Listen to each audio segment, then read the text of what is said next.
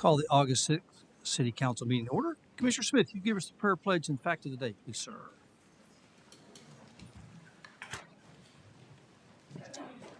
Our Father God, we thank you now for another opportunity to be servants in your city. We ask, Heavenly Father, for your blessings, that you would bless all those that are here today. Bless, oh God, our endeavors to be good servants of the resources you've given us for this city. We pray in thy Son Jesus' name. Amen. Amen. I pledge allegiance to the flag of the United States of America and to the republic for which it stands, one nation under God, indivisible, with liberty and justice for all. Fact of the day. On August the 7th, 1782, in Newburgh, New York, General George Washington, the commander-in-chief of the Continental Army, creates a badge of military merit. A decoration consisting of a purple, heart-shaped piece of silk, edged with a narrow binding of silver, with the word merit stitched across the face in silver. It will come to be widely known as the Purple Heart. The Order of the Purple Heart, the oldest American military decoration for military merit, is awarded to members of the U.S. Armed Forces who have been killed or wounded in action against an enemy. It is also awarded to soldiers who have suffered maltreatment as prisoners of war. Fact of the day.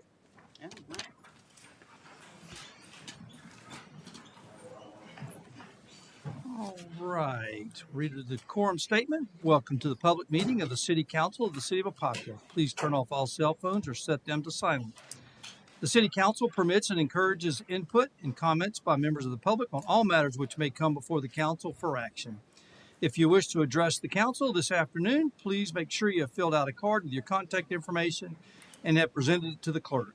When called upon, please proceed to the podium and speak clearly into the microphone, stating your name, address of record, organization if any, and direct your comments to the City Council and not to individual commissioners, staff, or members of the public. The council and the city staff encourages constructive criticism. However, personal attacks are prohibited. Please observe general rules of decorum and civility. Speakers and members of the audience shall refrain from rude or derogatory remarks, shouting, disruptions, reflections as to integrity, slander, abusive comments, profanity, vulgarities, and statements as to personalities. Any violation of these provisions may result in the issuance of verbal warning, including warning for trespass. If violations persist after such warnings, violators may be removed from the council chambers. Okay, with that, public comment. Susan? Okay, we have Honeybee.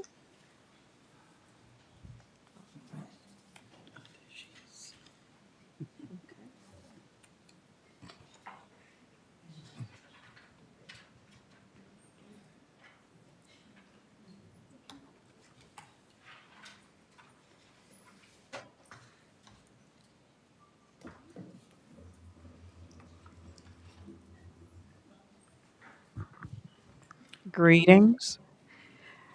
We've had a lot of heat out here in this city, and wherever we have asphalt, concrete buildings, we don't have canopy, and we could have rooftop gardens, etc.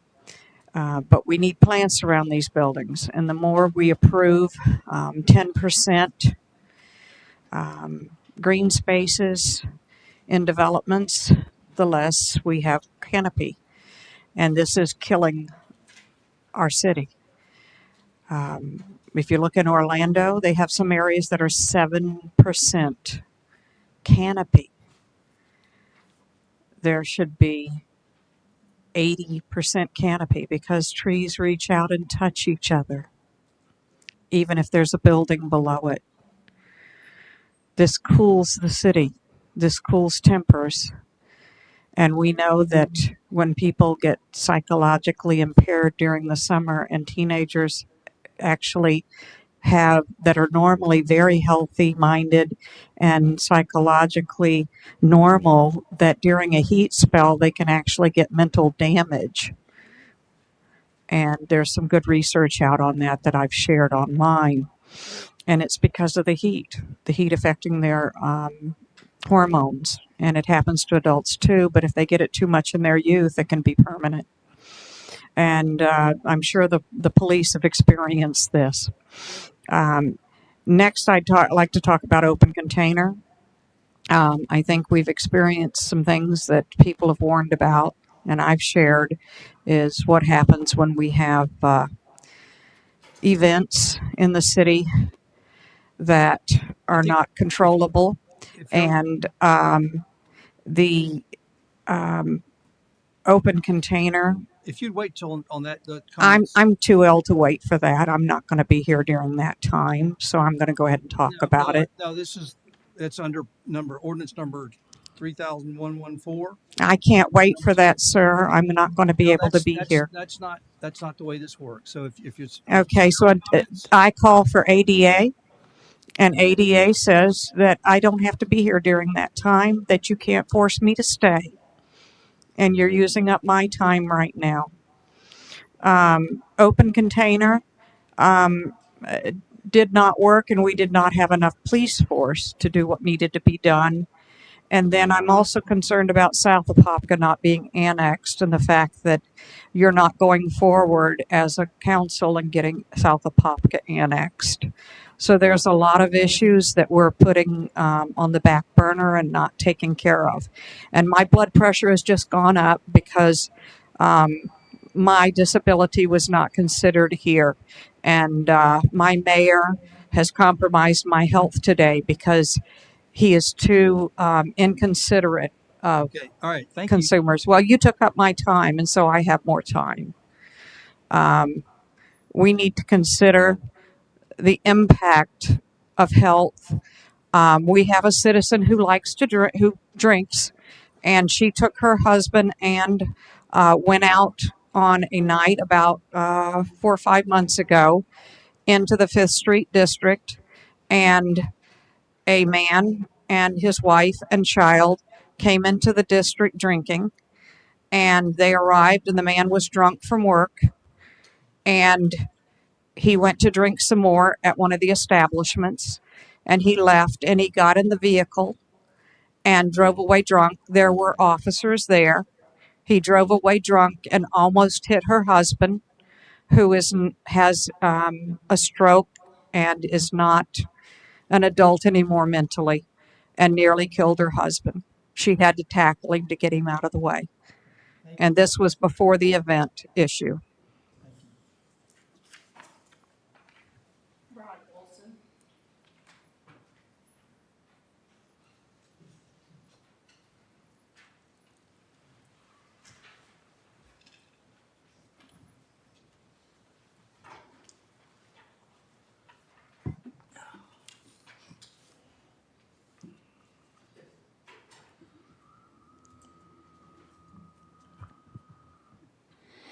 Rod Olson, 3156 Rolling Hills Lane. Please join me in a brief prayer. Lord, as we enter this chamber, let us remember to leave our personal conflicts at the door. Local government must welcome direct participation. It embodies the concept of we the people because it reflects democracy in action. As citizens of Apopka, we must remain open to various viewpoints and recognize the rights of all individuals. Everyone has a voice and deserves to be heard, whether loud or quiet. All voices, regardless of eloquence, should be welcomed, considered equally with dignity and respect. Considering different perspectives and evaluating existing assumptions contributes to the effective group decision-making process. In his name we pray. Amen. I'd like to comment on Station 6. It's going to be opening this Friday. What an awesome time it's going to be to have that service available and great dwelling place for our firefighters. Mayor and commissioners, when you wake up and realize that you work for us, not the developers, Palucci Acres, yet another development the city is processing without the infrastructure in place to adequately take care of our current residents, much less the 1,100 new units, 3,600 people, 400 school-aged children, and 2,200 vehicles. You need to look no further than my trip day before yesterday, on Welch Road. It took me 10 minutes to get from Golden Gem Kelly Park, in order to get from point A at I'll think of the road at any rate, but to hit the park, it's less than a mile. And I think that citizens, if you want to get out in front of unbridled growth, you must engage as early and because once it hits the chamber, it's a rubber stamp. Our lack of planning and infrastructure is exemplified by my Monday 10-minute commute. There it is, the less than a mile stretch from Welch Thompson to Rock Springs. Developers build, sell, make their money, and bail. Current citizens are left with the fallout: lack of roads, sidewalks, water, sewer, reclaimed water pressure, and overcrowded schools. When will you wake up and smell what you're approving? Proper planning begins with proper budget. Historical data at your fingertips provides for a realistic, verifiable, well documented, dependable budget and successful guide for good business decisions. You have yet to demand finance to provide you with a 5-year side-by-side budget comparison to create an accurate 20 to 26 budget. You make the budget adjustments at every city council meeting due to your failure to budget effectively in the front end. It does not go unnoticed that 2 of our commissioners walk in last second before the meeting starts, and you don't get in the way between them and the door when it goes out. And 2 of our commissioners are here early, stay late to engage citizens. You work for us, not developers.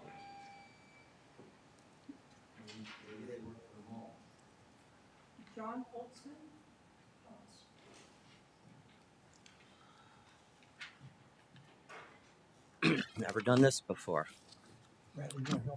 First, what I'm asking for would be the support of the committee to, all I'm asking for here is the support of the committee to create a team to assess the feasibility of an all-weather track football soccer stadium, preferably at the Northwest Training Center.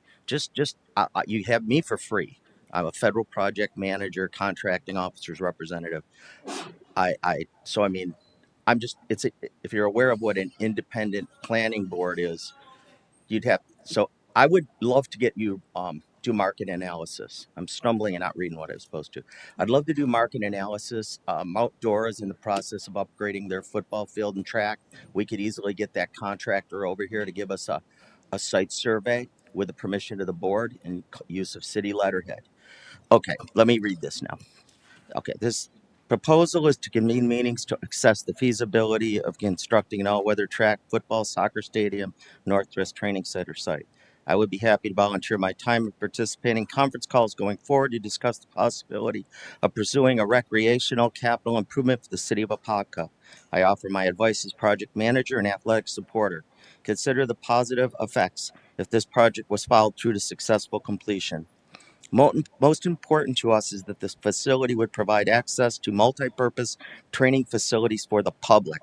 Currently, youth, open masters, seniors, athletes have no suitable athletic training facilities to train at. The current ball fields and single field and one bleacher at the Northwest Training Center hardly meets the needs of the city of Apopka or its residents. If completed, the stadium could provide facilities suitable for USA track and field meets, state championship football, track and field soccer, and hosting capabilities. One of our high schools might not necessarily be in the championship meet or final, but it would bring recognition and revenue to the city. Track meets, football games, and soccer tournaments require restaurants, hotels, and additional tourism support facilities.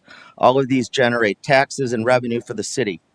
Think about the opportunities of having private coaches paying the city for permits to train groups of children and adults in the mechanics of running and jumping. After all, isn't it every sport based on the athlete's overall athletic capabilities? This field could help the city produce Division I athletic scholarship winners. This will attract wealthy home buyers and provide a much needed support for financially disadvantaged children. In time, we could turn out SEC, ACC champions, as well as professional athletes, all of whom would have started their training in this new stadium.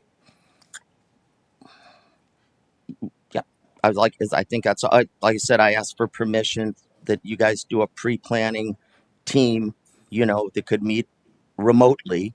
And I volunteer to do some market analysis, which is what I do for the federal government. I buy laptops and IT equipment. I used to be a systems administrator. Thank you. All right, I'll shut up. Yeah. It's just a really good idea. So if you've got, I thought Cindy, where's the birthday girl? She's in the back in the blue. If you get her card, Mhm. she's runs our athletic program out there. So if you'll give her your card, then y'all can I got you. discuss it. Got it? First time I saw you, Mr. Mayor, you got up on stage and talked about the $13 million you took in from the hotel tax. Yes. Well, the stadium's only maybe, do it in phases. We got the money, and I'll think about all the millionaires that would come Leroy to Bell. All right.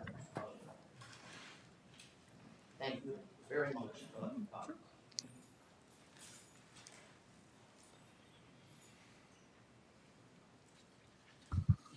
Leroy Bell,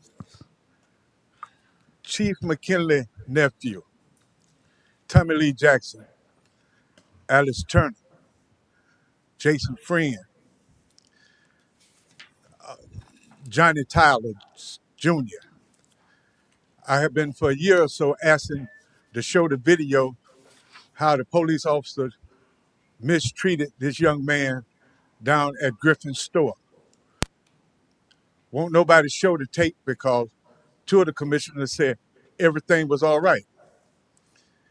But here a couple of weeks ago, a handicapped man, 75 years old, was battered and pulled out the back of a handicapped van over the ramp, pinned down on the ground, not trailing, not fighting back, with his leg twisted up and bent up. Make that make sense. I told a couple of you commissioners that the blood was going to be on your hands. And the patrol officer that in charge of these police officers, I think it's Officer King over there. He need to be fired. You need to keep your Well, comments what to you need to do is this. You need to stop beating up citizens in Apopka. Let me finish. It makes no sense.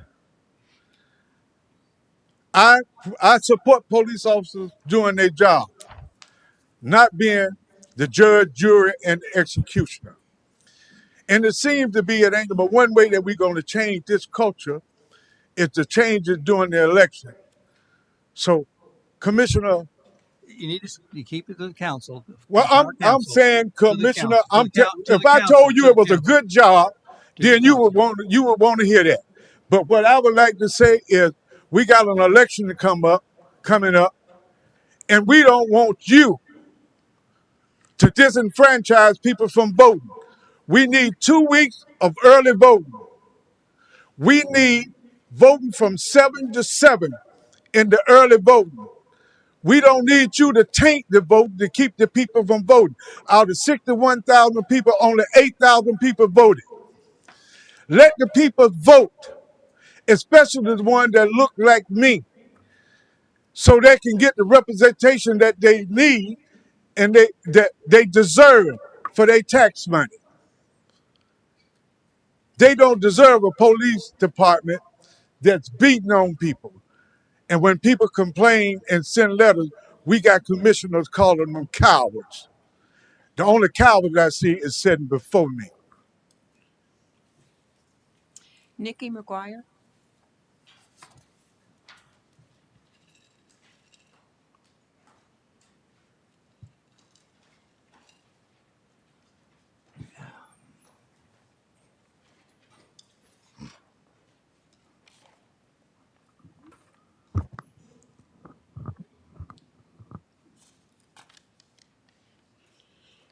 Good afternoon, Nikki McGuire, Naomi Kids Apopka. I apologize in advance if I miss anyone who contributed to our 2025 Summer Mentoring Camp program. Each prayer, each dollar, each minute, each word of encouragement are all valuable pieces in completing our 2025 Summer Puzzle. Remember, Naomi stands for Never Alone, Overcoming Many Issues. We do it better together. This summer, we enrolled 37 kids with an average daily attendance of 23 kids, paid 4 core staff members, welcomed 4 junior counselors, that's past camp kids who are now in high school and returns as volunteers to assist with snacks and other duties, with the exception of in charge of kids. We gave internships to 11 local youth through our partnership with Career Source of Central Florida. 5 of those interns were kept on to earn community service hours for the Bright Future Scholarship based on their outstanding work ethics, leadership skills, and overall performances. Each camp kid in regular attendance graduated at at an academic standard at or above the grade level they're going to, including a 4-year-old who can now read full sentences. 37 kids should have generated $29,600 based on $85 per week per child for 9 weeks and $35 one-time registration fee. However, we only collected $12,349 from parents. Yet we were able to still go above and beyond for all the families due to the generosity of the following in each category. Our first annual back to school clothes shopping at Ross, where we were able to take 18 kids clothes shopping with their parent or guardian. Total spent was $1,899.76. So Ross, as our host and donor, especially the manager Daniel, Vice Mayor Diane for her donation and her presence, Pastor S. Bryan for donation, and Central Florida Soccer Club for their donation. We have been given book bags filled with school supplies from 2015. This year made our second annual partnership with Chase Bank. 400 bags were packed and 30 specifically went to Naomi Kids Camp Kids. Thank you to Chase for the book bags and some supplies, Walmart for donating 523 additional notebooks, Deputy Chief Dr. Quinn Harry, Captain Kennedy, Captain King, and Sergeant Creaser for helping me with distributing last Saturday. We took the kids on 5 educational and fun field trips, thanks to Cooperative Martial Arts for partnering and planning and participation. Our 11th annual field day was a huge success, thanks to Snowy, Fun Sun Party Rentals, and APD Sergeant Creaser. The following were that's my last. Final. The following were general donors towards Summer 25. They gave money, snacks, and our time as guest speakers. So Walmart, Sam's Club, State Farm, Sharon Yeager, Haas Family, Flat Rate Solutions, Commissioner Nestor Smith, and Vice Mayor, Reimagine Community, Advent Health for Kids, Mission Fit Possible, Baptiste Dental, Inside Federal Credit Union, Avian Recognition and Birds of Prey, All Seasons School of Etiquette, Wawa Foundation Publix, Miss Spencer, Mr. Harris, Miss Kelly, all of Apopka PD, all of Apopka Fire Department, and Apopka Museum. And this year, our Thank you. VIP Thank you. for the year is Vice Mayor Diane. Thank you, everyone.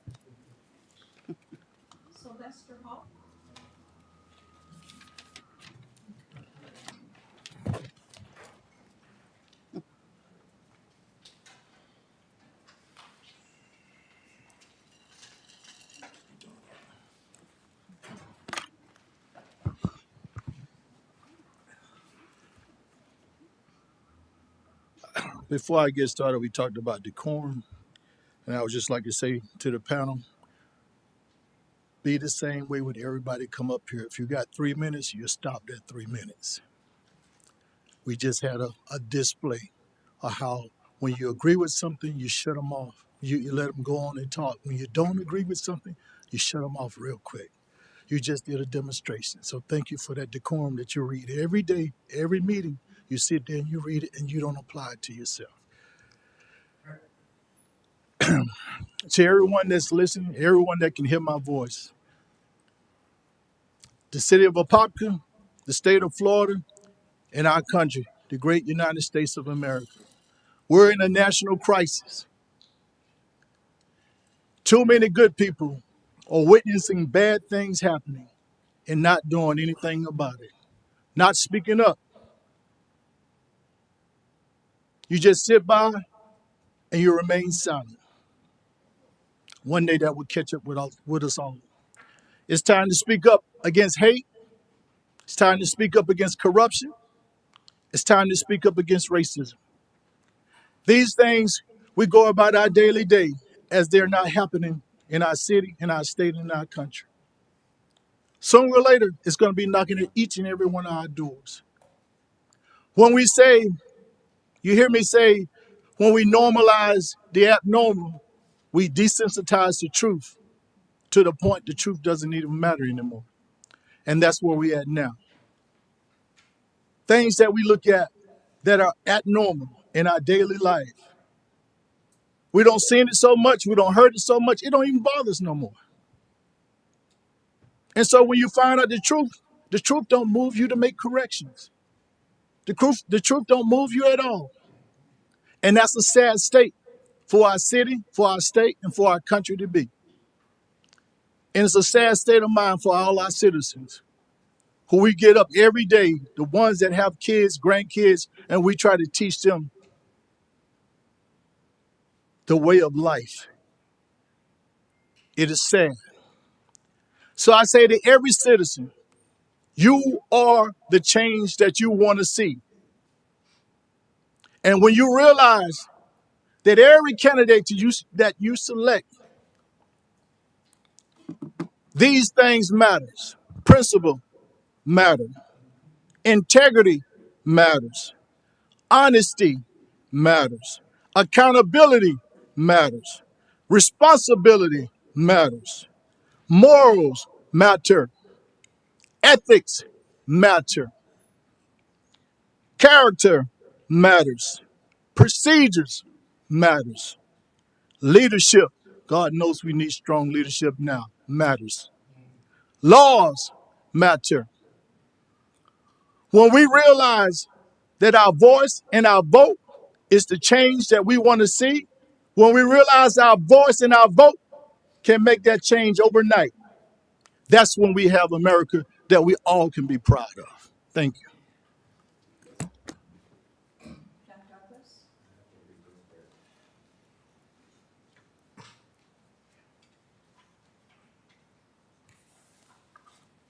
Mr. Mayor, Council, I guess you know why I'm up here. Could I get an update on where we are with the charter? We did make the September, obviously had to be in by June, so we're now, be a March for charter amendments, unless we want to do just a special election for just So, charter amendments. so we missed the September. Correct. We missed the last March as well, Last right? We missed the last March. Okay.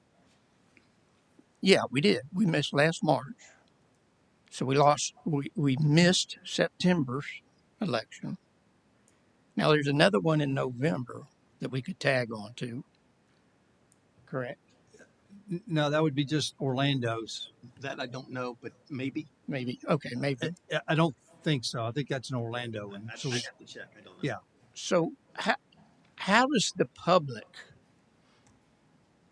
determine whether or not the council is really interested in putting these issues before them when the council continues to drag their feet on the issues? As far as I know, all the issues are before council.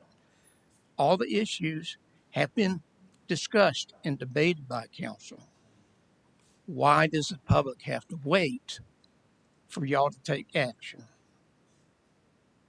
They shouldn't have to do that. They shouldn't have to wait to cast their vote on how they want their government to run. They shouldn't have to do that. Thank you.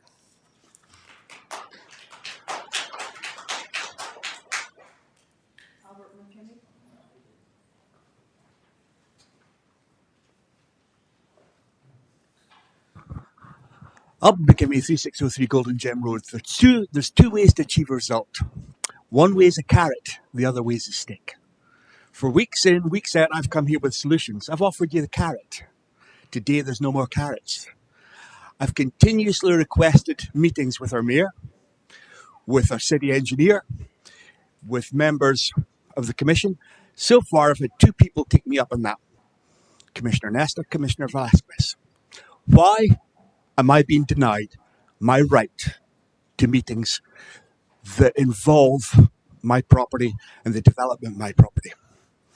Back in 2021 is when I first came to the city. I was given lies. I was given misinformation. That has continued. There's been continuous delays with my property. But now, let me tell you this. Golden Gem Road is currently being requested to have extensions through St. John's for development. It's part of your comprehensive plan. If you can't fix Golden Gem Road, your comprehensive plan is shit. Okay? You're not going to be able to develop. Developers are going to be suing you because there's going to be no houses built. Now, How does that affect me? Well, I'm your neighbour at Golden Gem Road. Historically speaking, and if you go back and check on May 15th of last year, Devo came here and he said there was historical data about the water levels on Golden Gem Road. Well, I accessed that historical data. That historical data currently shows there's elevated levels of groundwater at Golden Gem Road. Do you know why there's elevated levels? Because you paid Devo Saran $950,000 to provide an interceptor trench. That interceptor trench was never put there. Now it's causing me to lose money because the city keep telling me that I've got to reevaluate my MDPs. I can't get my development done because you keep changing the rules. Is it any wonder you keep changing the rules when you don't want me to speak when there's an election next year? Yeah. It's time this nonsense stopped. And I'm going to stop it because I'm going to see the commissioners in Apopka, the commissioners from St. John's, and I'm going to ask them to revoke your permits on Golden Gem Road. Because if you are in contravention of policies that affect my property, I have the right to go there and speak directly to them. And when I speak directly to them, I'll be asking why the city paid contractors money for work that was never done. I'll be asking them why the pond at Golden Gem Road was filled when there was no completion certificates. So the fact that we lost all that water down the sinkhole was actually criminal.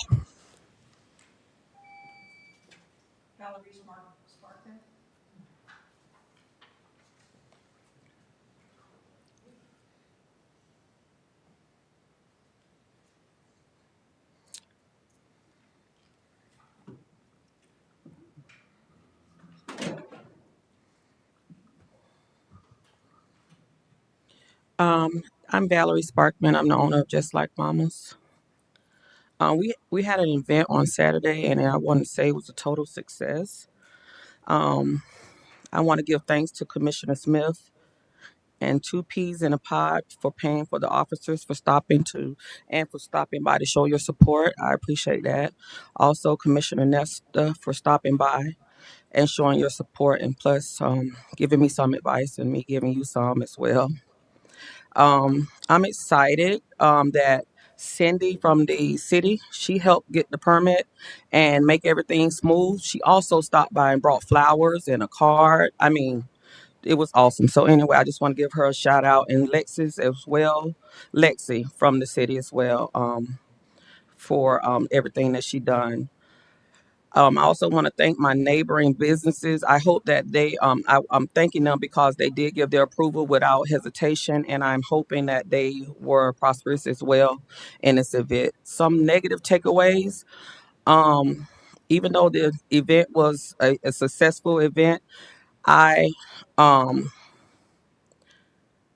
I am disappointed because again, Commissioner Smith and Two Peas in a Pod paid for 8 hours, from 12 to 8. The off-duty officer showed up at 2:17, and our event started at 2 o'clock. So we had cars lining up in the road at 12, and the captain of the fire department and the fire chief had to come out. I know the captain was off that day, and he still came out to kind of direct traffic so nobody would get hurt. And he even had to put barricades out. I'm disappointed because when I see the Fifth Street Market doing their thing, and we were told that we're supposed to be treated like the Fifth Street Market, where there was no barricades, he had to leave little cones out so people won't run in traffic. He had to call the on duty police officers because it was a miscommunication or something somewhere. And I know things like that happen, but the after effect was weird because after the off duty officer that was paid, she came up to me and said that she's off at 6 o'clock and our event was to 7. It's still kind of weird still right now. I didn't see any barricades on the side of the road, anything like that, because we could have put them out ourselves. It was none of this stuff done properly for our event. The captain told us that we had the wrong map. So with that being said, since we had the wrong map, he suggested that we put our overflow vehicles at the VFW building. So some of you might have seen some of our trucks and different little things that did Jeeps that showed up to the event was in that area, as well as Chief McKinley also suggested this in a DRC meeting. So I just wanted to say I'm just disappointed in the city. So I'm leaving because I don't want to get timed out. But other than that, everything else was good. All right. Next up, Radley, any changes to the agenda? No changes. Okay, we've got 7 sets of minutes to approve. Any changes, deletions, additions? Yeah, just one on the July 16th regular council meeting minutes, and I should have brought this up at our meeting, and I apologize I didn't catch it then. Under my council report, it says Commissioner Ness asked for a motion to allow the city clerk to create a policy, and it wasn't I was asking the attorney to do that. It was Commissioner Velazquez that had stated that to have the city clerk to do that. And then it says that the motion carried 3-2, which it did not. It failed with Commissioner Velazquez and Nessa voting for a policy, and then Commissioner Anderson, Commissioner Smith, and of course Mayor Nelson voting against it. So I just want to make sure that's reflected properly in those minutes. Okay, with those changes, you get a motion to approve 7 council meeting minutes or meeting minutes. So moved. Got a motion by Commissioner Velazquez, second by Commissioner Smith. All those in favor? Aye. All opposed? Motion carries unanimously. All right. Gene Sanchez, the 2025 Build Grant Award. Come on down. And you're going to introduce the team. I am. Just a quick intro. Just quick. Credit is all to them and Pam. All right. So, good afternoon, Mayor and Commissioners. I'm excited to introduce our partners from Kimley Horn and Associates, who will present the details of the Apopka Complete Streets project funded through our recent Build Grant Award. This is a major milestone for the city of Apopka. In July, the U.S. Department of Transportation awarded us $17.3 million through the Better Utilizing Investments to Leverage Developments, otherwise known as BUILD program, formerly known as the RACE grant. It is to help deliver a transformative roadway improvement along Apopka Road from Harmon Road to South Hawthorne Avenue. This award was a result of a multi-year collaborative effort. The application process was initially led by our own Pam Richmond with assistance from Kimley Horn, and then we strengthened it with robust public engagement. We held 3 public input sessions, utilized an interactive community engagement tool to gather online feedback, conducted a benefit cost analysis, and secured letters of support from Congressman Daniel Webster, Orange County Mayor Jerry Demings, Metro Plan Orlando, Bike Walk Central Florida, and many others. The funding allows us to address current congestion and safety issues while planning for future growth. The improvements will enhance mobility for drivers, cyclists, and pedestrians, and connect neighborhoods to schools, jobs, and services in a safer and more efficient way. This is a direct result of years of planning, extensive public input, and strong partnerships, both locally and at the federal level. It's a project that truly reflects the community's vision for safe streets, economic opportunity, and sustainable growth. I want to thank again our partners, our residents, and of course this council for supporting the vision that brought us to this point. This is a win for all of Apopka. So at this time, I'd like to invite the team from Kimley Horn to walk us through the project design timeline and the next steps.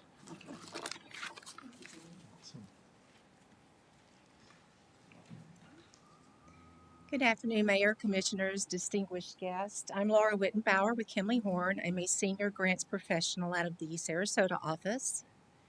And I'm Mike Woodward out of the Orlando office, transportation engineer. Yes. This pursuit of funding actually began in 2023 when Pam Richmond was here. I worked closely with Pam and Dr. Jackson in developing a RAISE grant for this specific project. We did not win that one. We attended a debrief with the agency to find out where we were short. The number one area was with our public involvement.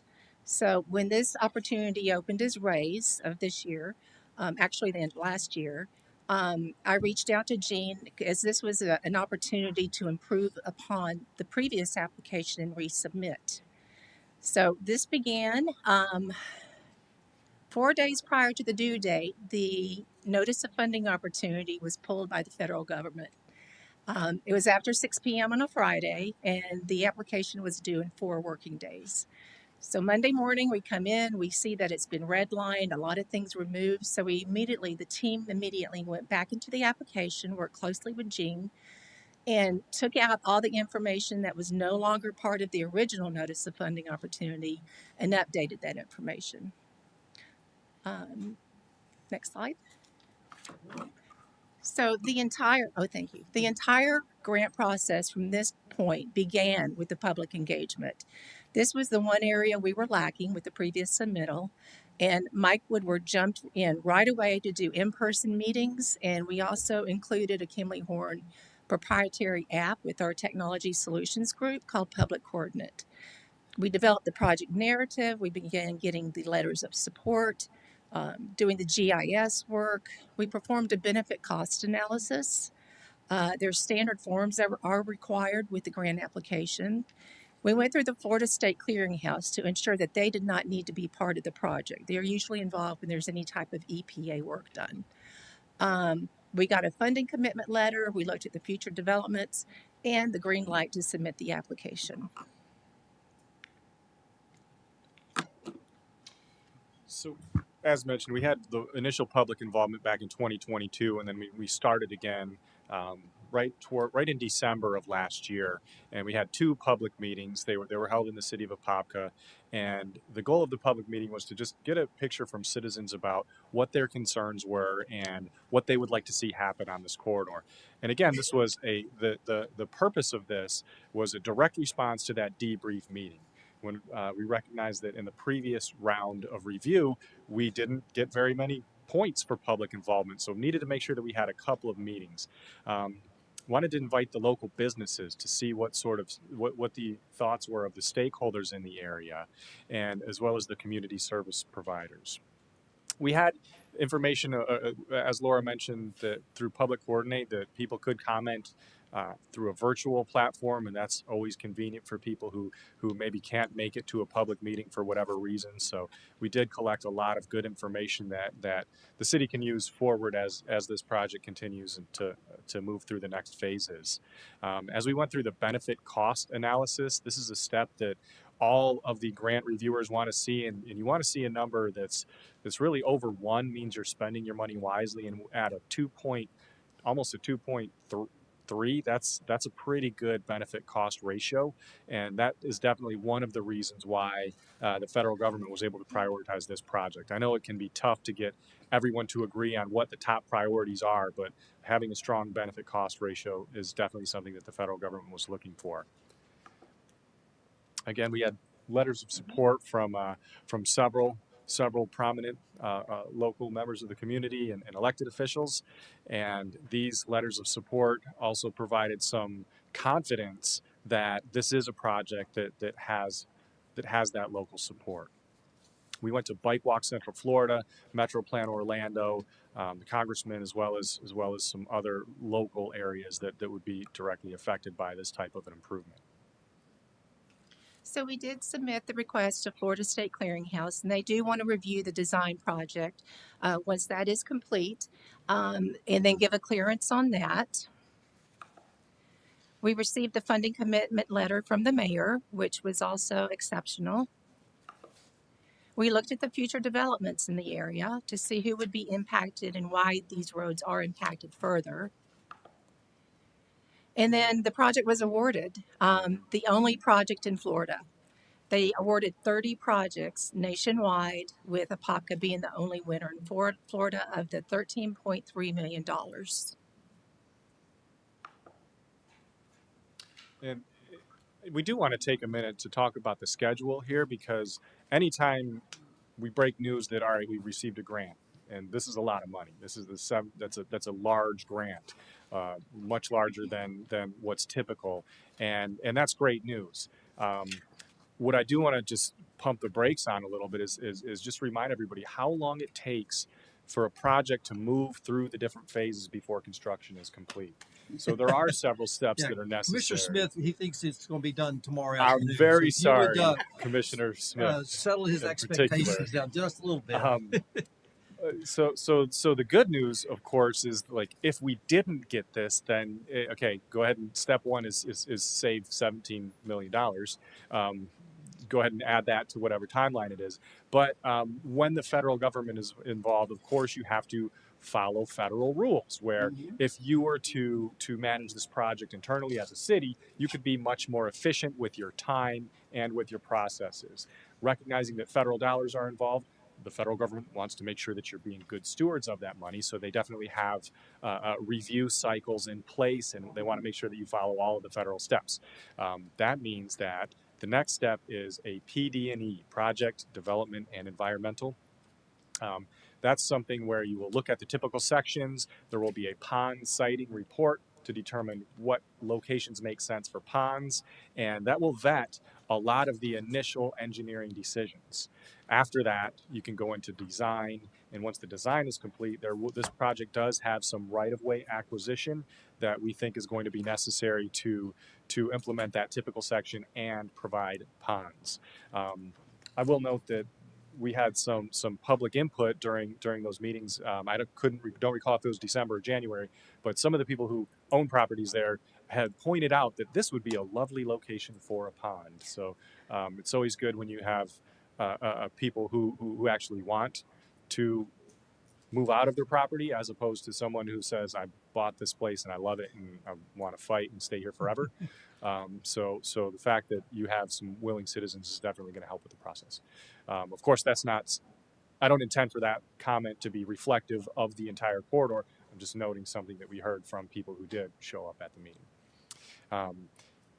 After right-of-way is acquired and you have the design, you've got the land, then you can advertise for construction and begin construction. We do think that construction would be about a 12-month process, but put all this together and we're looking at somewhere around year 2032. That's if things go generally well. Any sort of wrinkles could potentially slow this down, but this is a fairly typical project timeline for something like this that would require property acquisition and has federal dollars involved.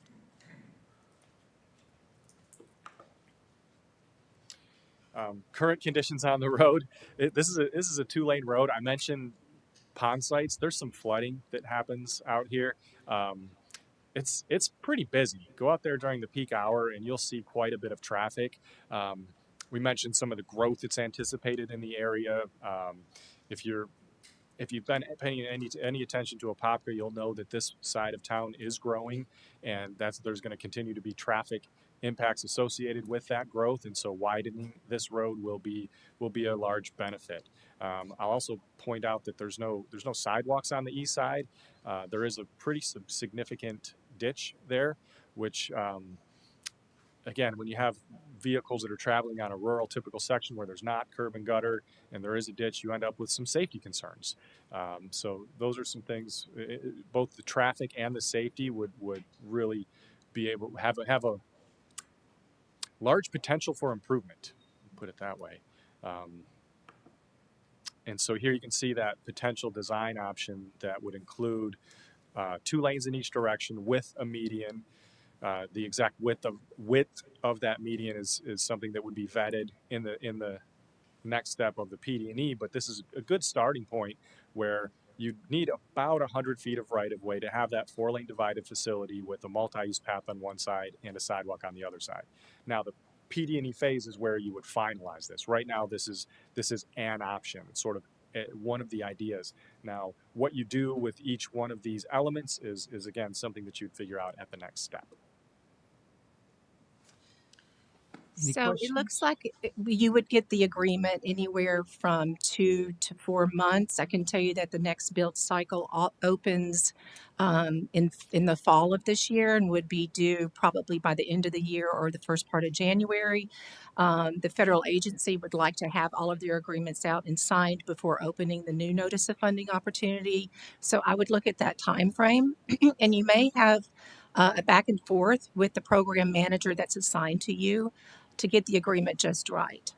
with the budget, with the scope, any changes you want to make now before you sign the agreement. It can be changed later on. You can do a scope amendment or a budget adjustment. But looking at it now and having a clear picture of the direction you want to go is very helpful at this point. Any questions for Laura or Mike? Well, I just want to thank the team from Kimley Horn. Y'all were amazing. You know, they came to us, a couple years ago, and Laura said, "I think we can help you get a grant." And oh yeah, sure, I've heard that before. And she got it, to the 10-yard line, and she handed it off to Mike, and Mike took it over the goal line. So we appreciate the Kimley Horn team and Gene and Pam and everybody involved that made this happen. So we're so excited.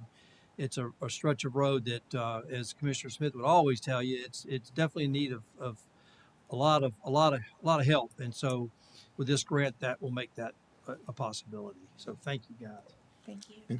I do have a quick question. Thank you all for the presentation. In regards to the acquisition of the properties for the right of way, have there been any residents that expressed any concerns? So far, we've not, but that's something that, again, I keep talking about the next phase. That there is a major public involvement component to that step, and that's where letters will be sent to everyone. There will be public meetings, both in the development of the typical section, and then once we get to the alternatives phase. So whoever the consultant is at that time would present different alternatives, and the public would be invited to comment on all of them. The typical window for the invites is 300 feet from the corridor, so everyone who lives nearby is going to get a letter and an invitation to the public involvement. I imagine there would also be a virtual component with maybe QR codes and in a way to just go on to a website to leave comments that way as well. And one of the deliverables from that PD&E is also just going to lay out the existing right-of-way as well as the proposed right-of-way that corresponds to the locally preferred alternative. And that would show you just which properties are impacted. But part of in addition to just vetting the typical section, you'd look at where exactly to do the widening, where sometimes it might make sense to widen to the west or widen to the east. And so again, that is a while we have an understanding that we think we're going to need a pond now, the details are not yet vetted, and that's something that would happen with the next step. So, not that I'm aware of yet, but quite a bit more investigation is necessary to really have a comprehensive picture. Thank you. Yeah. Mr. Plaskett? No, I didn't hear. There was no mention of the 20% that we have to match. So Yes. that's important for our citizens to know. Yes, ma'am. What the amount is that we have to match. Is this back? Okay, thank you. I don't have my glasses on. The 20% match is $4.3 million. 4.34. Thank you. Thank you. You're welcome. Mr. Smith? In reference to the timeline that you showed, is it possible that some of those could be overlapped?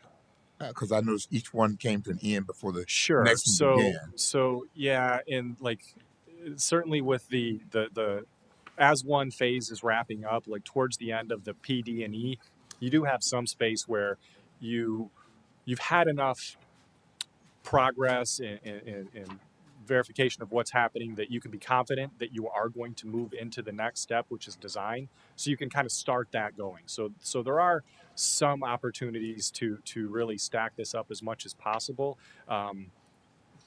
It can be done. It's sort of an all hands on deck process at that point, and will take a lot of communication and coordination to really be able to have those things line up to keep marching forward. All right. And is it possible we can get a copy of this timeline? I didn't see it in the packet. Sure, absolutely. Yes. Yes. All right. And I want to say thank you for all your work. This has been a pet peeve of mine for 5 years now. So I'll wait another 7 years, or hopefully less. But I just wanted to thank you for all your work and really appreciate that. You too, Gene. Mr. Nesta?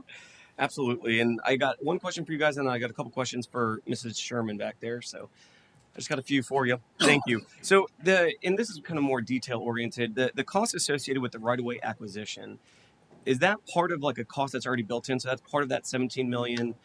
Because how is that kind of split up, that cost, or is that just an additional cost to us, basically. It's included. It's pretty general right now. It's sort of like what's average cost of property. So that number is not precise at this time. It's a quick estimate based on general information. Okay, but So it's not charged back non-specific. to this. It's not in addition to what we're looking at. It Correct. could go up, it could go down, but And yes, I'll also note that like the cost estimates that were put in place was at one point in time based on information that was available then.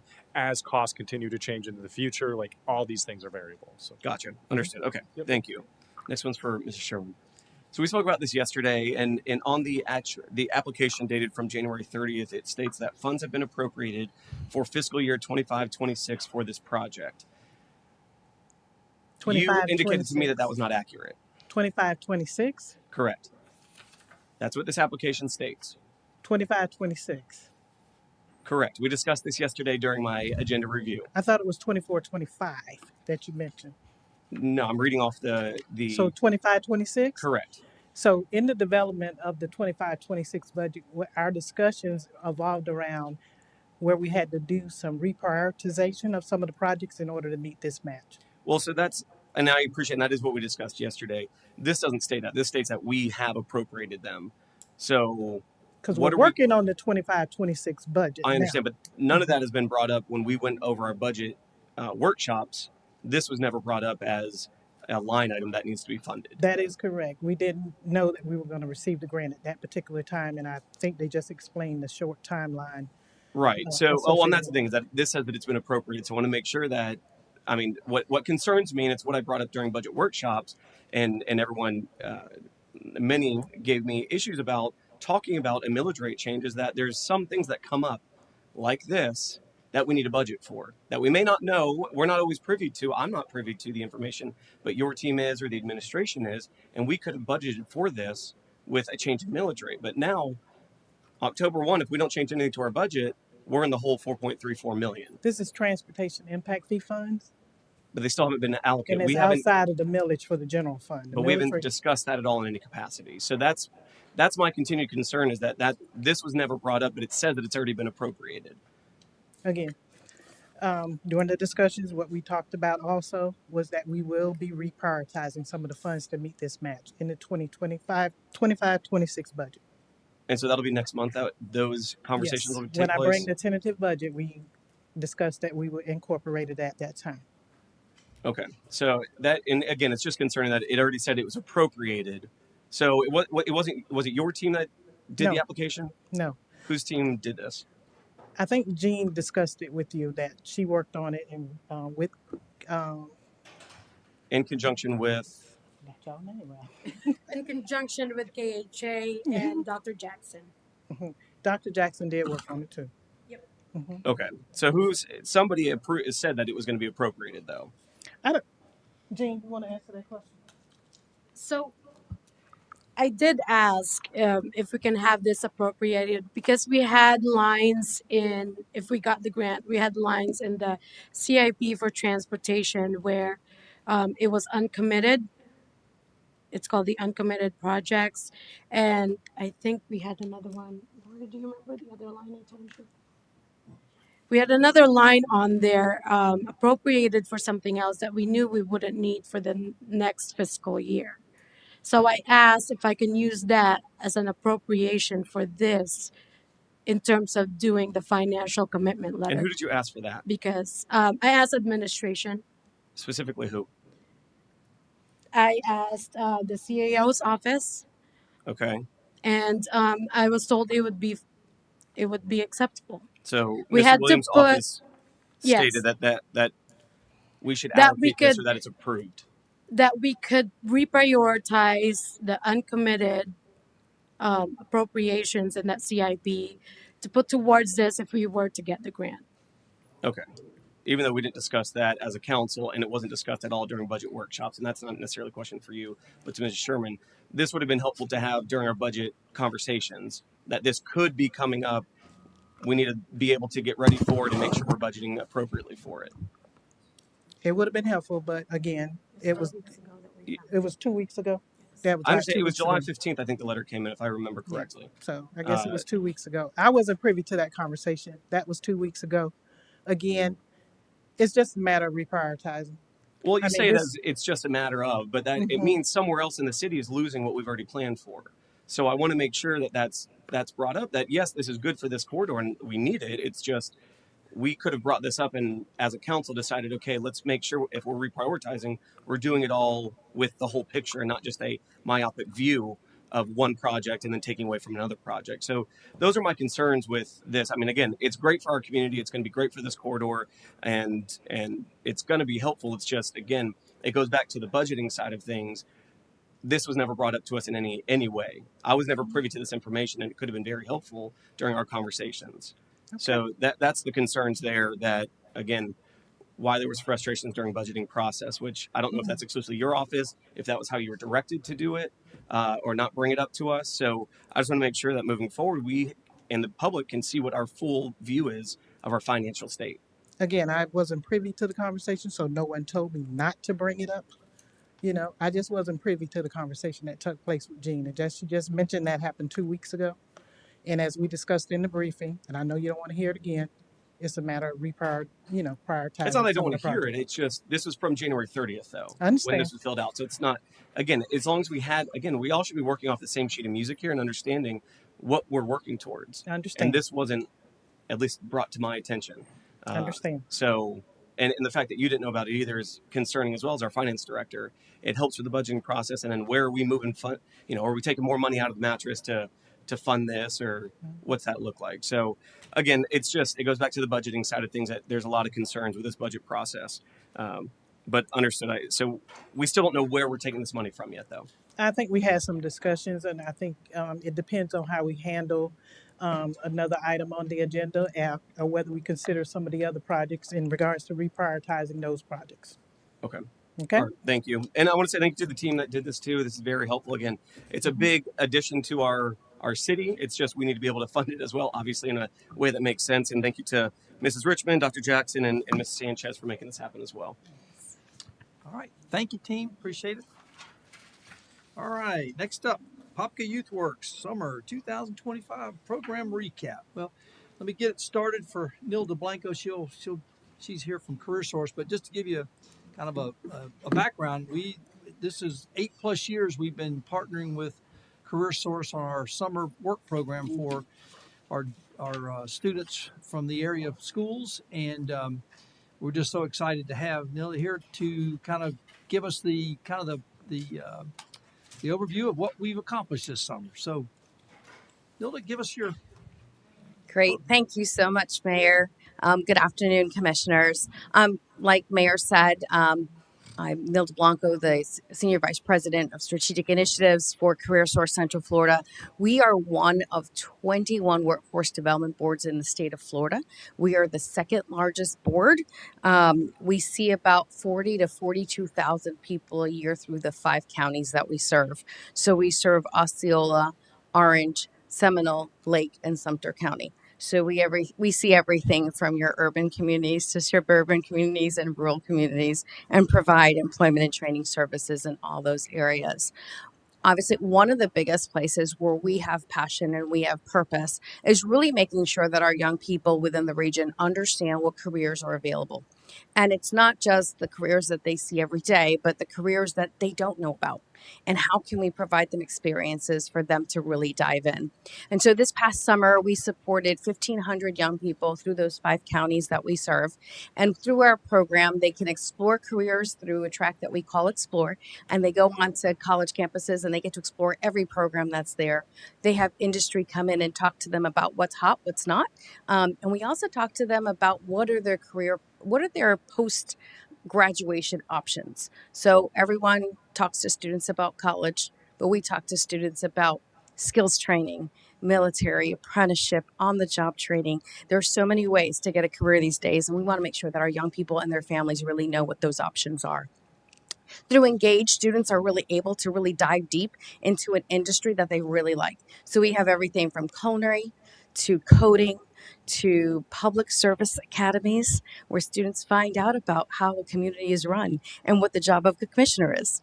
And then we have our experience program. And those students complete or go through your traditional internship program, where based on their interests, we look at where they live, we look at their interests, and then say, how can we get you connected to those careers that you really have interest in? So with Explore, our focus is all around career awareness. With Engage, it's all about career preparation and making sure what their next steps are within a particular industry. And then through Experience, it's really career immersion. And so, like the mayor said, we've partnered with Apopka, City of Apopka, for the last 8 years. And we've been able to support young people from all kinds of backgrounds in your community. This year, we supported 138 students from the Apopka, City of Apopka, surrounding Apopka, through the 3 tracks that I shared with you. And I would say that, when we look at the 138 students, 90 of those students actually went through work experience. And many of those students had grown through our program. So this is the 3rd year that we've developed more of a developmental approach to our program. So it's not a one and done, but we want to make sure students come back and they continue to evolve and grow through our programming. And so we are very appreciative of the city's investment of $35,000, which is really used to support students in work experience program. So in the work experience program, students participate in a Power Skills Academy where they learn fundamental work skills before they go to their internship, so they're better prepared. We also invite industry to come in and make sure that they're able to understand, again, what industries are growing. We also do financial literacy with students. And I'm really excited to say that of the students we served this year, 98% of those students were banked, meaning that we worked with them and their families to actually have a bank account, open a bank account, and understand what it means to manage a bank account. And we were able to do that with our partnership with Addition Financial. And the great thing about the Addition Financial partnership is that students at the end of the summer, they get $50 gift from Addition Financial deposited into their accounts for those who have Addition Financial accounts. And we were very purposeful about that. We know that young people may not always have accounts, or their families may not be banked, and they may go to a cash place. I'm not going to mention any brands, but they're going to pay a fee for that, and so they're paying. They're getting taxes, and who's FICA and why is he getting my money? Gets all those things out of their check, but we don't want them to go to a check cashing institution where they then take an additional fee. So it was really important for us to have students really understand the power and the importance of being banked. And so again, just really wanted to say thank you for the partnership here with the city. I know the city itself had some interns, and they really enjoyed their experience here. Their departments, I know HR department, a couple others participated, and you heard from the young lady from the NAMI program, where we also provided internships. And for these students, this is their first time at work, and they're learning really valuable skills. And it's really a strategic way for us to make sure that we are supporting our young people to understand what careers are available, what's their career pathway forward, and ultimately they can have great jobs in the communities that they live in, and they can actually live, work, and play where they live. And so we're really excited about this program. And again, thank you for investment. And my shameful plug, because you invited me, Mayor, is that we've served young people for the last 8 years, and we've been able to leverage a lot of state and federal dollars. As you are embarking on reduced federal dollars or other state dollars, we are too. And so candidly speaking, we've been having conversations with our board of directors of how do we continue to fund these programs. And so if we could reach out to you all and get your support to either find other funders to support the program, or if there's an opportunity as you go through your budget process to look for additional dollars, that we would want to be able to have that conversation with you, because I think we really have shown really great outcomes in our program over the last 8 years, and we want to continue to serve the young people here in Apopka. So thank you, Mayor, for inviting me, and thank you for your time. Any questions for Nilda? So you're saying you're not going to, are you still going to be getting federal dollars for this program? Our federal dollars for the workforce system right now, our dollars are appropriated for years 25, 26, 26, 27. Right now, federally, it's going to be a roll of the dice. What's being proposed by the administration is that we move from a formula program, which they look at states and they look at local areas like ours, and based on poverty rates, population, unemployment, and other factors, there is a formula. The federal government is proposing that states get a block grant and that it would be up to the state to decide how to invest that block grant. And so that could look a whole lot of different ways. That could look like we're going to keep our formula. It could be competitive.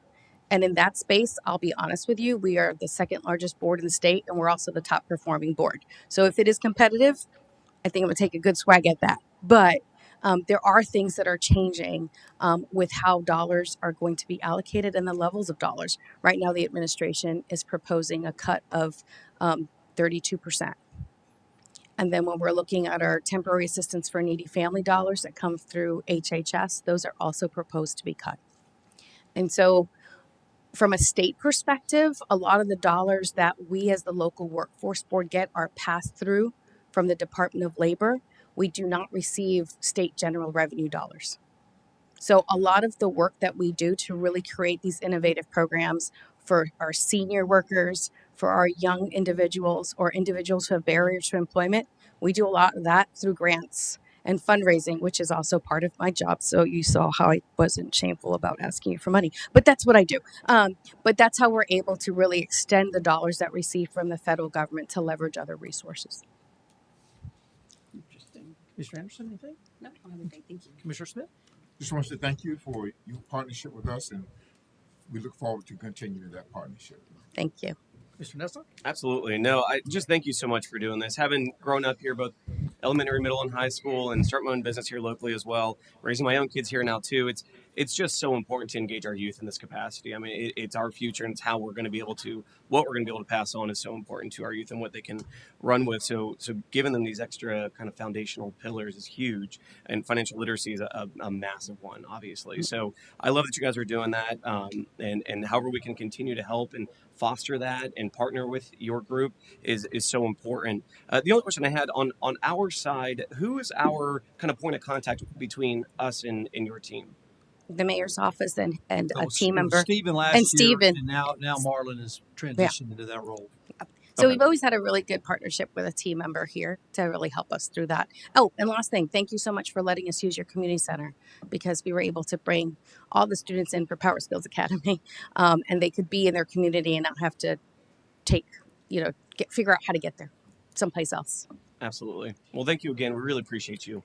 Thank you for And your we'll time. give you a plug. We're going to do a picture with you, so it gets in the paper. How about that? Okay, if that's what you'd like to do, that's cool. I almost did a selfie, but I can't.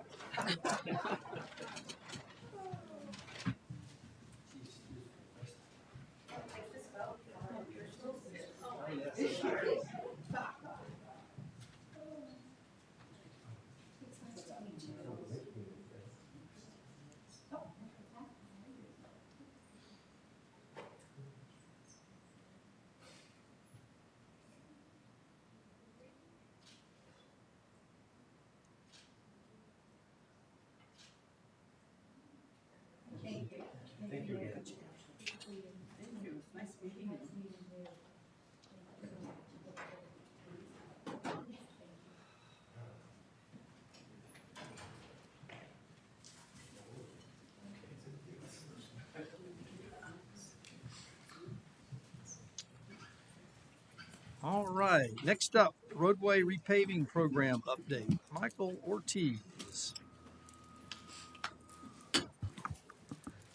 Good afternoon, Mayor and Commissioners. My name is Mike Ortiz. I'm the Streets and Stormwater Administrator, and today I'll be showing the selected roads for our FY26 roadway repaving program. So a quick outline, we're going to be going over some strategies that we use and when we select our roads for our resurfacing program, also some statistics and history, and some pavement and resurfacing treatment methodology that we use as well, and the list of roads that we've selected for FY26. Michael, either get a little closer to the mic or, yeah, there you go. Just, okay. Thank you.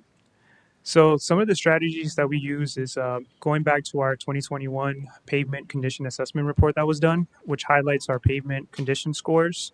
After we review the scores, we select the roads, and we also take in citizen concerns and consideration as well.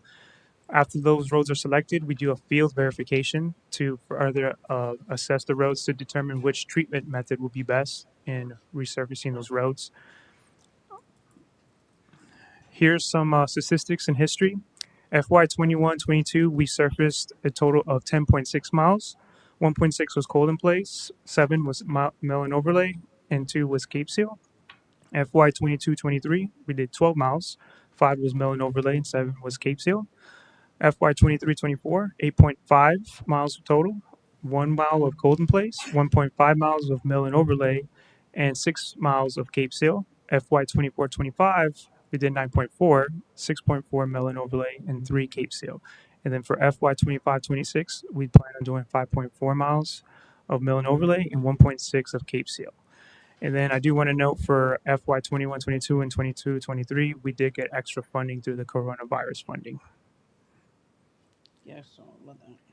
So some pavement treatment methodologies. We use 2 for this year, which is going to be the Cape Seal Microseal, which is non-structural method, and the mill and overlay, which is more for structural asphalt. Depending on the PCI score and the condition of the roads, if we get them at a certain time, Cape Seal is used. We usually use it for more of neighborhoods rather than main roads, and mill and overlay is the other use for the main roads that we have throughout the city. Here's the process for Cape Seal. It's basically a slurry surface that is put on top. It just adds about half an inch. It kind of rejuvenates the asphalt and gives it longer, extended life. Mill and overlay is total reconstruction. We mill about 1 to 1.5. Depending on certain roads, if there's heavy traffic, we'd actually do 2 inches instead of 1.5. And then we mill the surface, reapply new asphalt, and then roll it in. So these are the roads that we selected for mill and overlay. The first one's going to be in the Pines of Wakaiba subdivision with a total of 1.92 miles. And the total cost was $424,203.16. The second one was Arrow. We did Lexington last year, so we just want to finish up the little side streets that are there with mill and overlay, which will be a total of 1.02 miles with a total cost of $293,615.21. Keene Road's the other road that we want to treat this year. It's one road that leads to the dump, and this is one where we're going to increase the asphalt to 2. It is also a very now popular road. There's a lot more traffic there, and it's a total of 1.64 miles, and the total cost is going to be $545,358.86. Vic Road's the other road that we're going to do mill and overlay as well. We did do the south side. We waited till our project for the lift station rehab of the pipe to be done first before we treated that northern section, which was completed last year. So now we're just going in there and treating that portion of road this year, which is a total of 0.86 miles. And then Oak Hill Reserve was chosen to do our Cape Seal. The score in there wasn't too bad, but we wanted to treat it before it got to that point where mill and overlay had to be done. And it's going to be a total of 1.6 miles with a cost of $218,570.50. In summary, we're doing a total of 1.6 miles of Cape Seal microsurface, mill and overlay 5.4 miles. Total miles is going to be 7.04 with a total cost of $1,952,746.45. We are budgeted for $2 million for this year. So we're going to have a little bit of cushion, and that's the overview of the map. And then here's an overall history of the past years to kind of compare some numbers. In the last 5 years, we were able to do 44.34 miles of road resurfacing. From 2025 to 2019, we only did 26.3 miles. So we drastically doubled that in just 5 years. Any questions? Any questions for Michael? Do we have a timeline of when you're going to start the process for these streets? Yes. So I'm going to start around November once we get everything scheduled. If anything, it might be pushed into December, depending on scheduling and with the contractor. But I'm working with them. We had projected around November. Around November. Is this all in-house? No, we use a contractor. You use a contractor? Mhm. Who is that? APS, Asphalt Paving Solutions. Okay. So any of the other streets, any of the other subdivisions, are they sort of on a wait list? Yes. So with the given budget, we, do our assessment and determine which roads are the worst to go and then address them. We also do take in citizen concern as well. If we get a lot of work orders that there's potholes reported or road issues, we want to also handle those roads first as well, where they're more heavily trafficked rather than the less used. So with the 2 million, these are the roads, but if in Yeah. between there's a subdivision or a street that needs attention, do we have the funds to have those streets repaired? We repair everything in house. We do pothole repairs, depressions. We have a crew that goes out and do a saw cut, and then we do a hot asphalt patch repair in those in house. Okay. All right. I just want to say thank you, Michael, because I know that you're always on my CC on all my emails because we get, I know I get them, a lot of telephone calls from different residents regarding different issues that they have. And I know you wear a few hats down in public services, so I want to say thank you Thank you. because you always respond, not just to me, but to the resident that I forwarded the information. So I want to say thank you. Thank you. Any other questions for Michael? Yeah, I had a quick one, and thank you, Mr. Ortiz, for making this all happen and providing this presentation to us. A couple questions here. The kind of the price per mile of the mill and overlay is different between each project. Is that just the nature of the business that there's not really a set Yes. price per mile? Yeah, it fluctuates depending on what state we're on with the economy. Also, Keene Road is more of a heavily trafficked road with dump trucks, so we do have to increase the thickness of asphalt there to accommodate for those heavier traffic trucks. Gotcha. So, Okay. And then for specific to Vic Road, that one, we have plans in the near future, especially with potential new projects coming in the area, to widen that or add some additional features to that. So does it make sense to do a mill and overlay, which is kind of the more comprehensive approach to this, as if we were keeping that same size? But in the near future, I believe we're planning on doing some improvements to that to accommodate. So I didn't know if does it make fiscal sense to do this much of a fix to this, or combine this with kind of that more improvement that we're doing down the road. Good afternoon, Vladimir Simonovsky, Public Works Director and City Engineer. Commissioner Nesta, we looked into this. We're going to probably reassess the resurfacing, mill and resurface of this section. Everything was pending on the Palucci property. Timeline for development. Now that we know that's going to happen, probably the project is going to start in about 3 years. We didn't have this design included for the widening of this section in the budget presentation we did about a month ago. So we only presented from Old Dixie Highway to Leicester Road, and now we're going to be adding this fourth phase, which is from Leicester to Ponkin, for the design for four-laning it. So, of course, that will require acquisition of some right-of-way, potentially Palucci property dedication of some right-of-way. And this particular section, we're going to reevaluate and see based on the pavement condition. It's pretty bad, so we need to see if everything falls within the 3-year period. Maybe we can do some different treatment of that section of the road because it's very heavily traveled.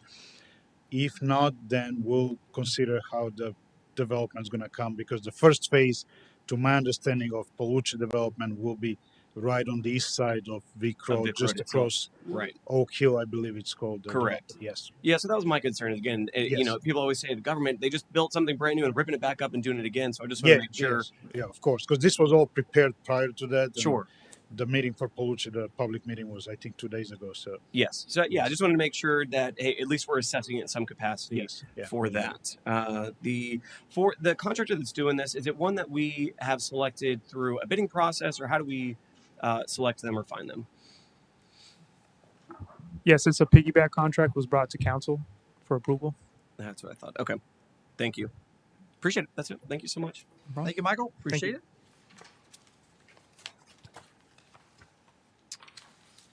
All right.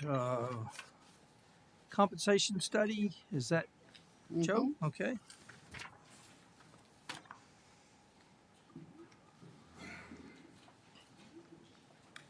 Good afternoon, everyone, commissioners and guests. So my name is Joe Patton. I'm the director of HR. It was brought up that a question about how we pay or how do we come about compensation for commissioners. So I did a study on this because there is nothing written about how to compute or how we have computed commissioner salaries. So in this study, I'm going to come up with the results of that study. And basically, what we did, we went out and surveyed all the surrounding cities. And I do have some additional ones that I would like to add. I could send to you either email when I update the presentation, or I could tell you right now. But there's like 5 additional cities in there. Why don't you do both? If you don't mind, Joe, do both if you don't mind. I'll do both? Yeah, yeah. Yes, Just I so can that do that. we've got it. I can do that as we Yeah. go along. Okay, So, perfect. Thank you. Yep. So, let's see. Wrong one. So currently on the left side of this slide, initial findings, you'll see some history about where we have ended up today. FY19, your salaries were set at 13,500, and then currently they've gone up to 17,400. And as vice mayor, there's an additional $300, as you can see at the bottom, little footnote there. We are unable to locate any records, ordinances, compensation methodology on anything concerning commissioner compensation. So in the past, we've gotten an email from the city administrator's office saying this is the new salary, which I did not know, or anyone knows what the computation was. So with that in mind, the next slide, there is an ordinance that was found, which is 781, dated July 7th. And this is how it reads. This is the current ordinance. So it states basically in a nutshell that you shall receive a salary. However, there's no methodology about how we come up with that salary. It also states that no change in the compensation ordinance for a city commissioner shall become effective until the duties of the commencement of the terms of the commissioners elected at the next regular election, provided that such election follows the adoption of such law or ordinance by at least 6 months. So that's one of the ordinances that is in there now. Joe, real quick, just a Yeah. point of clarification. The section 2.03 is in the charter. The ordinance Joe's Charter, referencing yes. was an update to the charter back at that time. All right, thank you.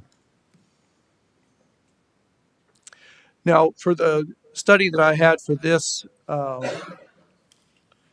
presentation that was put before you, that you have the information on, this was the study. As you can see, we have the city, we have population of that city, and this is sorted by population.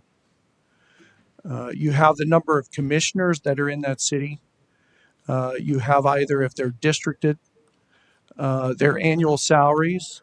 And then what we did was we added a column for commissioner per capita. That is not to say that this is how these salaries were formulated.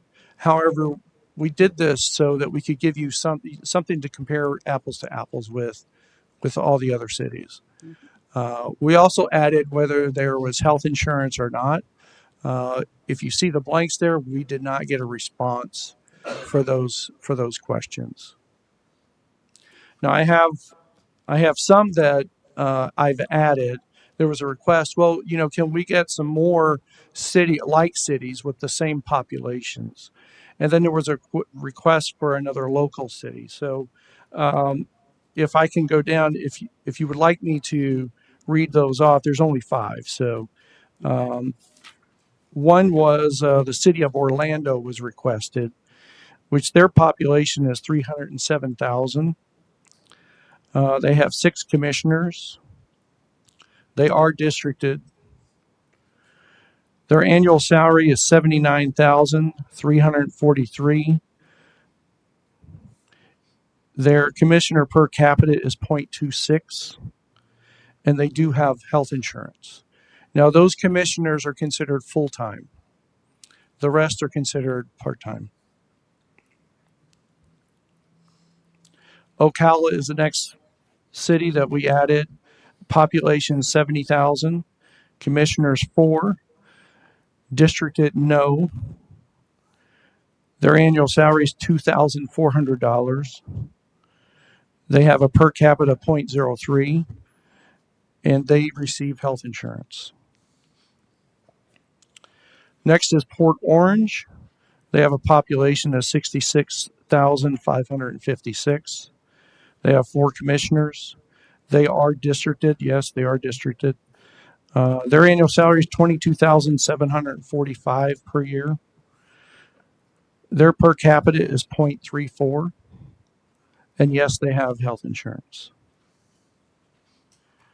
Next is Palm Beach Gardens with 62,469 population. They have 5 commissioners. They are not districted.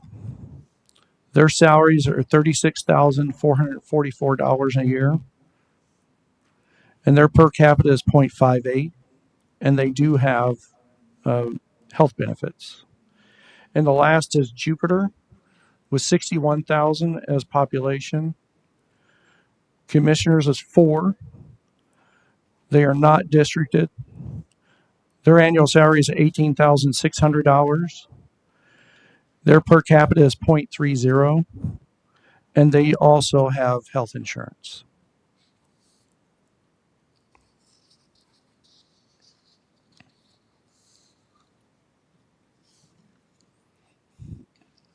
Okay.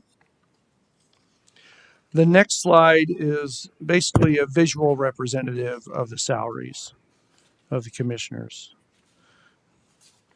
of each city. And I have updated that as well, so I will have that for you. Recommended next steps. So here we are looking for information from you to decide how to come up with a methodology about pay. So we recommend that have a workshop or a business item at the next meeting or a future meeting to discuss compensation and methodologies. Then we'll draft an ordinance that establishes compensation for commissioners. And in that ordinance, we'll repeal any contradictory or other ordinances that we may not have known about that we could not find. Okay. Any questions for Joe? I've got maybe one or two. Yes, sir. Joe, do any of these cities have, from what I'd always assumed, and this was under Edward Bass, so, obviously he's not here to dispute it, but that they got a salary and then they got every time we add another 1,000 people, they added to the salary. Are any of these cities that you've listed here, do any of them have any kind of just a salary bump based on population growth, or is it? To tell you the truth, it's all over the place, Okay. but there are some that have that, maybe Okay. 1 or 2 that I found. There's some that have a flat amount that you start at, and then you get maybe a COLA every year, or you get whatever the employees get. However, our employees is merit based, so they get an evaluation. There are some that are based on an annual basis. So if they, like Orlando, I just got off the phone with them this afternoon because their numbers just came in. So it was a little confusing how they did that, but they actually couldn't tell me. They said, no, that is strictly the council, and we don't get involved in that. So we don't know what the methodology is on that. So So as the mayor said, that Ed Bass had said every 1,000. The issue is we can't find anything on how it was determined. Correct. So Yes, we need to codify it for yeah, sure. we Absolutely. need to kind of figure it out so that we have, again, right. I'm big on having a policy, having something to turn to reference. And over the years, eh, I just always accepted this is the way it was. But I'm kind of glad that it is being brought up, Yeah. because we are growing, and as I have expressed, that when I first became the commissioner, I had noticed that we weren't very much involved in the community, and certainly not involved in a lot of the process. We used to, they used to just show up and kind of vote. But I think over the years we have grown, each commissioner. I mean, we're basically at almost every community event. We support different organizations. We do a lot more than I've seen, and I think the public has seen us and has had more access to us than any time before. So, and our city is just growing and growing. So, I don't know if you would do it by population because of the exponential growth that we're having. Hmm. Well, that's the reason why I have the Yeah. information here, and that's what the direction we're looking from you all to do, so that we Well, can set a policy, so there is no guess, so we I, have something solid that we can go by. certainly a workshop would probably be best for us because we can all kind of have an input. Um, it's important for the commissioners. What do you think for all commissioners here? I'm in favor of the workshop. Okay. Yeah. Yeah, and I think so. Right now, we're just basing our pay off of. Basically, the last salary that was set. Wow. Okay.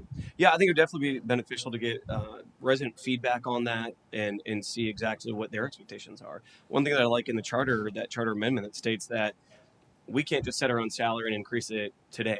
It has to be done at the next Right. election, That's which I think is correct. totally appropriate. That's So there's correct. no guesswork Right.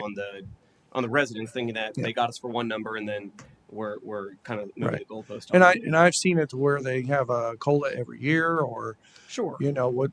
But again, it's expected. It's The residents know what they're paying. right. I was kind of looking for something that would be, kind of like a mode that we could follow, or a standard, but there isn't any.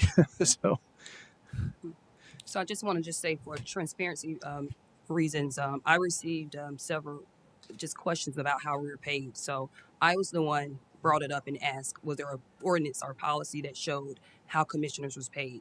It wasn't that I was wanting us to receive a raise. Yeah. It was just I just needed a policy so I could explain to the residents, and there was no policy. no, So, and so I'm it was a great question, Yeah, actually, yeah, because I'm glad you brought it forward. Absolutely. it's definitely needed. Yep. Yep. All right. So we'll set up. Do you want to do it now, or what's the pleasure? You want to set, or do you want to? Whatever y'all want to do. the workshop. A workshop. A Yes, workshop. I'm saying, when do you want to do it? As in Set it up. soon? Well, Decide. Yes. it doesn't get done anyway till the next election. So, You want to just wait a month or so? what do you think? I think. I mean, We set a date. we at set a least. date. The date's out.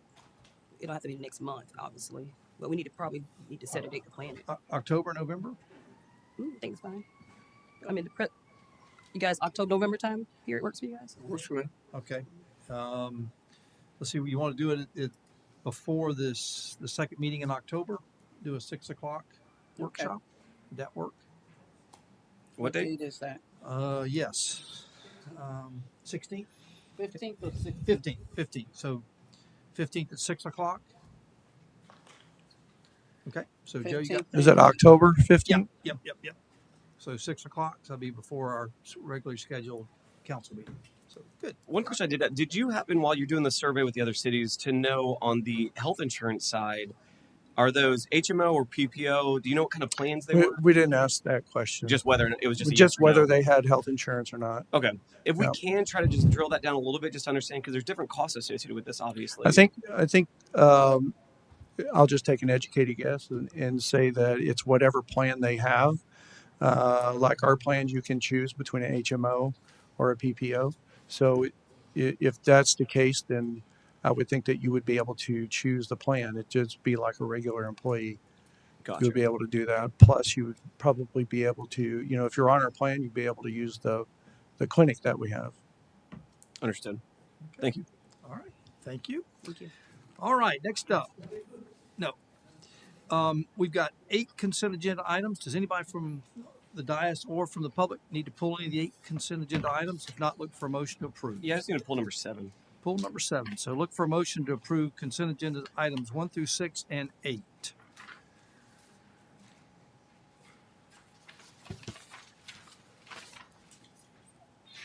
Okay, 7 we're pulling. Yes. 7. That's Lakeside. Okay. So 1 through 6 and 8. So you're looking for a motion? Yep, that's okay. what I'm looking for. So moved. Got a motion by Commissioner Velasquez. Second by Commissioner Smith. All those in favor? Aye. All opposed? Motion carries unanimously. All right. Next up, authorize the mayor to execute a traffic enforcement agreement with the Lakeside Apopka. Deputy Chief.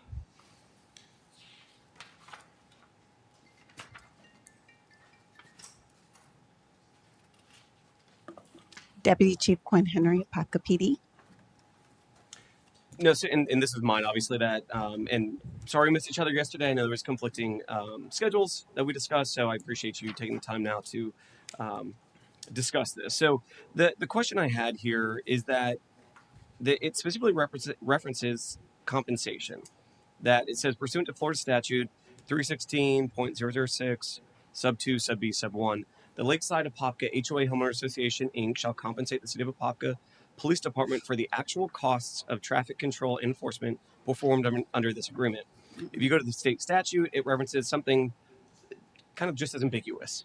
Just costs need to be reimbursed, so to speak. So my question was, what are those costs and how do we track those? How is that actually charged back to the HOA?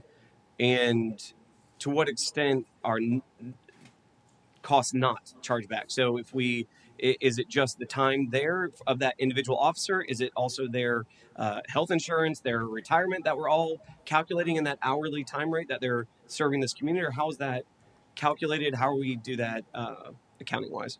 Okay, so good question. I'll tell you my experience and how I've seen it. So you're right. The statute leaves it where it says they may reimburse. And so basically, if we go in when these agreements are executed and they don't have a DOT, the proper DOT stop sign or yield signs, that sort of thing. So the cost of replacing those is on the HOA or the person who executes it. So in this case, it would be on the HOA to pay for those signages. And then the other times that I've seen it used is if a private community says, hey, we want traffic enforcement and we want to pay for time certain. So if they want off duty is when I've actually seen it between certain hours and they ask for that. That's where they have to pay for that. But you have to have the traffic enforcement agreement in place before they can do it. And I do believe there is a community that has done that in the past. Has there? Or do we have another community like that? Yeah, we've had the HOA in Rock Springs Ridge hire off duty to patrol our streets. But they, to your point, they pay that per hour, so it's not similar. This is more kind of General. as an officer is patrolling, if they happen to be in that area, as they would any other time. So this HOA, just like any HOA, can't say, I want you here from this time to this time. Correct. Unless they're paying for off-duty. That's correct. And how this, most of the time, this comes about because they're out in their neighborhoods, they see speeders, it's a gated community, and they need this agreement in place in order for us to come in and enforce the traffic. And that's simply what it is. It's not any specific time. It's, hey, come in, enforce this like we would any other neighborhood with public roads. Okay. Understood. Thank you. Okay. No questions? Anybody from the public wish to speak on this one? Is anybody from the homeowner association here? Okay. Not that I'm aware. All right. If not, look for a motion to authorize the mayor to execute a traffic enforcement agreement with the Lakeside Apopka community. So moved. Got a motion by Commissioner Smith. Second. Second by Commissioner Nesta. All those in favor? Aye. All opposed? Motion carries unanimously. Next up, business item, interlocal agreement, Orange County. Gene.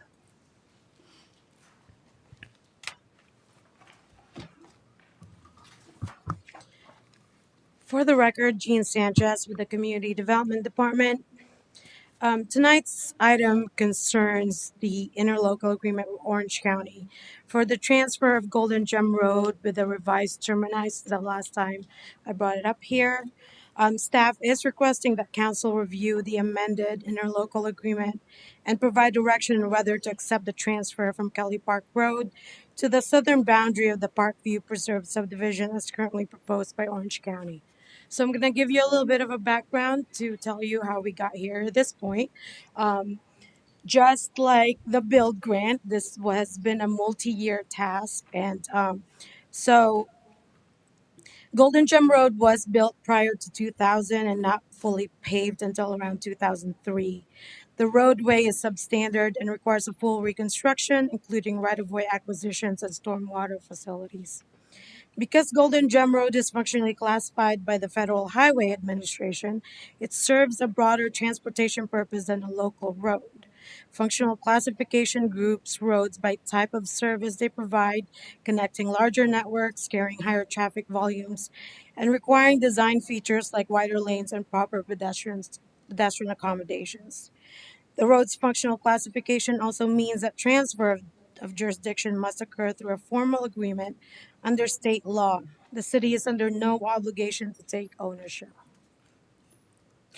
In 2010, the Apopka Wakaiva Vision Plan, developed jointly with Orange County, identified Golden Gem Road as part of the area's long-term transportation network. In 2022, city and county staff agreed to transfer limits from Kelly Park Road to Capitol Reef Way, an even split with the county retaining the southern segment of this and the city taking the northern portion, which is the costlier portion to improve. This segment lies within the Kelly Park Interchange Form-Based Code area. The city began design for the northern segment and secured funding through a pioneer agreement with developers, and the design is now 60% complete. Sorry about that. In the late 2023, after almost 2 years of negotiations and a couple of transportation planners, um, and an approved ILA by you all, the county requested extending the southern limit by 1,300 linear feet. The city declined and moved forward with the original agreement approved in June 2024 by City Council. In May 2025, the county again proposed the extended limit and offered no cost sharing commitment. This added segment would increase project costs by approximately 2.8 million at today's dollars. The city has taken the following key actions to fast track the Golden Gem Road reconstruction project, including securing, like I said, the pioneering agreement with developers, initiating roadway design at about 60% completion right now. The estimated cost for an original segment, which is reasonable and accommodating and representing a fair split of the road, is about $12 million. The county's extension adds costs without funding participation. The pros of accepting the ILA is that the city can complete design and construction without county delays. Roadway can be built to city standards and permitted through the city. And the cons is that it increases cost and timeline by 30 to 40% if it stays in the county. The city bears full cost of improvements, including fixing the county's substandard road and maintenance costs, which when we inquired with the county, they would require that an agreement be made that the city will maintain the road if it's still under the jurisdiction of the county, but the city will bear all maintenance costs. And added 1,300 feet raises costs by about 2.8 million with no county funding, and city assumes more than its fair share of improvements. Staff asked that council review the amended ILA with the extended terminus, consider the financial and operational impacts, and provide direction on whether to accept the proposed transfer. Staff is available for questions. Okay. Any questions for Gene? So to simply walk through the timeline, it was, and most recently, we had an agreement in place. We agreed to it as a board. In that agreement, was it that they were offering $750,000 at that time that we agreed to? No, there were from when I stepped in, I wasn't aware of the 750,000 for resurfacing. Okay.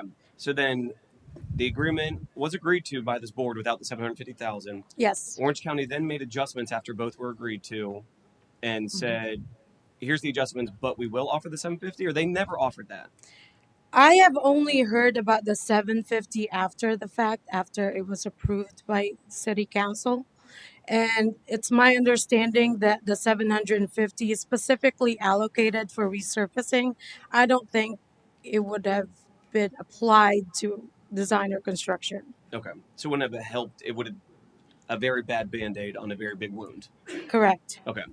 And then now we're at this point to where they said, we still won't provide any funding at all. And we want you to take, was it 1,300 linear feet more? Yes.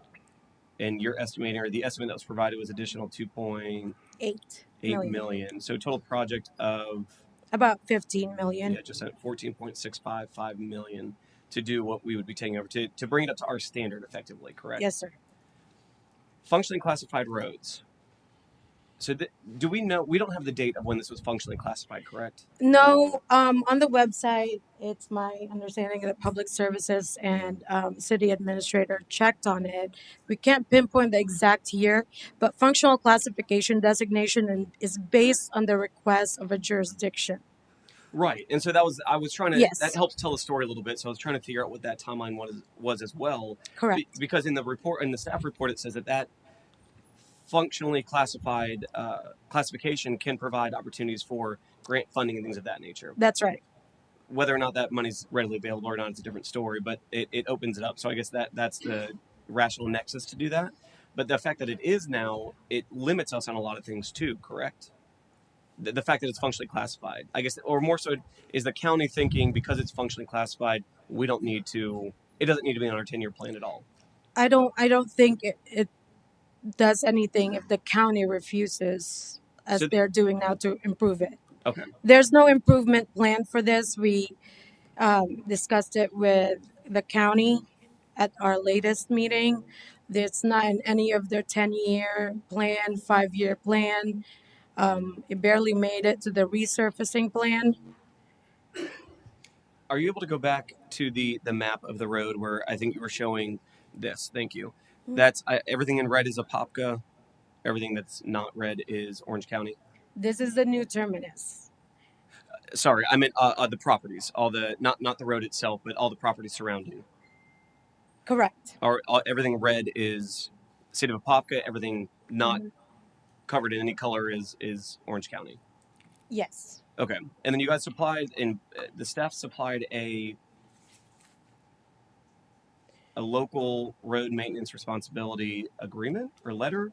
This is actually, we just wanted to show you that if this was not a functional classified road, we wouldn't be at all eligible to take Golden Gem at all. If you go a little bit past this, I'm only showing you the segment of the new terminus. If you consider the whole Golden Gem Road, the jurisdiction is not all in ours, or at least 50% of it. And that's what I was kind of going to get to of Correct. This letter that was sent as well to help define that as well. Yes, sir. Yep. So that goes into, because it's not just you can't just kind of subdivide the road and say, okay, well, you have 50% of that part. Yes. It has to be the whole road or nothing, or in the sense of the 50% rule. If we annex 50% of both sides of the road, then we would have to take it over, annex that road. Yep, that's exactly how. But that doesn't apply here. It does not apply here because it's functionally classified. Okay. There's a lot of layers to this one.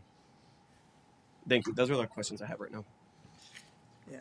Any other questions for Gene? And I don't know, Radley, you want a little context from, I know you went down to the county, you had a whole team. Yeah, we had a couple meetings with Orange County staff. The last one was with Public Works Director, some engineers, pretty much their whole team. Yes. At that last Transportation planning, land use planning. Right. And my understanding of the background of this the story is that after the city council approved the initial agreement, it was sent to county for their approval.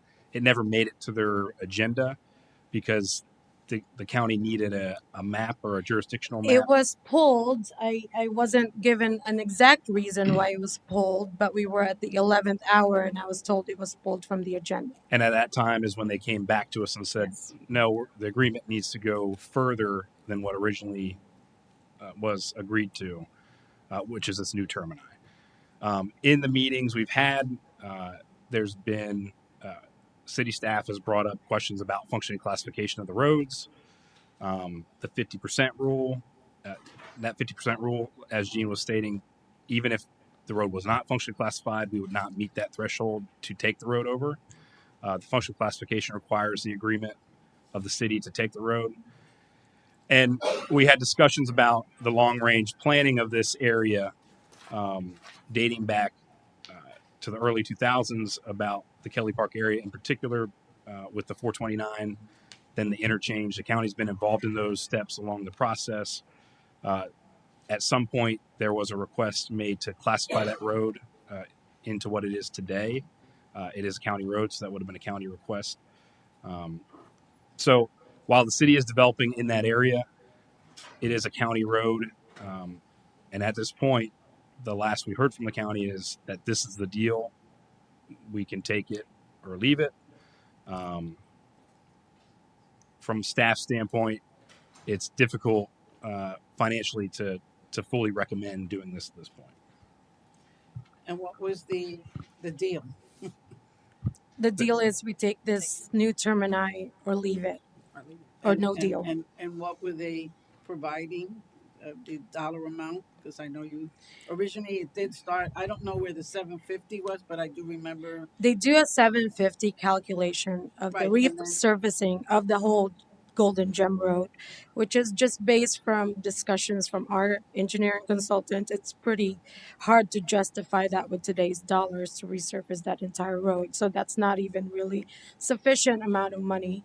And they also wanted to throw the figure of $492,000, which is, I guess, equitable to us taking most or beyond 50% of Golden Gem Road compared to the $2.8 million of construction cost, design and construction.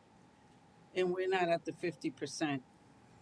No, ma'am, not on Golden Gem Road. And I would like to make it clear, if you refer back, and I'm sorry I didn't include it, if you refer back to our regulating plan for the KPI, the reason why we stopped it where we stopped there is a rhyme and reason, and it's because the terminus of the KPI is around that.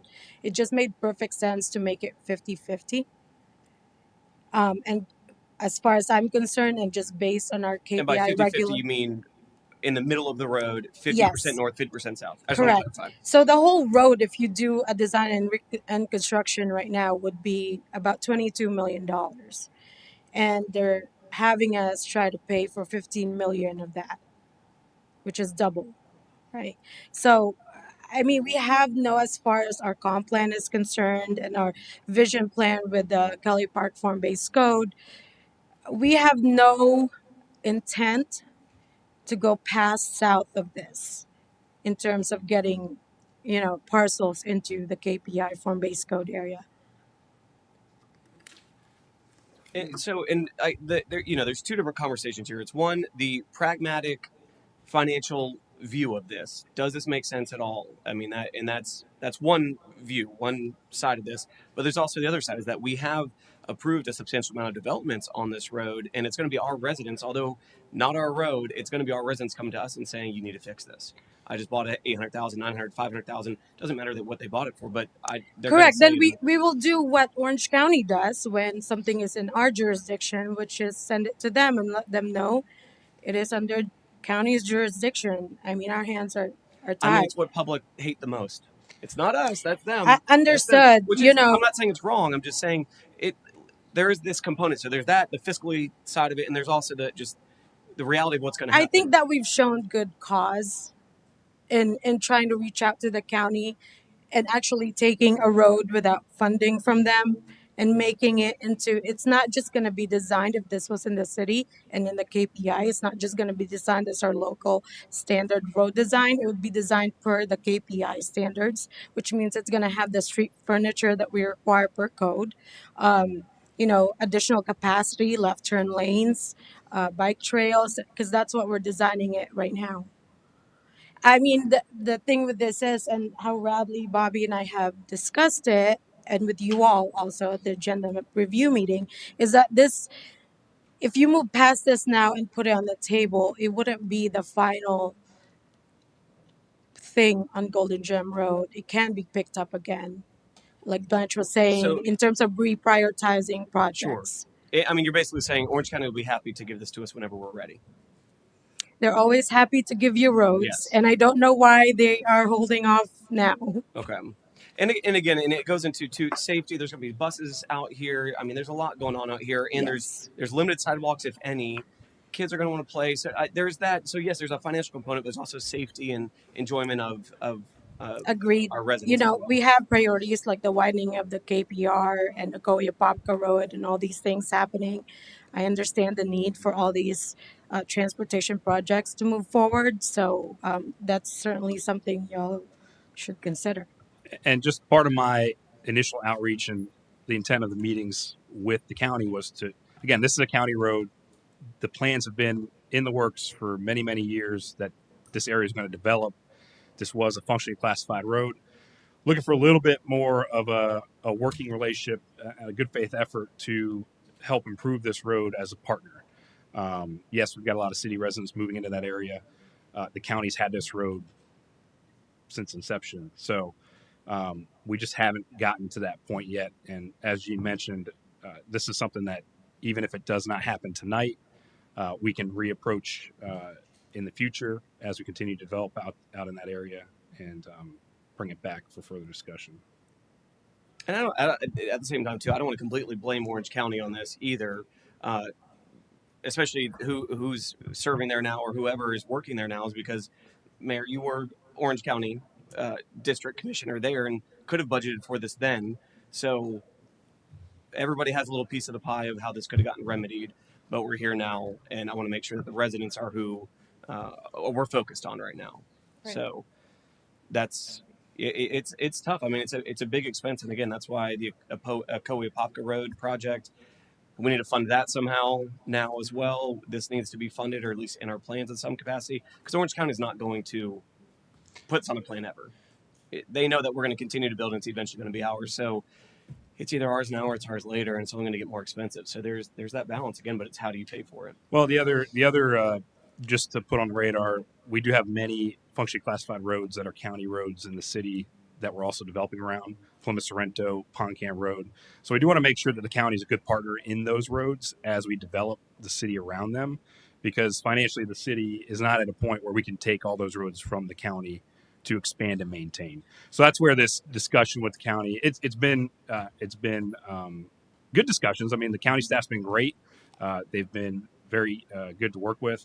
We're just kind of at a point right now that I think it's time to kind of assess some of our priorities, and financially, this is this something we're ready to do right at this moment? Any other questions for Gene or Radley? Anybody? Doesn't Orange County have a study right now going for those roads that they own? Yes, we have the NOACAT study which is the Northwest Orange County Transportation Study. It includes mostly it is Apopka jurisdiction stuff. It includes all of that.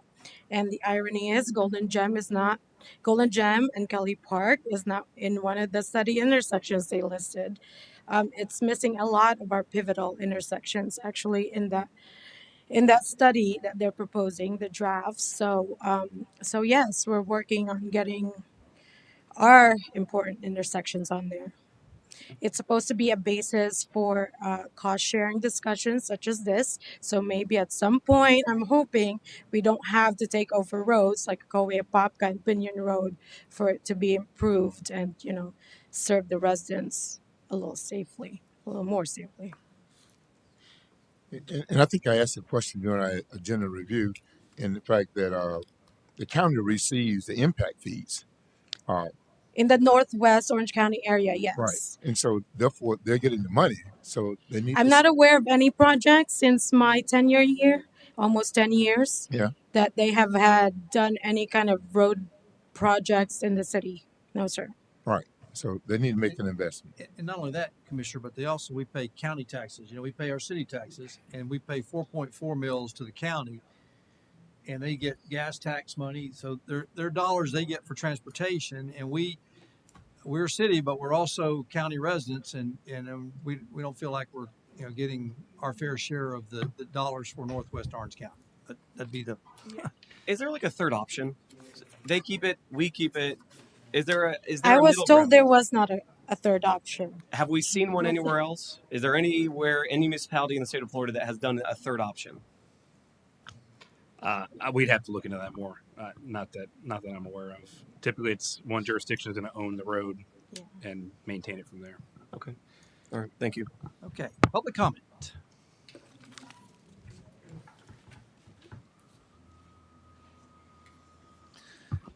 Albert McKimmey, 3603 Golden Gem Road. I really don't think we've got an answer to this. It comes down to a moral dilemma. We have taken all these impact fees from multiple developments in that area. Wild Oaks, Golden Acorn, numerous developments. Yet, we do know that because we have to increase the width of Golden Gem Road, we can significantly increase it, more than 25%. We can use impact fees to work on Golden Gem Road. What I'm going to suggest today is I haven't even seen you guys ask the right questions, never mind be able to give the right answers. First thing is, I watched the presentation, but it really meant nothing to me that you were discussing today taking an extra 1,300 feet that was 2.8 million. Can you bring up a map and show me where that 1,300 feet is? How does it affect Golden Gem Road? And when we speak about Golden Gem Road, it's in big capitals up there. We're not speaking about Golden Gem Road. We're speaking about parts of Golden Gem Road. So what you guys are asking to do is differentiate between residents on Golden Gem Road, whether they're in Orange County or whether they're KPI. That disenfranchises people simply on their geographical location. I am in the KPI. I am looking for development within the KPI, and it will eventually come. And I hope that the impact fees that we provide will help to make it fairer for the whole of Golden Gem Road. As it stands just now, my understanding is, although we are in the KPI, we would not be part of the road that would be taken over if you guys do or do not decide to take it over. I think in the past, my opinion was always, well, you know what, if you're not going to do it all, don't do it for any. However, I can't morally say that because next door to me, Parkview Preserve is a concrete concentration camp. You've got almost a complete subdivision now with children's on bicycles and scooters that can't exit onto Golden Gem Road. Why can't they exit on it? Because they cannot put bicycles anywhere and go along to their friends in other subdivisions. They're isolated. Because of the decisions you made a long time ago allowing development, you have created concrete concentration camps. How long is it going to be if we don't develop that road properly before a child is killed there, trying to go up the road to visit their friends? Even the loss of one life is way too much for the negligence and pre-planning that's lacked in this city.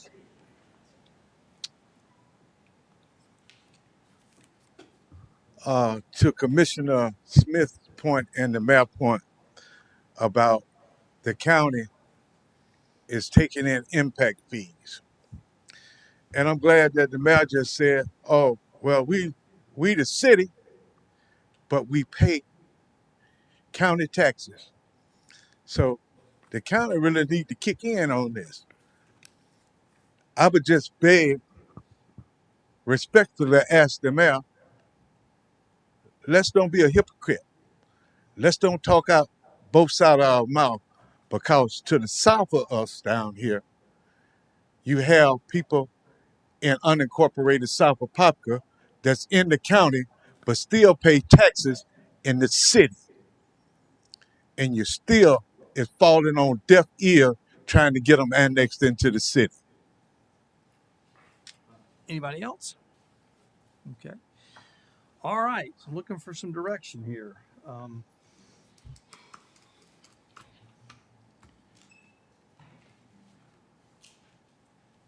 Which is the subdivision that is on Golden Gem, and when you come out, we don't have any sidewalks outside of that development.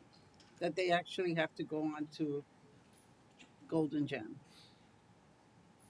I don't know of any one under city jurisdiction in the KPI that was developed under KPI codes that didn't have sidewalks because it's required.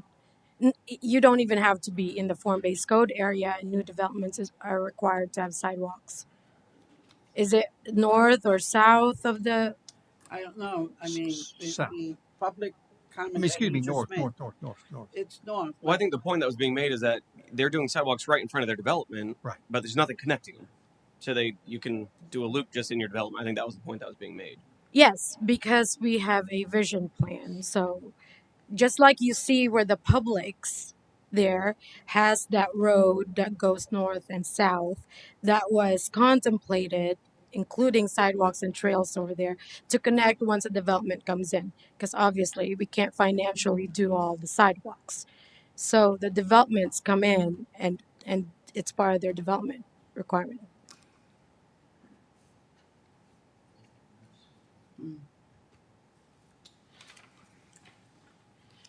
I move that we do not accept the proposal.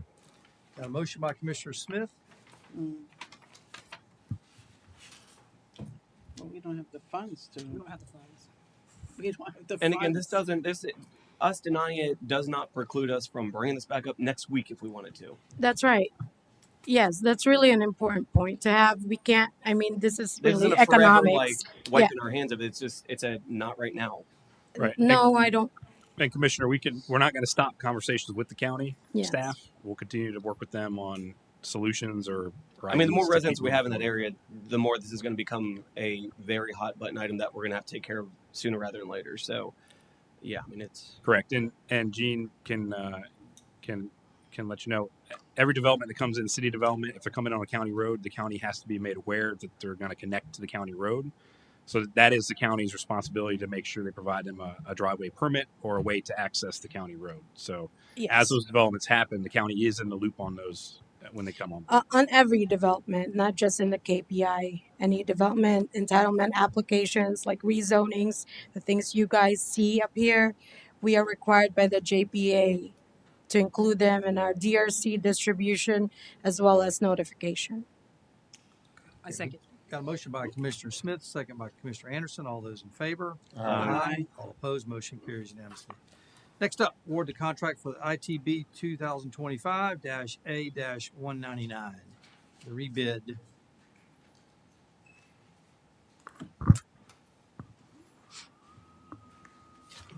All right. Good afternoon, Blanche Sherman, Finance Director. The item before you is to award a contract to RDC Development Corporation in the amount of $114,929.74. With contingency, it comes to $126,422.71. The original bid on this home, which is 407 East 8th Street, the alternate home, was at $143,000. Under the rebid, as you can see, it came in at $114,000, so that's about a $28,000 difference. There were some changes in regards to the bid, the carpentry changes, the HVAC, shingle roof, gym, some wall and ceiling, vinyl floors and refrigerator, electric range, shower tub, and electric lighting and fixtures. I have Mr. David Fox here to also assist in answering any questions that you may have. Any questions for Ms. Sherman? just Mr. Fox? So, please. You can go. Appreciate it. Just to confirm, so the changes that were made were some were to help save costs, and then some, like the HVAC, it changed from 14 SEER to 15 SEER, which is actually a better efficiency rating. So per code, it had to get better there. So the shingle roof, it just limited the amount of sheathing that was required. The plumbing and wiring was updated. So it just helped to kind of narrow the scope a little bit. Yeah, what we did was I went back in there and met with her, and some of the items like the roof sheathing, Move closer to the mic. I'm sorry, Yep, thank David Fox with Fred Fox Enterprise. I met with Ms. Perkins, and what I did was just trying to narrow it down to things that we could address to lower the cost. Not to lower the scope of work, but to say we're going to do 8 sheets of sheathing and maximum. If we go over that, we'll document it and we'll do a change order. The flooring, we talked originally about tearing all the tile out. She has old ceramic tile that's uneven. But then we looked at it, and I looked at some methods, and we're actually looking at floating the floor on top of the tile and laying a vinyl. Her family had bought her a refrigerator since the time we initially bid it. So we're going to take the refrigerator she has, that she's got new one sitting in her family room, and put it in the kitchen, and we can get rid of the old one. So there were this thing is that wasn't big changes, but it reduced the cost. Yeah, I mean, it reduced it fairly substantially. I mean, it was a tangible difference for sure. Yes. All right, those are all the questions I have for now. Thank you. Okay. I just want to just comment and say thank you for that. When I saw the initial bid, it was very alarming because I did see where some of the prices were definitely had a lot of fluff built into them. So I do appreciate that we're able to save $28,000 to put back in this budget to use on other homes. So thank you for that. And that's mostly city staff direction going forward. Thank you guys. Cool. All right. Any other questions for David or for Blanche? Anybody from the public wish to speak on this one? I did have one item I can note. Sure. When you do a review, there were some items that we required in your housing assistance plan that we must address. The award would be contingent if awarded upon there's a site-specific environmental. You've already done one environmental initially for this program, but every time you do a house, you got to do what they call a site-specific. So it'll be contingent upon approval from Florida Commerce for the site-specific, which we're working on now. It'll be contingent upon RDC development. Since you did get 2 bids or 3 bids, they were not the low bidder, but they were the low qualified bidder. The low bidder didn't have all the documentation needed to be awarded the bid. So we just got a clarification from Florida Commerce that they approved that we're going with the low qualified bidder, which is the second low bidder. And lowest qualified bidder. Yeah. Lowest qualified bidder. The bid amount of $114,929.74 was within 15% of my cost estimate. And in your HAP plan, your housing assistance plan, your CDBG plan, it says if you exceed $60,000 on a rehab, you do it as a replacement. I'm not saying you can't do it, but if you go and exceed that amount, you just got to say it in your motion that you understand or make it in the minutes that you're going to exceed that $60,000 housing assistance plan maximum for rehab. It's not an issue to do it. It's just it needs to be noted. So when they do a monitoring, they want to make sure that's in the documentation. All right, we need to get that all. And it's listed on the recommendation. Oh, it is? Okay. Yes, sir. Under state recommendation as follows. On page. Okay. All right. So I need to read all that. Yes, sir. As stated. Okay. All right. Got you. Okay. All right. Comment or questions? We got a comment. Okay. Public comment. On this, the City of Apopka City Council staff report, on the summary on page 265, it states that on the property of 28 West 8th Street, it was rehab. If you go to page 266, the same property, 28 West 8th Street, it was rebid as a replacement instead of rehab in the tune of $238,672. Now, if you look to the top, you'll see 118 West 8th Street and 708 South Washington Street. Both of those houses there was built back in maybe the 40s or the 50s. And to rehab them all the way, it's $212,915 $915. But this house on 28 West Street is a block house. It was built much later, and it's much smaller than the 2 houses, the wooden houses that you tore down. To add to that, if you look at the house at 28 West 8th Street, a brand new roof been put on the house. Brand new, what they call it, you put the solar panels, brand new solar panels. Yes, they are. I just passed it. If anybody want to do Google 28 West 8th Street, and look at the house. It's a block house. And matter of fact, the house is not owned, it's a rental property. And you're going to call me a liar. You're going to sit there and shake your head. All somebody got to do is Google a house right now and look at the house. It got a brand new roof, and on the west side of the roof, it have the solar panels up there. That's right across from Rufus Gardner restaurant. And I don't understand how a house going to cost $238,000 when it was much smaller than the two wooden houses that was built back in the 40s. The only thing needs to happen to that house right there is have some kind of stains on the outside. It needs to put some killer on it and paint it. So where's this money going? Is this a way to divert the money? We need those down here. Can I respond?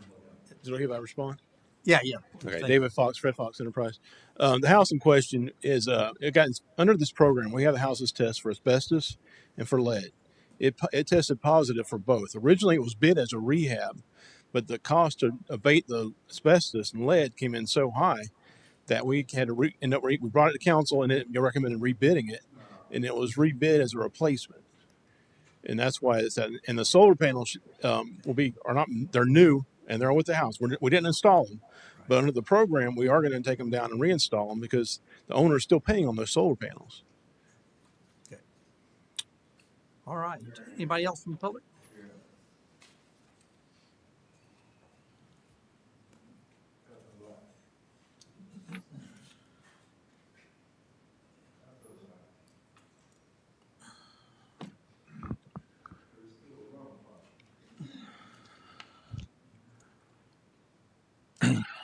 Sylvester Hall, Rock Springs Ridge.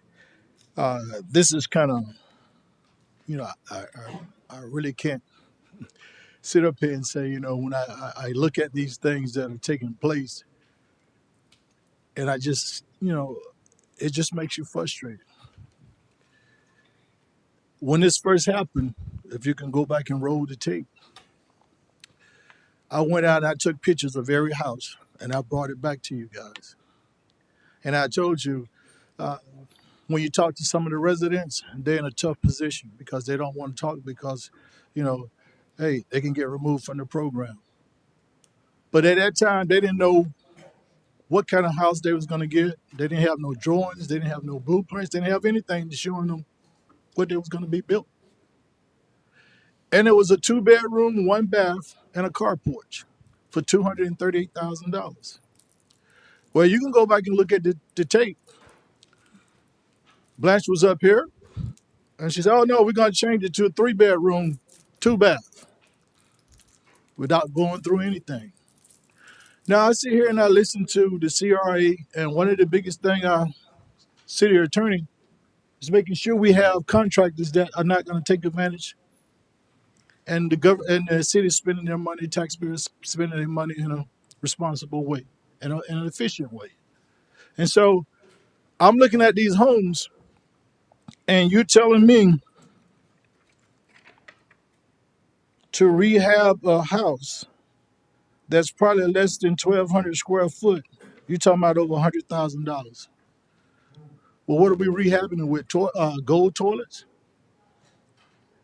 Because I may be boo-boo the fool, but I watched Flip this house, and 50-50 split, blah, blah, blah. Well, they go in there and rehab an old house and make it look like $1 million.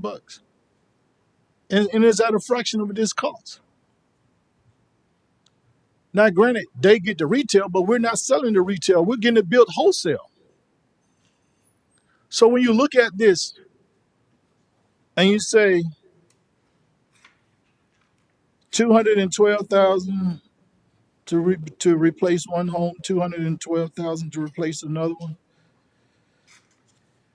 and I go and I ask real estate gentlemen that's in the real estate that are actually building homes, and they can get a 3-bedroom, 2-bath, 1-car garage for $175,000. So who we open up these contracts to?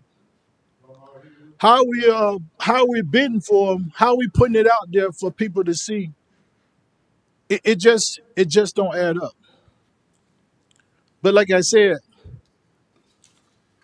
we want people to trust the city Okay, and the city contractors. thank you. Anybody else from the public?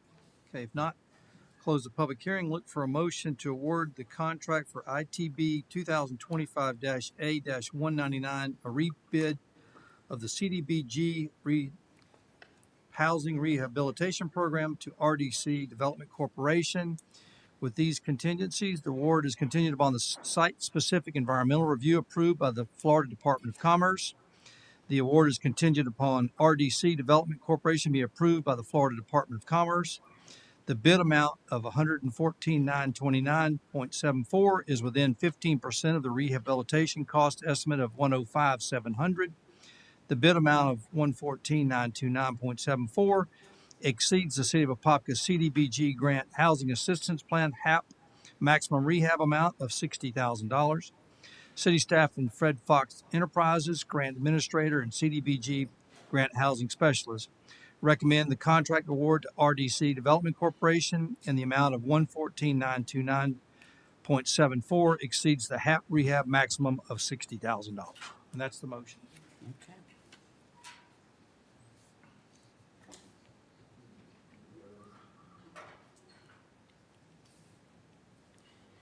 So moved. Got a motion by Commissioner Smith, Second. second by Commissioner Velasquez. All those in favor? Aye. All opposed? Motion carries unanimously. Next up, municipal impact fee rate study results and recommendations. Thank Blake? you. Yes, thank you, Mayor. I have Mr. Henry Thomas and Sean Ocasio with Ralph Tillis here to present the results of the impact fee fund studies, including the recommended rate increases for council We're going to take a quick 5-minute break. consideration. Be right back.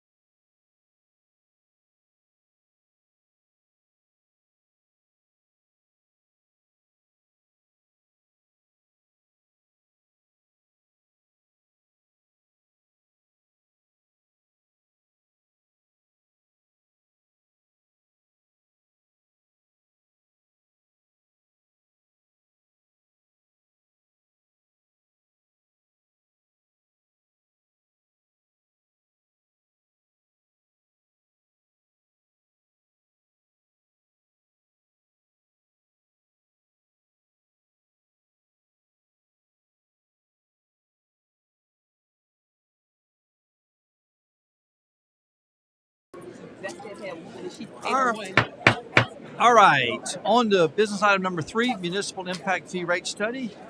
Blanche. All right. Again, Mr. Henry Thomas and Sean Ocasio with Ralph Tillis will present the results of the impact fee study, including the recommended rate increases for council consideration. In 2016, Sean and Henry worked on the study for the city. At that time, the company was PRMG that created the impact fees that are currently in place for the city police and fire. At that time, the rates for the police and fire have not increased since that time. In regards to recreation, that they also did a study in November 28th of 2016, and the fees that were in place today are still the same fees as the original fees before then. However, before 2016, the rates for the Parks and Rec impact fees was 241.05, and they were increased to the 1,060 amount in the 2016 study. Just wanted to give you that history because that's one of the questions that was asked during the workshop. So I think Mr. Sean Ocasio is going to do the presentation today.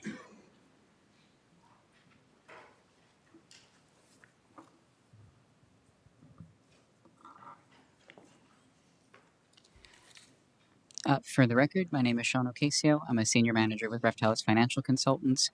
I've been working alongside Henry Thomas on the impact fee study for the municipal services for the city. Henry gave this presentation a couple of weeks ago, so I'm going to try to do a good encore presentation following up after him. Just a quick agenda for the slideshow this afternoon. We're going to cover some basics on just impact fees themselves and some legal considerations.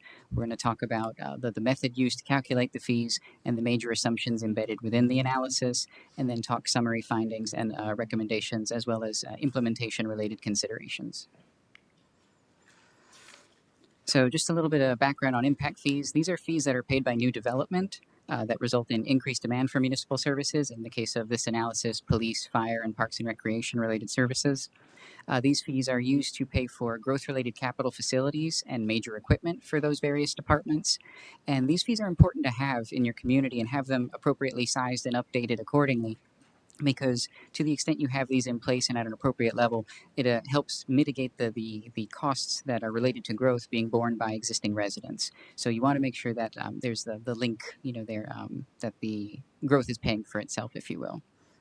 One thing I did want to note, these are fees, again, paid by new growth and not by existing properties or existing residents. This is for new development or expansion. Some other basics related to impact fees. These have to be reasonable and equitable to all parties. There's what's called a dual rational nexus test.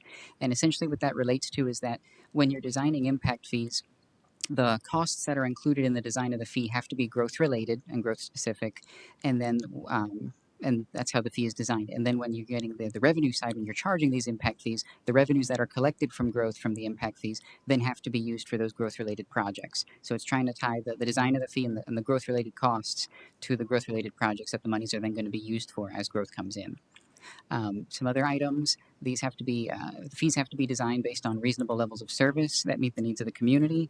And they can't be used to cure any service level deficiencies. So they're not to make up any shortcomings in any of these departments. They're only made to account for new growth related expansion costs. So expanding facilities or adding new fire stations or things of that nature. Another item, the city does adopt these by ordinance. So there's the two reading process associated with that.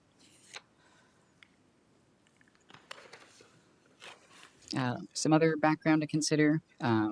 These types of fees are governed by the Impact Fee Act, which is Section 163 of the Florida statutes.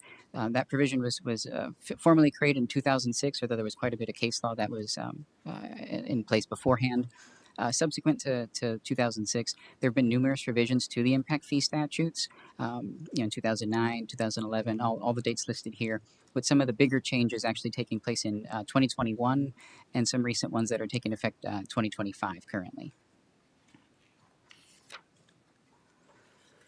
I won't get into all the considerations of the Impact Fee Act, but some of the requirements are that when you're designing impact fees, the fees have to be based on the most recent and localized data for the community. That rule is defined as with data that's within the past 4 years.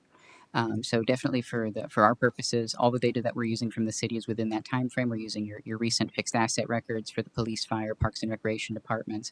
We're looking at your 5-year capital plans for those departments as well. We're looking at current staffing levels, acreages for parks, and so on. So we've definitely kept to that provision there. There's some other requirements. I won't go through every single bullet point, but a couple of items here to note. There's a 90-day waiting period from when fees are adopted and made effective from when you can actually collect them. So there's a 90-day or a 3-month window there that essentially allows for the development community to adopt its pricing on its inventory to account for any fee increases that would be passed on. One item here, there's the burden of proof in any challenge falls to the city. So that's why we try to make sure that we're designing these fees to be very defensible and that all the data is good and recent and so on.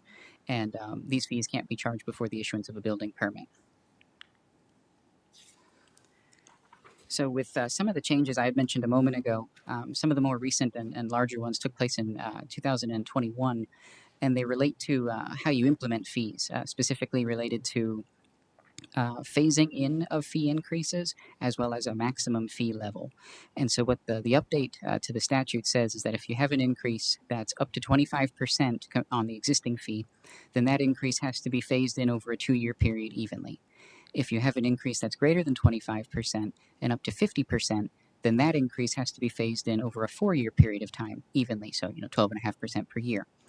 And then if you have an increase that's calculated that's higher than that 50% amount, then you're capped at that 50% level. So the maximum increase would be 50% on the impact fees. However, one thing they also built into the statute with those changes is something called extraordinary circumstance provision. And essentially, what it's a set of procedural requirements that allow you to bypass those phasing requirements and that fee maximum component. So instead of having to phase in up to 50% over 4 years, you could do an increase in one solid increase. That's one of the big changes that took place in the legislation there. One thing I'll also mention, I'll elaborate on it a little bit further in a moment, is that one of the other changes in the statute was that you can't do a fee increase more than once every 4 years. So on the extraordinary circumstance side, like I said, it's a set of procedural requirements. Essentially, right now, the way it's defined is you have to have a demonstrated needs study that essentially justifies why you need the increase of over that 50% level and why you need to bypass that phasing requirement of the 2 to 4 year period of time. As a part of that process, the local jurisdiction would have to have 2 publicly noticed workshops specifically devoted to talking about those circumstances and that justified needs study that's related to that.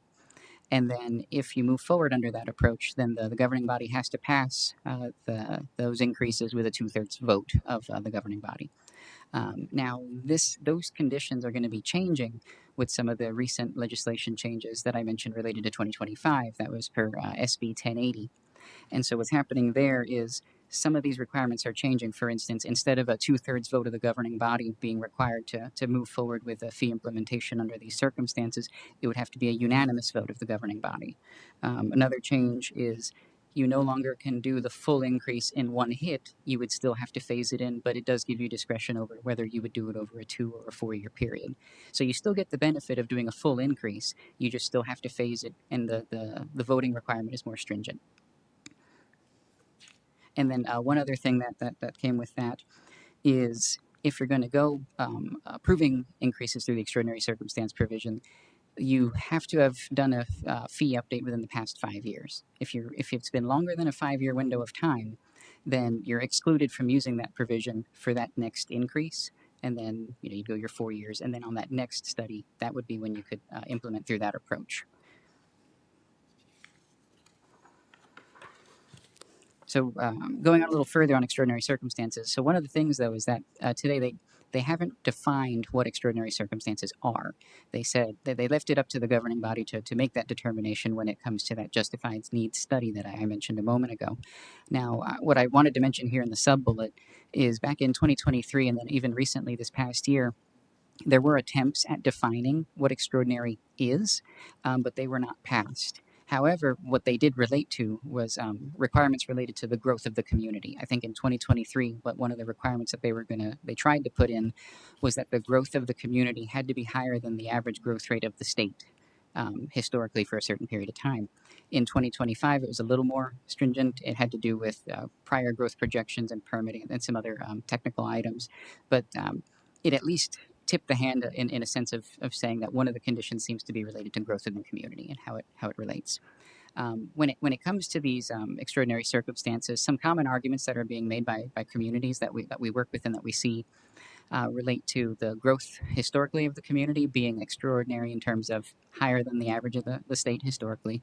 And that growth is essentially what's driving the need in that community for expanding the services, expanding the police department, expanding the fire department, adding more acreage for parks and recreation, and so on. So it's tying that high growth rate to the projects that are going to be a part of the fee, if you will. Another set of arguments that are also being made that are very common is, the current inflationary environment, how high the cost of construction is now, how high the cost of asset acquisition is right now. We've seen quite a bit of inflation there over the past 5 years. I believe the CPI over the past 5 years has been well over 20%, cumulative. And if you look at other indices like the Construction Materials Index, that's been well over 40% increase in just material cost over the past 5 years. So there's been a lot of inflation in terms of costs that have been impacting the different communities that are essentially extraordinary compared to historical trends. The past 5 years have been a significant increase there. Just an example, let's say a standard fire engine, 5-6 years ago might have been somewhere around $500,000. An engine now goes to $750,000 to $1 million just in the past 5-6 years. So that's pretty extraordinary considering the trend over time compared to now. Some other common arguments that are being made relate to what the impact to the community would be if the fees are not adopted, or if fees are not adopted at their fully calculated level. Because again, like I mentioned on the front end, to the extent these fees aren't at the full level that they could be, the differential in the cost, again, assuming that the same projects need to be accomplished, would fall then to the taxpayer and to the residents.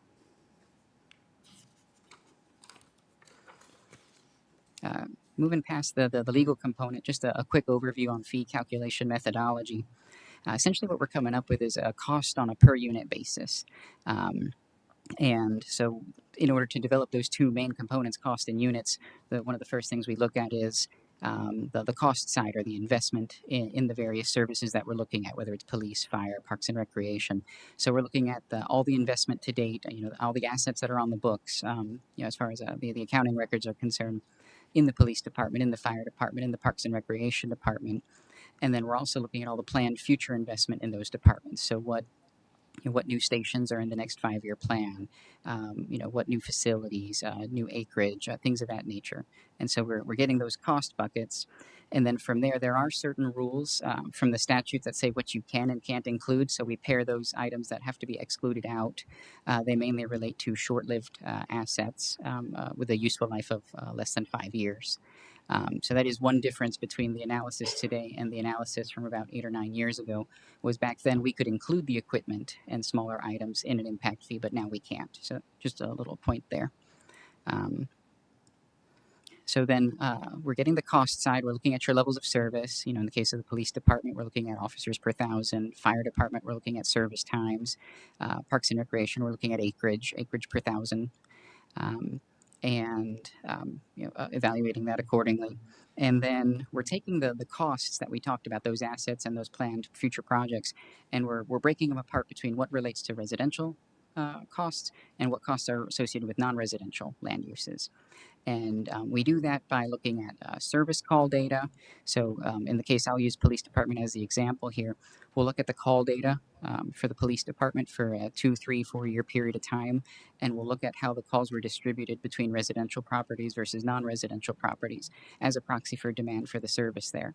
But then on top of that, call data isn't a perfect representation there, because just because you didn't have a call doesn't mean you still don't need police service or fire rescue service at your disposal.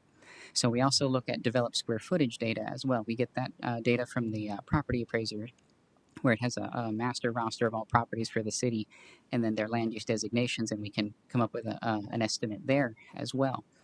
So we'll use that because the thought process being that part of the allocation can be related to property protection or crime prevention for property, as well as fire-related responses and structure issues.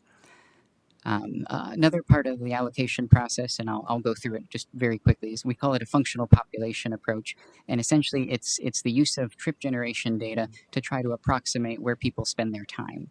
And the whole purpose of that is if we're looking at different non-residential land uses, then pound for pound, they're not the same with respect to their potential demand. So, an example: if you have a 50,000 square foot Publix, that's going to have a lot of people coming in and out, a lot of traffic, a lot of potential need for either EMS, fire, or police services. Whereas if you have a 50,000 square foot storage warehouse, that's not going to have the same throughput of people, and so it's going to have a smaller allocation there. And so we use that as well to try to weigh these costs. And those are actually improvements in the calculation approach since the last study, because that data has become more readily available to us. So we take those costs, we allocate them, we break them down, and then we come up with a rate when it comes to residential properties on a per unit basis, house, apartment, so on. And for non-residential properties, it's applied on a per square footage basis.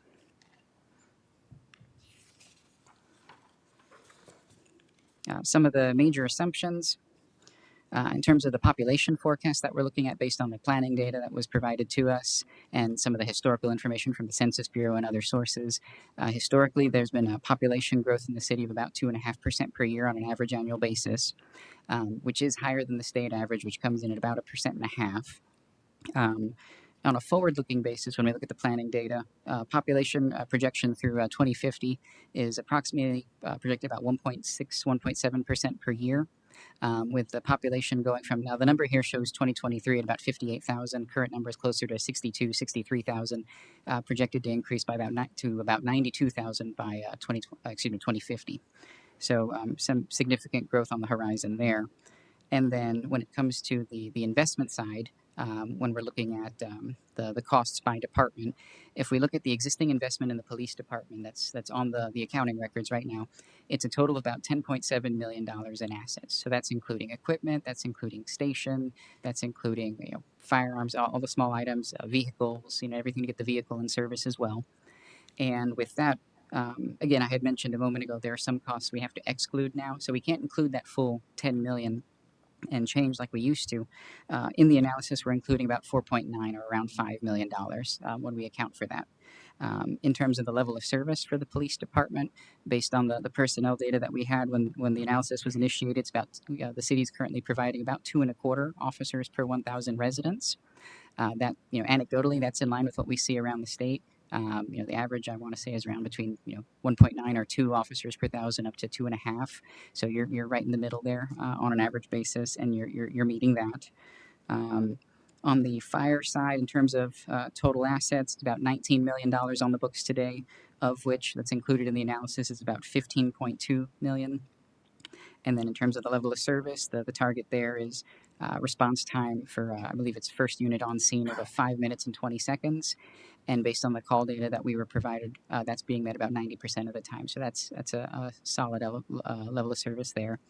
On the Parks and Recreation side, total current investment about 24.7 million, of which 22.3 is included in the analysis. And the level of service on acreage there presently is 3 acres per thousand. The city is well exceeding that at a total of about just over 8 acres per 1,000 residents. One thing I'll mention on levels of service, just to note, those, especially for recreation, those vary. I don't want to say wildly, but there's a big variance based on communities, and it's function of location, what land's available, things of that nature. So we see some communities that have 3, that have 2, some that have 7 or 10.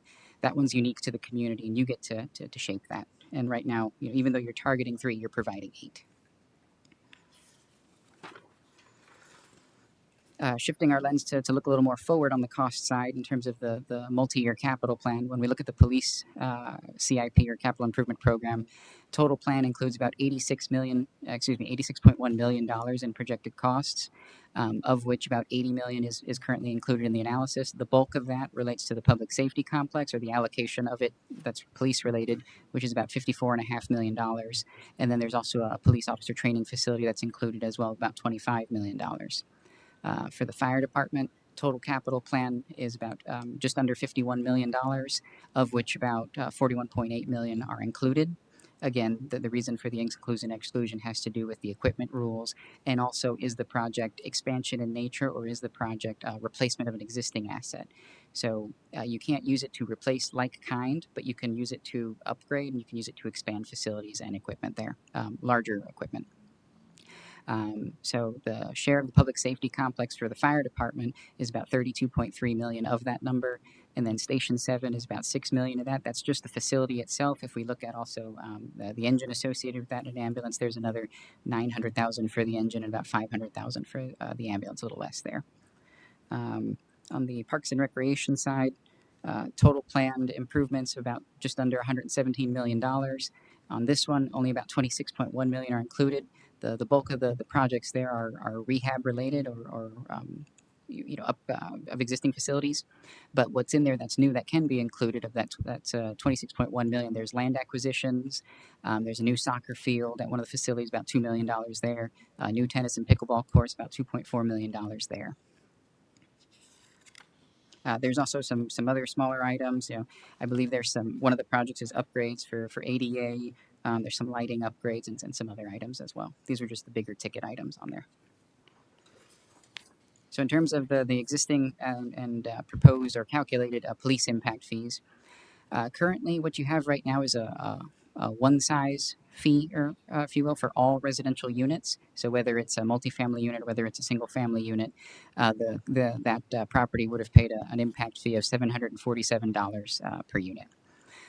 One of the things we're proposing, aside from the increases based on the updated cost data, is also breaking apart that land use category from just an all-in residential to residential and multifamily, and just to differentiate the fees there a little bit as well, recognizing that in terms of average occupancy per unit, there's more on a single-family basis than on a per multifamily unit basis.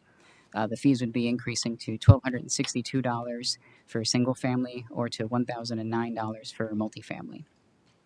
The far side column is just showing if you were to go with the maximum increase you could do with the statute up to 50%, that would be where you would be limited. So instead of going to $1,262 for a single family, you'd be limited to $1,120. But on the multifamily side, you could still get the full amount because it's still within 50% of the first number. In terms of the land uses for non-residential, you'll see industrial warehousing going from 7 cents to about 14 cents. Institutional going from about 54 cents down to just under 33 cents per square foot. Hotel motel going up from 54 cents per square foot to $1.23. Office building going from about 29 cents to about $1.33 and change, and retail going from $1 per square foot to about $4 per square foot. And the reason for these changes again relates to what we talked about a little while ago on that functional population side, and it's those weighting factors that we have, the trip generation data improvements that have been made, and again trying to recognize that differential that I mentioned using the example of say the Publix with the warehouse. You'll see the retail category has the higher fee per square foot, again representing the higher potential demand for service there, while industrial warehousing had 14 cents a square foot. And then there's a catch-all rate for very unique properties. If something doesn't fit one of these, then there's some discretion to go from the 41 cents to the 81 cents increase there. So that's an increase on the. I'll just use residential for comparison purposes. Oops, wrong way. So on the next slide here, you'll see a comparison. Again, of different communities that we surveyed. The average of the municipalities surveyed was a rate of about $405 per residential unit, $405.68. Currently, you're on the upper end of that comparison currently at $747 per dwelling unit, and that would be at the fully calculated level. That would go to the $1,262 that you see there. One thing I'll mention here, there are a number of communities that are going about the process that you are right now of updating these fees and trying to account for increased capital costs and those sorts of items. The lowest one on the comparison here, the city of Deltona is one of those communities that's actually just engaging a study to start that process. And so there's some others. One thing I did want to also note is on this comparison, the ones that seem to sit a little above the average, those are ones that are communities that have actually had more recent updates to their impact fees. So an example there would be the city of Claremont. They did an update about 2 years ago. So they have a bit more recent capital cost built in, so they shifted a little higher on the comparison there. And that's the case with Port Orange as well, City of Ocoee. They've all done some fairly recent updates to their impact fees and had increases there. One thing I did ask a couple questions on this one real quick. Yeah. Yes, sir. This one just shows this isn't showing the cap. This is if it was the full fee that we could realize. Yes, sir. Which we cannot. Correct. Well, we're going to discuss if we can or can't. Yes, sir. Okay. And then these are fees, these comparisons, to your point, and you were answering a lot of my questions. So I appreciate that. Mm-hmm. These are from probably 2024 then, most of these cities, or where's this data? These would be around probably late 2024, early 2025. Okay, so it's recent enough. Mm-hmm. So some of these probably could fall into the more than 50% if they've already increased it. They could too kind of double or triple if depending on where they're at. Excuse me. Yes, sir. I believe Claremont went through the extraordinary circumstance process when it came to implementing their fees about 2 years ago. Okay. So we could see this chart drastically change, and probably will in the near future. Yes, sir. Okay. And one of the other things that the comparison also doesn't really show is, the community always has the governing body has the purview to choose to cap it at a certain level. I think the city actually did that back in the 2016 study where it was maybe 80%, and then the next year was the full amount. So that isn't shown here. It's just a snapshot in Understood. time. Thank you. Mm-hmm. On the fire impact fee side, again, similar story, breaking apart the residential into single family and multifamily. And you'll see there the fee on a per unit basis currently is $708 per residential unit. That would increase to $1,511 for a single family property, or $1,208 for multifamily units. Again, with the cap in place, that would be capped at $1,062 per unit. You'll see the different land uses for non-residential properties as well. Some of them are increasing, some of them are decreasing, again, just a rebalancing. But overall, what you'll still see is a general increase across the board. For, let's say, industrial warehousing going from 7 cents a square foot to just under 13 cents a square foot, and retail going from 64 cents a square foot to $3.56 and change per square foot. Again, the increases here. On the residential side, it's about an increase of about 113%, whereas the other one was about, I believe, 69%. Same story for this comparison as well. There are communities that are currently looking into this. It's a snapshot in time, but it would move you up on the comparison presently, to the 1,500 level. One thing for a bit of a sense of scale that I wanted to mention on police, but I'll mention it here. In terms of assets on the books for the police department, like I mentioned, it's about $10.7 million currently, with a capital plan that was it closer to $80 million or so. So you have a lot of cost that's being built in, and so you're seeing that jump up in the comparison. The same thing here. You have about $19 million on the books for the fire department today, but the capital plan, what we're including, is about $42 million. So some significant investment over the near term that's causing these increases. On the Parks and Recreation side, the fee would be going from $1,060 per unit to $1,358 per unit. If it's a single-family property, if it's a multifamily, then it would be going to $1,086. This one, there is no non-residential component because these fees are only paid by residential development, not by non-residential. The comparison here, it is moving up, but it's still below the average of the surveyed communities. The average is about $1,608 from what we surveyed, so you'd still be below that level. But you'll see some folks, I'll use the example. The city of Palm Coast just updated their impact fees for recreation 2 months ago, give or take.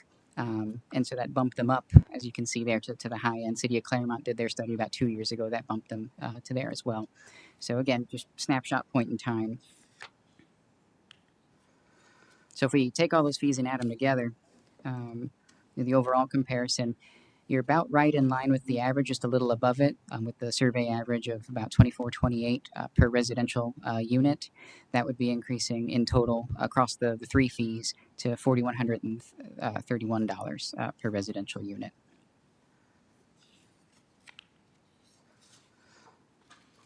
So with respect to implementation, we're talking about increases in the residential fees that are ranging between 35 and 113%. The non-residential side, between 64 and up to 452%. Again, it varies by those land uses and the swings there. It's hard to compare the non-residentials against other municipalities because they have different land use categories. Some break them out further. Some have just very few. But those are some significant increases that we're looking at. And as I mentioned earlier at the front end of the presentation, that's these are generally above the 50% capping threshold of the statute that it allows under standard normal circumstance. So when it comes to implementing these fees, there's essentially two main options. There's using the statutory approach, the standard approach, capping at the 50% increase and phasing up to that over a 4-year period of time.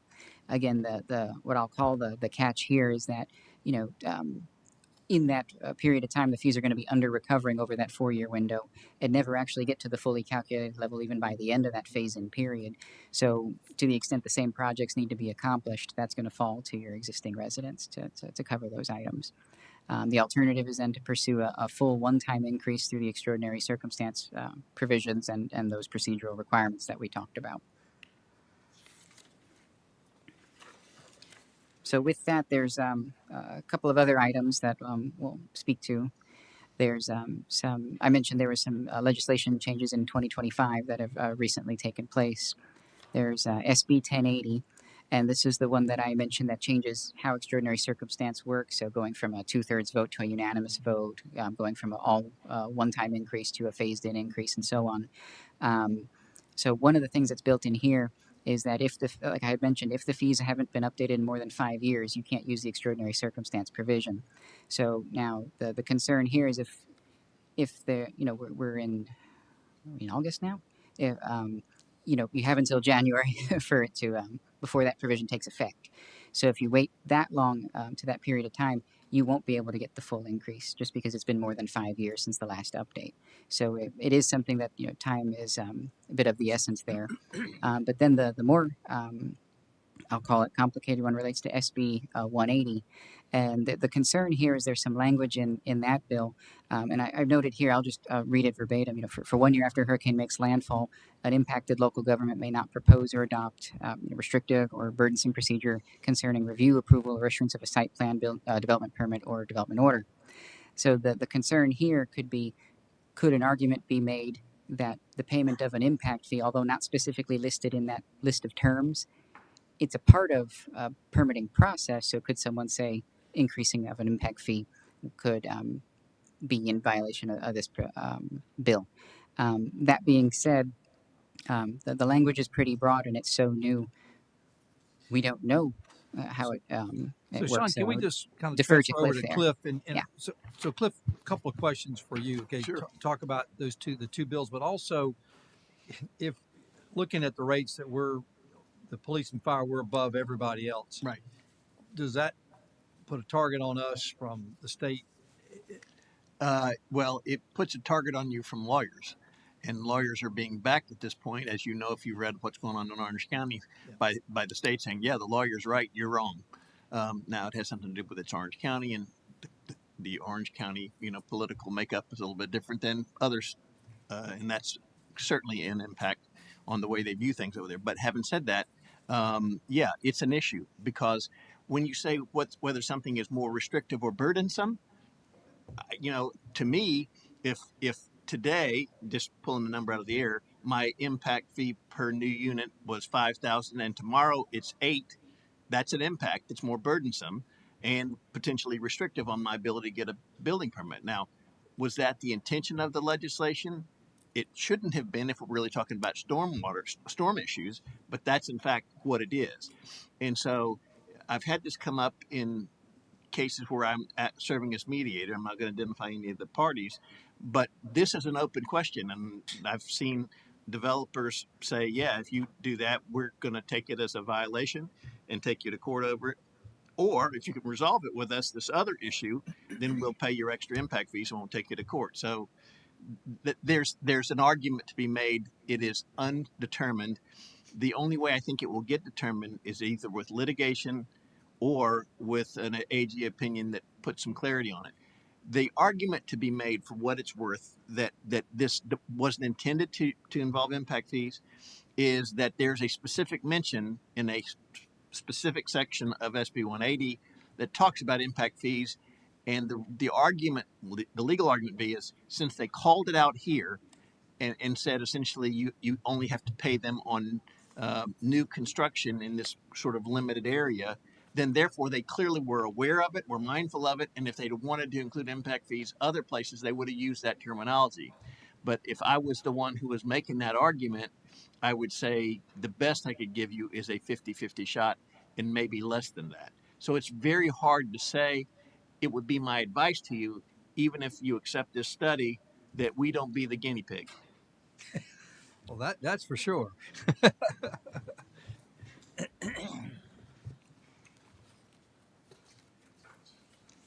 Is there anything else? Yeah, so Attorney Shepard, thank you for that opinion on that. I guess this, just how I read it, and again, not an attorney by any means, it's a burdensome procedure. So it's not talking about fees and permitting, it's talking about the procedure to get there.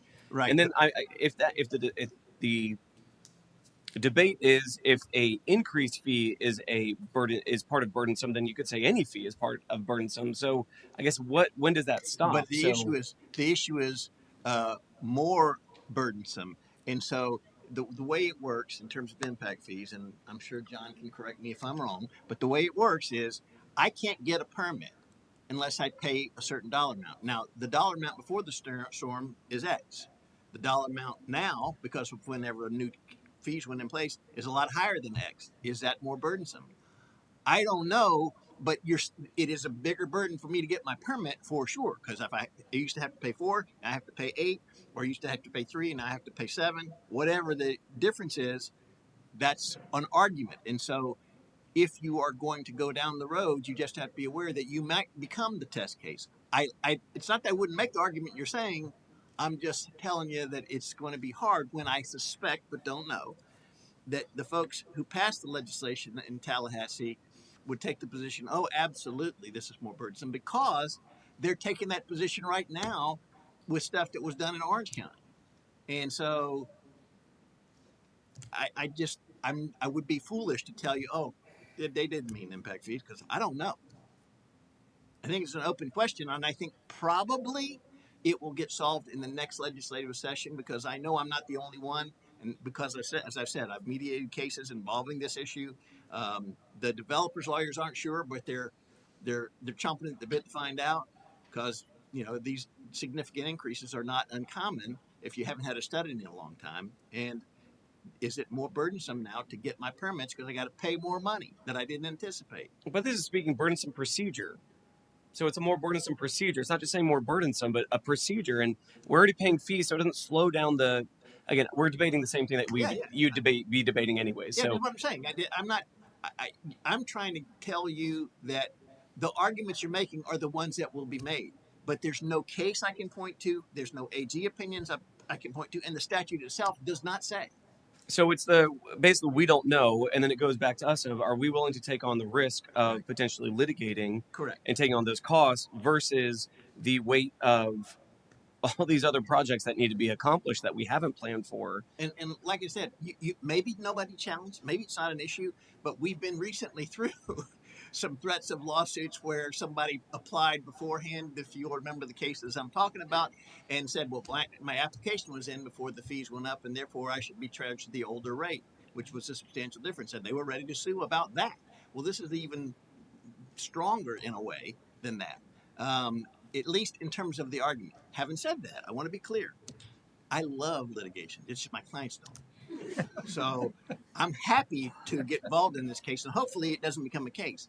But I just need to give you a fair warning about the possibility. Yeah, and my goal is obviously not to litigate in any capacity, but at the same time, it's to protect our residents that are here, and still, it's that conversation of level of service we need to still provide. Right. So I guess it's from the sentiment I'm getting. You tell me otherwise. You're saying we should not be increasing more than 50% at this point. Well, what I'm saying is, if we do, and we're the ones that are challenged, we might not want to be the test case.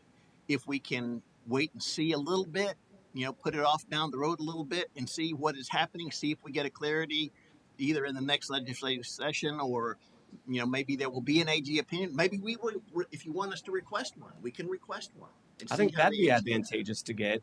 That my concern with kind of kicking the can down the road is that we continue to do this, and this is all these buildings and all these projects are only going to get more expensive for us. So we're Yeah, not seeing any increase or decrease in savings in any of our projects. I agree. I look, the other, we just talked about this, whether it's more burdensome or not.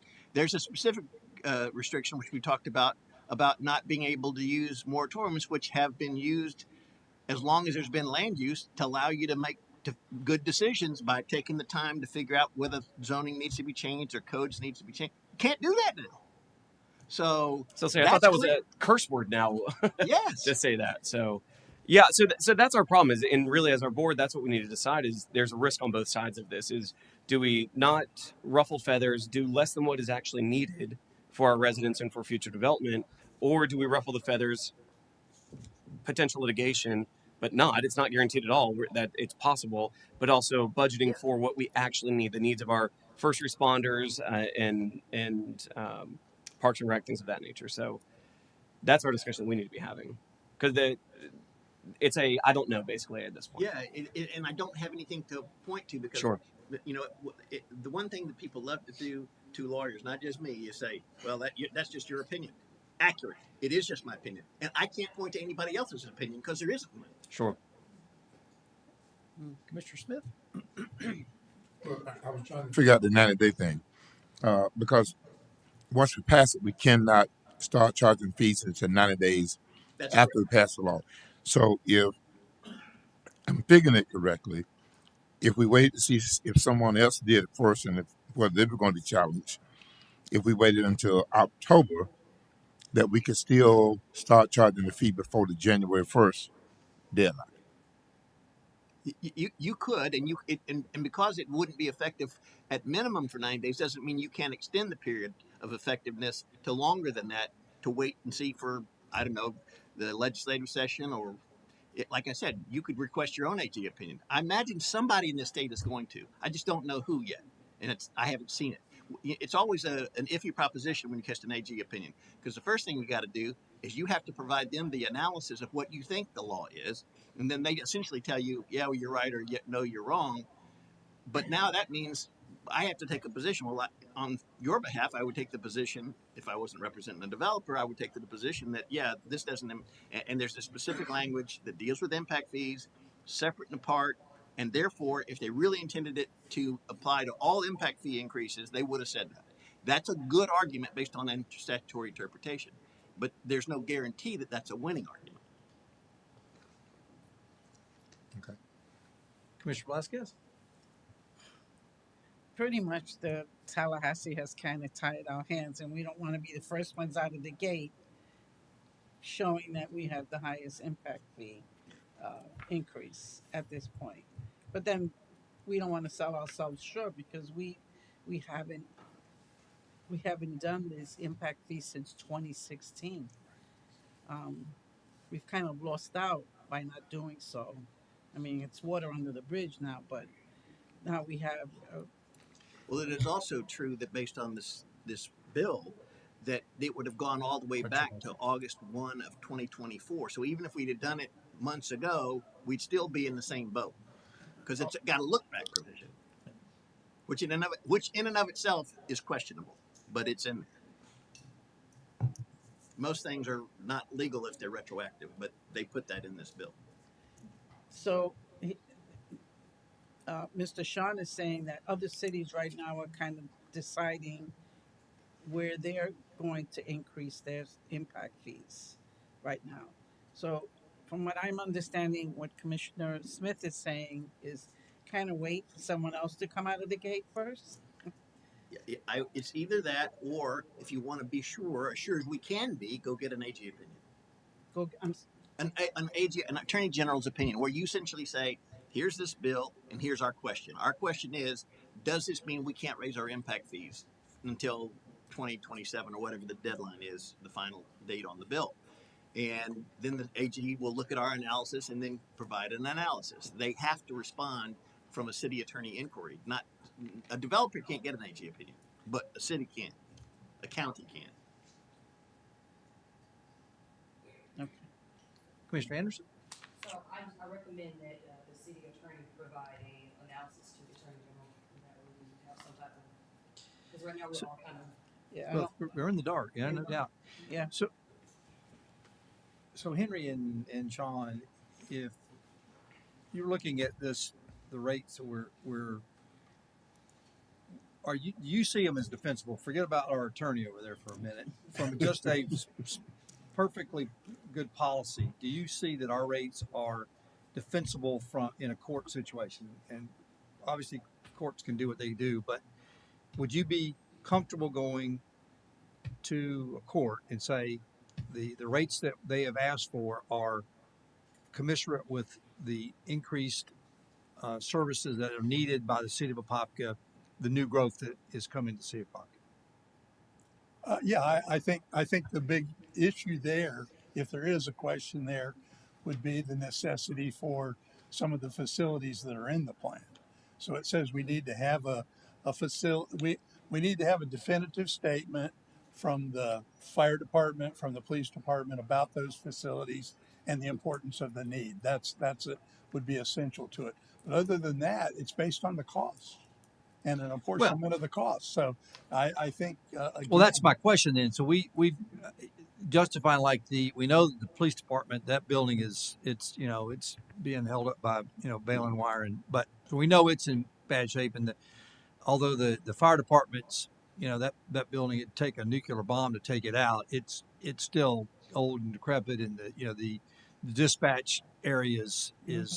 is, you know, out of date, and needs, you know, complete overhaul. So I'm just trying to get a not just because if we don't put the buildings in it, then I don't need you. I mean, as far as you know, you going to court for us is, how do I say, okay, Henry, you and Sean, here, you know, we've shown you what we think we need in the future for the future growth.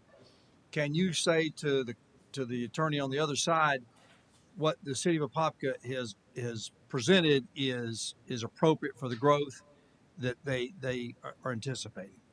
yes, sir. And one thing it's real important to point out to Yeah, you is that these impact fees are not going to fully pay for these facilities correct, we're talking about.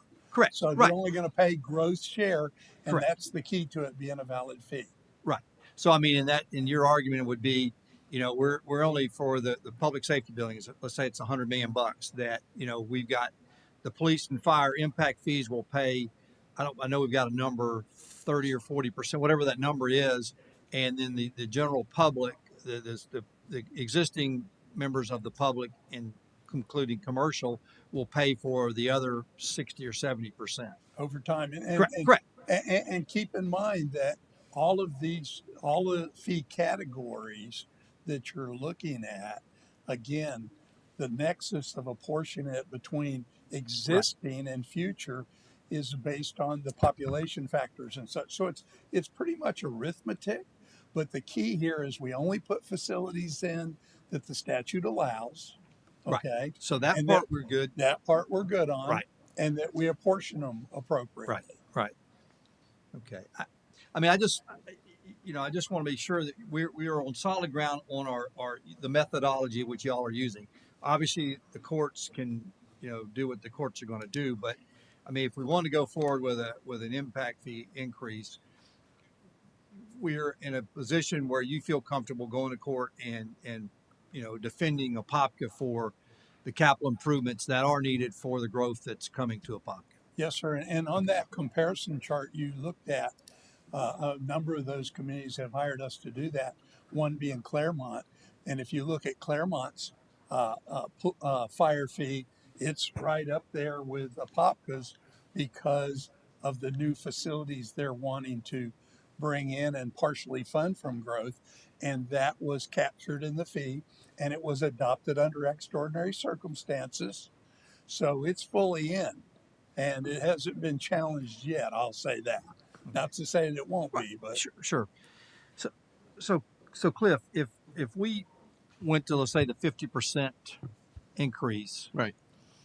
between now and the 90 days, we could also rescind it, right? You could rescind it, or you could say we're going to Or extend extend it. the effective date. Instead of 90 days, we'll make it 120 or 150 or 180. You could do that too. so that you are delaying the effective date until you have some idea about it. I'd like to see us go up, and then and then we can always. But first of all, we'd have to do a whole other study if we wait till Yeah. middle of Clock next year. So starts we're over again. And to be clear, I'm not at all commenting on the probity of the fee. Correct. I Correct. just dealing with a law here that Correct. has nothing to go except language. And again, if you understand the order of operations, you don't get to pull a permit until you pay the fee. So is that a procedure where I got to pay more to get the permit? Is that in fact a more burdensome procedure? That's the argument. Oh, I'm sure that's the way they'll interpret it. Yeah. But I mean, their last couple of years have been pretty Yes. apparent. So, Mayor, one strategy would be if you go and take the basic uh, offer that the legislative rules give you, and just do a phase in at 50%. That would be an increase, significant increase over time. And again, the only downside of that, and just so you'll, because you saw how many times they've updated that bill. The only downside is you can only do the study now once every 4 years. So once we lock into that, we can't come back and say, okay, we want to now do a hearing, extraordinary circumstances, and adopt it all. We're going to have to wait 4 years to tackle it then. I think we either go big or go home. I think you do the 50%, and if we can get the votes, and then we look in 60 days and see where we're at, and then if we need to bring it at the council meeting so the first meeting in October, is that right? And if we have to, rescind it or punt it, for another 30 days or 60 days, but it's obviously the council's prerogative. But anyway, any other questions before we have? I think the downside of kind of extending it, as the city attorney said, is that once the developers get that we are looking to do the maximum, they're going to start rushing in here to kind of file new developments and that, and then be under the old impact fees schedule. That's the other downside. Well, they're going to do that anyway. They did that when we raised the fees on transportation last time. So I mean that's just nature of the beast. Absolutely, they'll do that. So we can't make it retroactive to August of 2024? No, sir. So, all right. Well, let's get public comment, and we'll bring it back to the council, and then make a decision.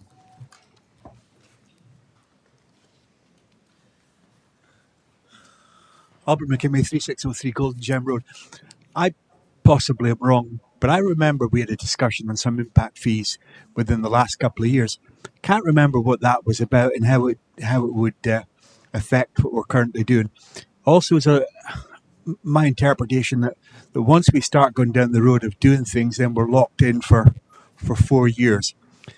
When I looked at the table up there, the first question I was asking, are we comparing apples with apples? Because when you extrapolate data from a table, you have to be comparing like with like. I don't know if that data was based on cities that were smaller than Apopka or cities that are larger than Apopka, and that's going to make a difference how we relate to what's going on. Because with growth, impact fees doesn't necessarily run in a linear fashion. It doesn't mean that you double in size and you're going to double the cost. In actual fact, I suspect that impact fees compound to a much higher level with the increase in growth. They'll grow exponentially rather than in a linear fashion. So I think that when we're faced with a large amount of growth, I think we should be looking at being aware that perhaps we ought to err on the higher side. Because if we think it's going to be linear, I'm almost sure it's not. Because with expansion, you always need management. And, sometimes you can manage to survive without a lot of the basic management infrastructure that you suddenly need when you grow. Bear in mind the percentage of growth that we expect over the next 5 years, it's significant. Anybody else from public?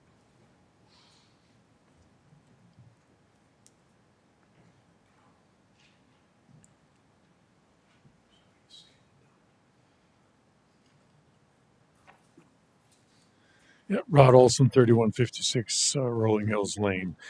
Yes, it just, to me, this flags, again, my favorite word, infrastructure. We should be looking, I come from a healthcare background. Every year you have to look at what's Medicare doing? What's Medicaid doing? What are our contract therapy companies doing? What are we doing with our insurance carriers? We have to look at that every year. If you can only change it once every 4, it's no excuse to not look at it every year. The fact that we've gone since 2016 just spells that I word again, infrastructure.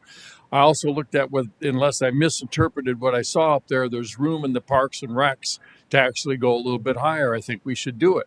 I'm at the, as you know, the Northwest Recreation Complex every day, and we've got need for fields now, multi-purpose fields. We have needs for softball and baseball fields that need to be expanded now. And if nothing else, to provide for space to rest the fields so they're not destroyed. Thank you. Anybody else? Okay. Close the public hearing and look for some direction from the council. I would move that we accept the recommendation from the study that was done. All right. Got a motion by Commissioner Smith, second by Commissioner Velasquez. Any other discussion? Not. All in favor? Aye. All opposed? Motion carries unanimously. Thank you. Thanks, Henry. Thanks, Sean. Appreciate your help. Bradley, proposed mountain bike. Bradley Williams, interim city administrator. This afternoon, I've got an item here for a proposed mountain bike park. Over the last several months, the Parks and Recreation Department, Community Development Department have been working together on a possible mountain bike park located on city property acquired from Orange County at 1102 Apopka Road. That property is 14.6 acres and provides topography and natural elements conducive to development into a mountain bike park. A little project history to date. We acquired the property from Orange County. A presentation was given to City Council back in February of this year, highlighting the concept plan that you see on the screen. At the 7-2 City Council meeting, possible land swap discussions were brought forward, and further discussion was brought at the 7-7 budget workshop.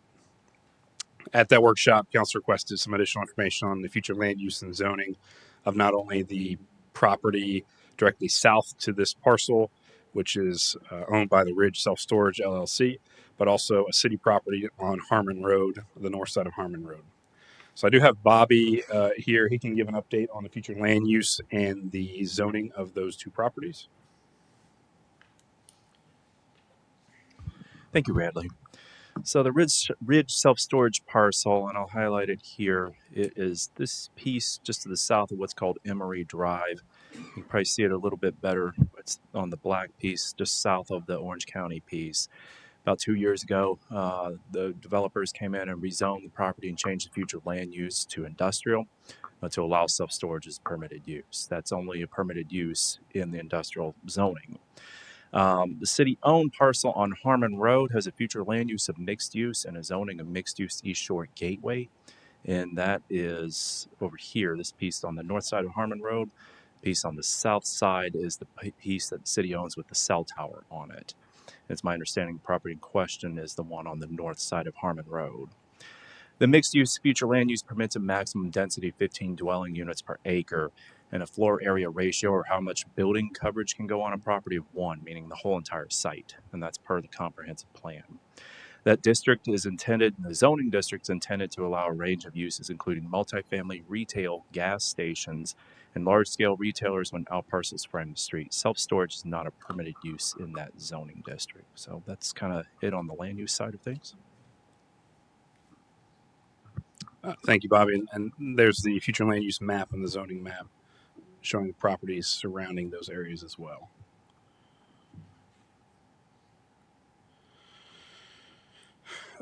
Some proposed project details. The Southern Off-Road Bicycle Association, known as SORBA, we've had them at council before. They're interested in supporting the project. Apopka Centerline Development LLC, which is the owner of the Ridge and the Ridge self-storage property, they're interested in supporting this project.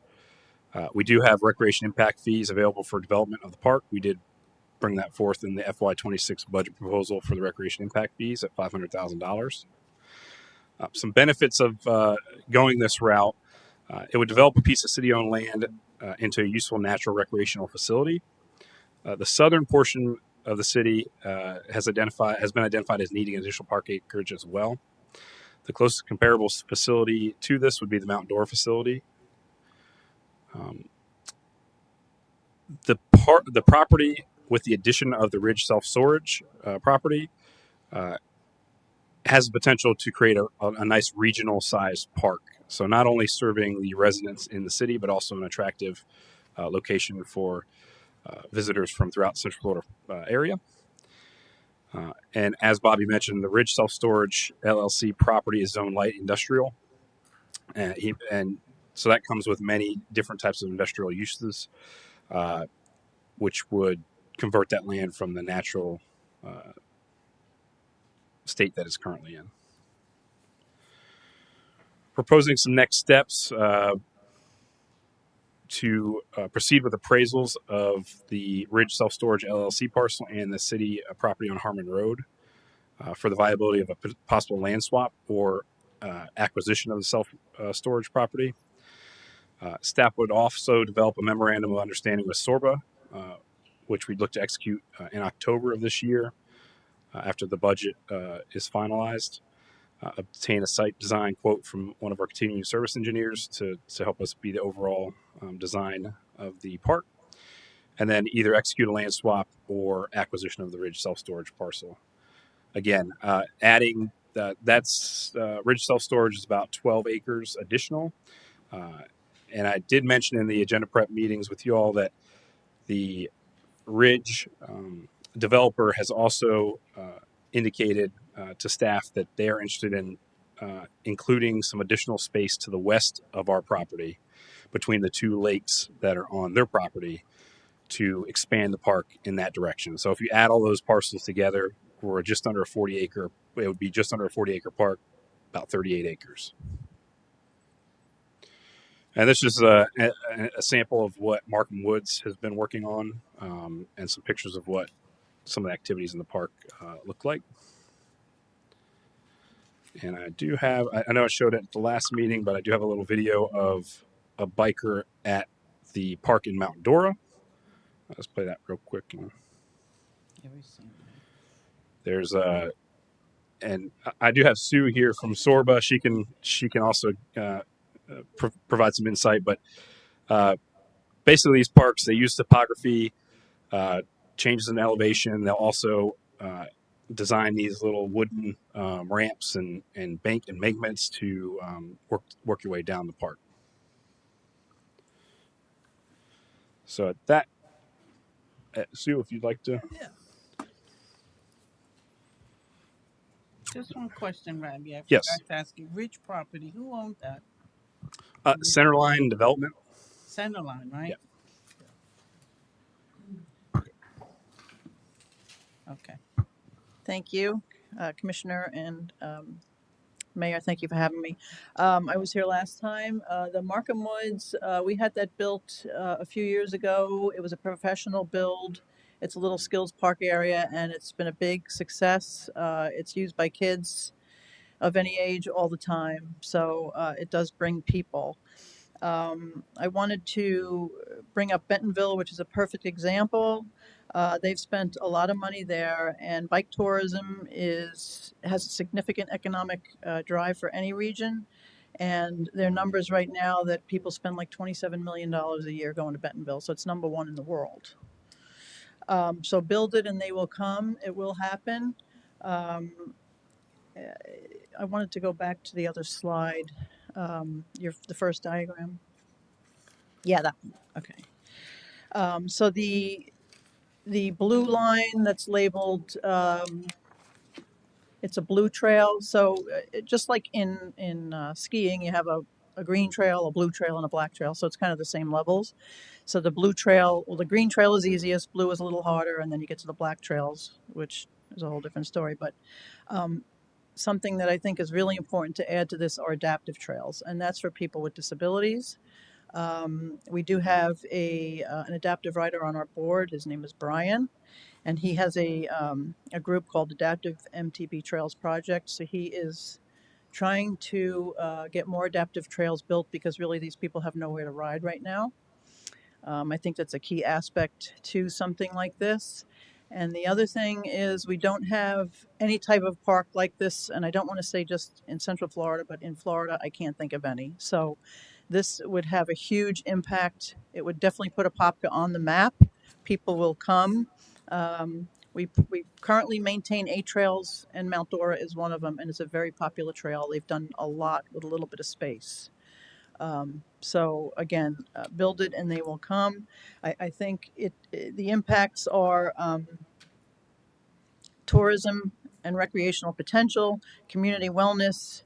It's multi-use. It'll be sustainable, which is where you have professional builders come in, or we can come in. We can help build, we can help guide, and we would help maintain the trail. Like I said, we have 8 trails that we maintain. It's a lot of work, but we love doing it because we love riding them. So um, I really, we're excited and would love to see it happen.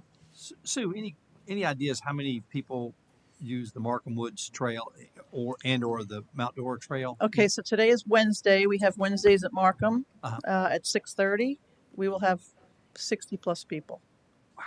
So at the end of the ride, we'll have a little social. We have bike shops that are all part of this. So tonight is Retro City Cycles. They're in Orlando and Longwood. They're going to do the post ride meal. So we have the support of all the bike shops. So Wednesday nights are our big night, and then Mount Dora is Thursday night, and that has the Adrenaline Bike Works bike shop. So afterwards we go there for post ride, but that will probably bring in 20 to 30 people on a Thursday night. And we have group rides every night that are promoting and bringing in more and more people. And then we like beginners and kids, and I have a ladies' night ride. So it's all about the community and all the people and bringing everybody together, which mountain biking really does, and cycling in general. Any questions for Radley or for Sue? I have a quick question. So, Sue, in regards to the Markham Woods Trail, do you have any for the total cost, the estimate of total cost for the entire For the pump track, for the skills entire park. trail? So the skills park is on Seminole County property, and then the Markham Woods Trail is Wekiva State Park. Okay. So it's two different entities. The skills park, Seminole County paid for.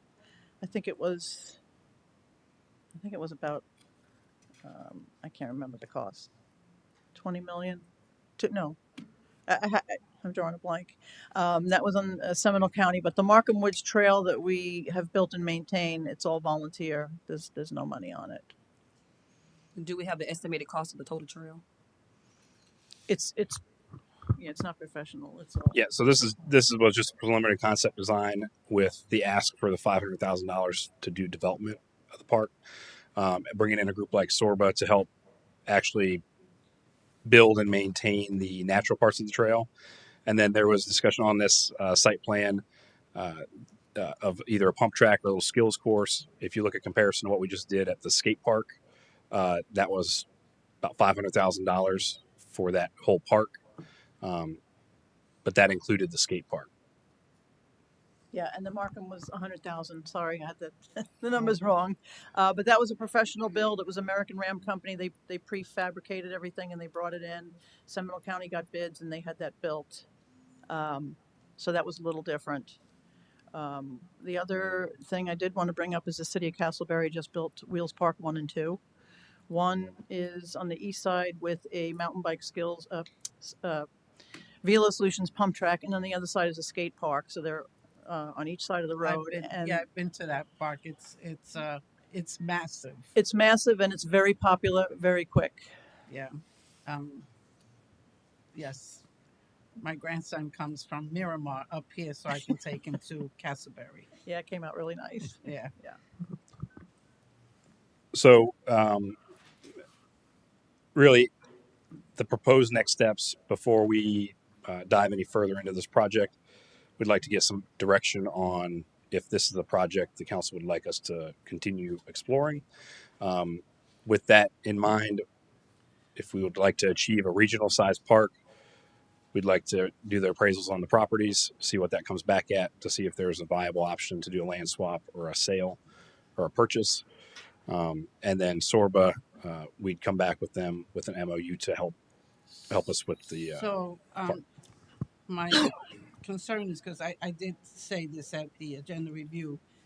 I'm a proponent for green space parks. I think parks are so important in communities, and we're growing so fast, and there's not enough parks for our growing city. But my concern is that last night I turned on Channel 9, and Channel 9 says we already have this. How did they get the story? Channel 9 was like, oh, the city of Apopka is interested in, not interested. We're actually purchasing this property to do the bike. And then, and I was really surprised by it. So I said, how did they get this? Yeah, I'm not sure that did not come from the city. Am I the only one that saw that at the Channel 9 news last night? I saw it You as well. did too? So, Yeah, that did not come from us, and Channel 9 did not reach out to my office no. inquiring about it either. So Yeah, so that was the only thing. I was like, why? Well, and this was put in the application for the Apopka Road application as well, as if this was done as well as a future project, and it said it was 30 acres. So it said as if it's already done in that application. That was also noted in the Apopka Road grant application. So at this point, you're just asking for an appraisal? we're asking to appraise the city property on north side of Harmon Road and the Ridge self-storage property to see what the values are. And then with the FY26 budget, come back to you, see if there's interest in a land swap or a possible purchase of the Ridge property, and then continue development of the park. And at that time, we'd bring in an engineer, get an MOU with Sorba, and start actually taking the rough concept that was put out there and actually building a plan, building cost, and moving forward. So the property on Harmon, what's the zone, the land zone for that? What That was mixed use. mixed use? And then the industrial, it was just light industrial. Correct. And if we do the land swap, does the mixed use stay with? Yeah, the zoning would not change with the land swap. Okay. The Ridge Self-Storage LLC, they did indicate that they don't have to do a self-storage. They can certainly develop any mixed-use developments if we do decide to go with the land swap. But we need to know what the properties are valued at first. Right. I mean, I would go for the appraisal. I'm such a proponent of having a park and green space, because once it's gone, you don't get it back. And the city is growing so fast, and we just don't have enough park space. So the next step would be get those appraisals, and I'd have to bring this back to the board to determine the pleasure of the board on either a land swap, a purchase of the property, or just stay with our property that we currently have. But the next steps would be get those values to see if it's viable. And how does a Apopka expansion affects this? Yeah. Well, it'll run along part of this property. So I'm not sure the right of way. I think that's yet to be determined. I assume that we're going to need some right of way from this property. So if we rush this too much and get ahead of Apopka, we're going to have to redo this whole east side of it when Apopka comes in, because that's not even planned or designed yet. So, right. I think we would build a nice buffer in to the design to make sure we're not going to be impacted by that, because we're still going to want a natural buffer between Apopka Road and the trail. We're not going to want to put it right up on the property line. And the appraisals are $10,000 each, correct? So a little under that, yeah, about 9.6, I think it was. Okay. So just under $20,000 just for appraisals alone. I like the park the way that it looks. I'm not sure I have an appetite for a land swap and a much bigger footprint. I think this is a good footprint for what we need. I think it's going to fit well in the community and be an addition to that area. But I don't think we need a 30-acre or plus site right now when this is new to us. I think start this way, and maybe we can do a little sub of these around the city as well, so that people can engage in it in different ways throughout the city, not just one hub. Because I just think the swap gets really messy really quick. Okay, before we let's okay. Go ahead. I'm just going to. I want to make sure that we're able to include the adaptive park. I think that's going to be a great asset. And so the part we're talking about swapping, that's where Station 6 temporarily is now, correct? And then if the prices come back and they're not compatible, then we can then look at the option of just purchasing the Ridge property as opposed to the swap. Right. We could either, if they're not compatible, we can, and if we're higher value property than the Ridge property, we can request, if we would like to do the swap, they make the difference up in cash, or just purchase it. Just purchase it. And we can purchase with impact fees. I mean, Correct. It's impact fee because it's It's expansion. Park. Yeah, expansion. So, yeah. So before we go too far, anybody else or anybody from the public want to speak on this one?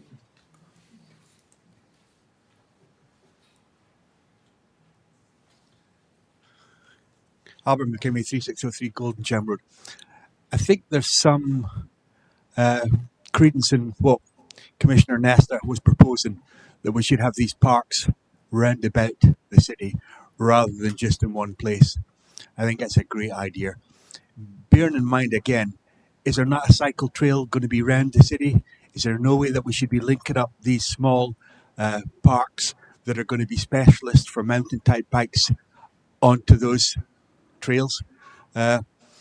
Also, if this company who are proposing the land swap are really interested, can they not pay their own fees for the appraisal?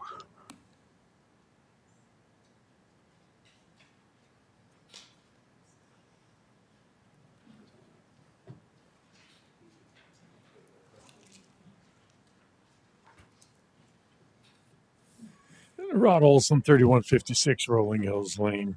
I think the aspect of what Commissioner Nesta described as well, I think makes good sense. And I know this is early on in just this staging plan, but I'd like to make sure that we have adequate not only parking but restroom space, and if we need to have barriers as well. And I raise this concern because as I see the beautiful complex that we have, the ADA compliant or accessible park at Northwest Recreational Complex, I don't see a barrier between the park and the new roadway, the exit roadway. And on top of that, I've got a handicapped child. I'm going to have to travel over 600 feet to get to a restroom. Thank you. Anybody else? Okay. So looking for some direction. Well, so let me ask you, that brought up good points there. So will we have restrooms there or any of that capacity? Yeah, the plan is to do a restroom facility. Probably not a huge restroom facility, but definitely have a restroom facility out there. Is that built into that 500,000? It factored into that estimate, yeah. So and if you look on this map, you have future Bronson Lake Drive. So the entrance to the parking area would be off of Bronson Lake Drive.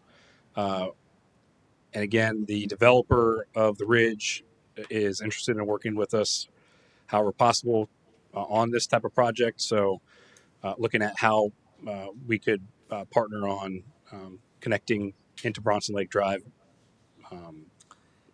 Okay. They're interested in supporting. I don't see restrooms on this plan. We didn't put that. I know this is a rough. Right. This was a very rough. This is what this is a possible option. Sure. Obviously, we need to get the experts out there to. You're saying so the pump track that we did at. Fran Carlton. Thank you, Fran Carlton. That was like $400,000 to $500,000. That didn't have any restrooms. The skate park and the pump track, and majority of that was skate park concrete.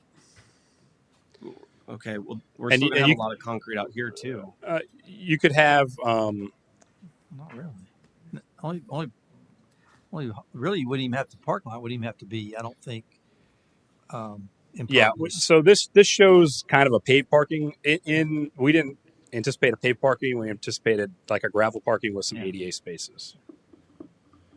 But again, this is a very rough concept of what could be out on the site.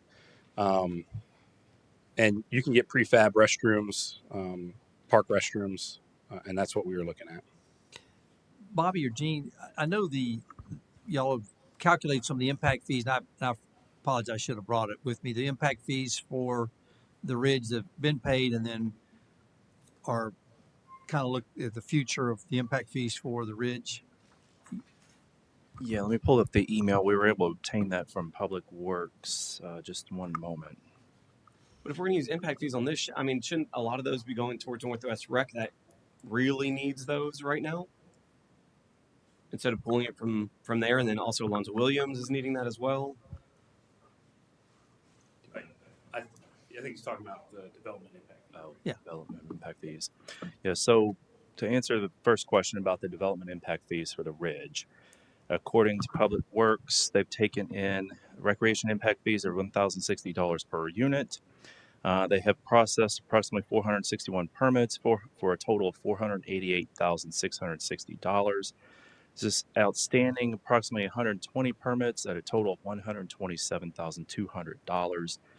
And that is for subdivisions in Bronson's Peak 1A through Parcel 4, Phase 4. And then we have Parcel 6, the apartments, 76 units each. They've processed 304 permits, and they've collected $322,240. So the approximate total collected in rec impact fees is $810,900.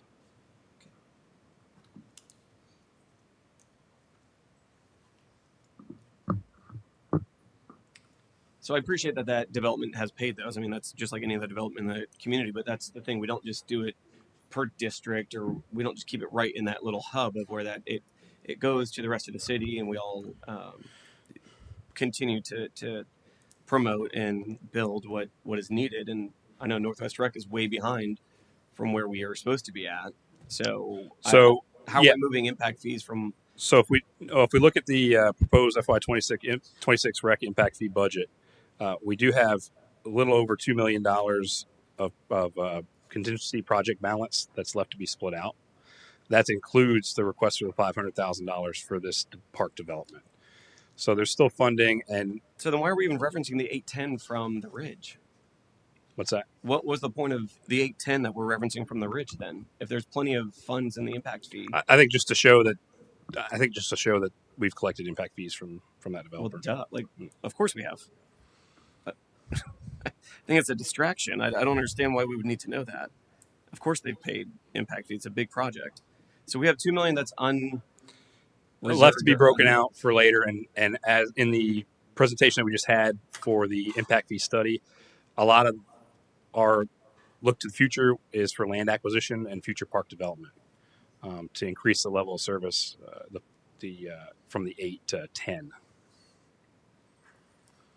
Which, from my understanding, on some of the projects that are coming up, like Palucci Acres, they're donating 140 acres or thinking about for a city park. So that would help get our threshold there without a huge cost on our end. I think that's what we need to continue to look towards. Correct. Is maximizing those projects. Yeah, those are definitely opportunities we need to continue looking for. Well, another point that a resident made is, why can't we split off the appraisal costs, have the developer pay for the appraisal on the Harmon Road, we pay for the one on Apopka? Yeah, we can certainly ask that. Yeah, I think it's appropriate. If we're even going to move forward on that. Again, I don't have a huge appetite to do this big of a project, especially with Apopka, and that development's going to go there, because that's being developed. No one's going to be able to use this. Very limited are going to have access to this park. Well, the developers getting ready to start start designing that future Bronson Lake Drive connection into Apopka Road from the last meeting we had with them. So that connection is coming, and that'll come sooner than the widening of Apopka Road. When Apopka Road is finished, the intent is to have a trail that runs along one side of the road, I believe was the initial plan. A multi-purpose trail is proposed. I think you probably saw that in the so the 12-foot wide, is that trail a 12-foot wide trail? Correct. And that'll be on the west side Right now In it's this on the section, we'll west. call it We west. don't know for sure just based on row acquisitions or whatever, but I mean, the ridge, when they do this punch through to Apopka Road, obviously they know. They actually did a corridor study for us a couple of years ago. So, yeah, the whole premise is like the vision in the south, where it's lacking a lot of those recreational pockets, is to have that trail run along there, and then it'll go west because you can do that through Boy Scout, and then Binion Road will have its own trail also. We got CFX to kind of connect. There's like a little bridge that will connect a pedestrian walkway to these trails in the city. So, I mean, it's a systematic scheme that we have. I think that would serve this area of the city well. Oh, I like the idea. I just don't want to get too big and then too ahead of it when there's a lot of other development going on. That if we develop it quick, because this won't take long, obviously, to get done. Will it have to be redone again? That's what I keep getting concerned about. Is how many times are we going to have to redo stuff? Well, I think based on preliminary or cursory discussions, we were trying to disturb the land as little as possible. The consultants that Radley was talking about is actually an avid mountain bike trail person. I don't know what you call them, sorry. But he knows exactly what kind of stuff we're talking about. We're trying not to disturb it. Like he said, this is really conceptual, so it's showing some bigger paved areas than we anticipate. Okay. All right. No, and I've done this up in Winter Springs a few times. They've got a great track over there that is a lot of fun and is super natural and lots of trees. So I understand the concept and I definitely understand the value. It's just, let's get it right. So looking for some direction. I like to see that we go ahead and do the appraisal and ask if the Ridge would do the appraisal for theirs Right. and see about acquiring that. I think the topography that we have here, we're not going to be able to find in other parts of the city, and so expanding this trail, I think, is going to be the best solution, and that would give us that regional attraction that we're looking for. Okay. Got a motion by Commissioner Smith, Second. second by Commissioner Velasquez. All those in favor? Aye. All opposed? Motion carries unanimously. All right, next up, ordinance number 3113. Mayor, Yes. before you go to that ordinance, we needed to get some clarification on the municipal impact fee in regards to the implementation. Okay. We wanted to make sure we presented options in the study. Oh, Yeah. okay. Yes. So are we going to use the standard maximum statutory increase up to 50% and phase it in evenly over 4 years? Or are we going to pursue the full one-time increase through extraordinary circumstances provisions? Full. The full 50%. Yeah, we were doing the full. The full Well, that that's we, two different No, things. that's two the different. Full is more than 50% on No, those. the Correct. full. No, I thought it was full. 50%. So 50%. To the statutory limit. Statutory limit. So it's not the full. This is not Yeah, enough I for know. what we need. It said it in there. It's not. It said it. It's going to provide It will provide less, correct. And fees. You use standard maximum statutory increase of 50% and phase in evenly over 4 years. Fees will be under recovering costs from new growth, thereby increasing burden to current residents and taxpayers. That's stating if we do the 50%, it's going to cost the taxpayers, the current taxpayers. So it's still not meeting our needs. Right, I understand your comment. I just wanted to clarify because when we said the study, we had presented the two options, and I just wanted to get that clarity there. So as we prepare the report document and everything, we write it accordingly. So the 50% phase in is the amount that we want to go with. No, 50% extraordinary. The one time. So yeah, the second which is option, the one time. Yes. The one time extraordinary option. Yes. go back. Not the 50%. The 50%, that's a different option. The one time The one- extraordinary is the- I thought was The what we one that agreed on. takes the unanimous vote by the council. So the full increase then. Yes, the full increase. Okay, because 50% was mentioned a few times. I got it conflated, so I just wanted to make sure I knew Okay. where we were going. No, thank you for clarifying. I think that helped everybody. Okay. So it's the full. Increase. Full. The full increase. Yes. All right, thank you. Appreciate it. Thank you. Let me write that on my paperwork. All right, next up, thank you, Blanche. Ordinance number 3113. Okay. Ordinance number 3113. Okay. I was An before. ordinance of the city of Apopka, Florida, to extend its territorial and municipal limits to annex pursuant to Florida Statute 171.044, the hereinafter described land situated and being in Orange County, Florida, owned by Palucci Acres LLC, located on the east side of Vic Road, approximately 1/4 of a mile north of the intersection of Vic Road and West Lester Road, comprising 39 acres more or less, providing for directions to the city clerk, severability, conflicts, and an effective date. Any changes, Bobby? Anybody from the public wish to speak on this one? If not, we'll close the public hearing. Look for a motion to approve ordinance number 3113. So Got a motion by Commissioner Velasquez, Second. second by Commissioner Anderson. All those in favor? Aye. All opposed? Motion carries unanimously. Next up, ordinance number 3114. Ordinance number 3114. An ordinance of the City Council of the City of Apopka, Florida, amending Chapter 6, Alcoholic Beverages of the city's Code of Ordinances, adding definitions, establishing procedures, requirements, and standards for obtaining an open container permit, setting forth vendor responsibilities, amending Article 4 Use Regulations of the city's Land Development Code to clarify alcohol sale restrictions for mobile food vendors, providing for codification, providing for severability, conflicts, codification, and an effective date. All right, Bradley? No changes. No changes. Anybody from the public want to speak on this one? If not, look for a motion to approve ordinance number 3114. So moved. Got a motion by Commissioner Anderson, second. second by Commissioner Velasquez. All those in favor? Aye. All opposed? Motion carries unanimously. Next up, resolution 2025-25. Resolution 2025-25, a resolution of the City of Apopka vacating the northern 20-foot of the east-west section of a 40-foot wide unnamed platted right-of-way and the north side section of a 40-foot unnamed platted right-of-way. I think that's a duplicate. Located north of Woodside Ridge Drive and Misty Glen Circle in Section 30, Township 20, Range 28, as appearing in Plat Book B, page 139 of Orange County, Florida, providing for directions to the city clerk for severability, for conflicts, and an effective date. Good afternoon. For the record, Bobby Howe, Planning Manager. The applicant is seeking to vacate the northern 20 feet of a 40-foot wide unimproved public right-of-way and a 40-foot wide north-south section of the same right-of-way with an estimated area of 1.52 acres located north of Woodside Ridge Drive and Misty Glen Circle. And the right-of-way in question is just below this pink line. It's what we call a paper right-of-way, meaning it was platted at one point in time but never improved. So you would never know it was there if you went out and saw it in real life.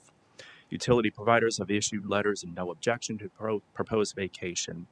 The purpose of the vacation is to incorporate the portion of the proposed right-of-way into a planned development consisting of single-family residences, townhomes, and non-residential development or non-residential uses. That'll be part of the overall Palucci Acres development that's under consideration. The Development Review Committee does not object to the request, and the recommended motion this afternoon is adoption of Resolution 2025-25. Myself and the applicant are available for questions. Any questions for Bobby? Go back to that picture again.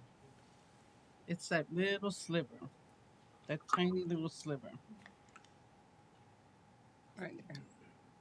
That's the right-of-way right there. So it goes. And it was brought to us at previous council meeting, but there was something wrong with how it was advertised. No, it That's wasn't why- the advertisement. It was the wording of the title block of the resolution. The applicant requested it be postponed to today so we could fix okay. that. Mm-hmm.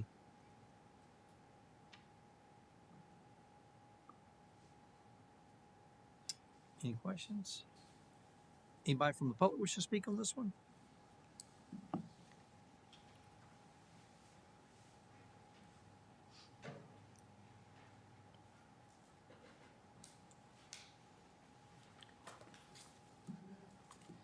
Rod Olson, 3156 Rolling Hills Lane.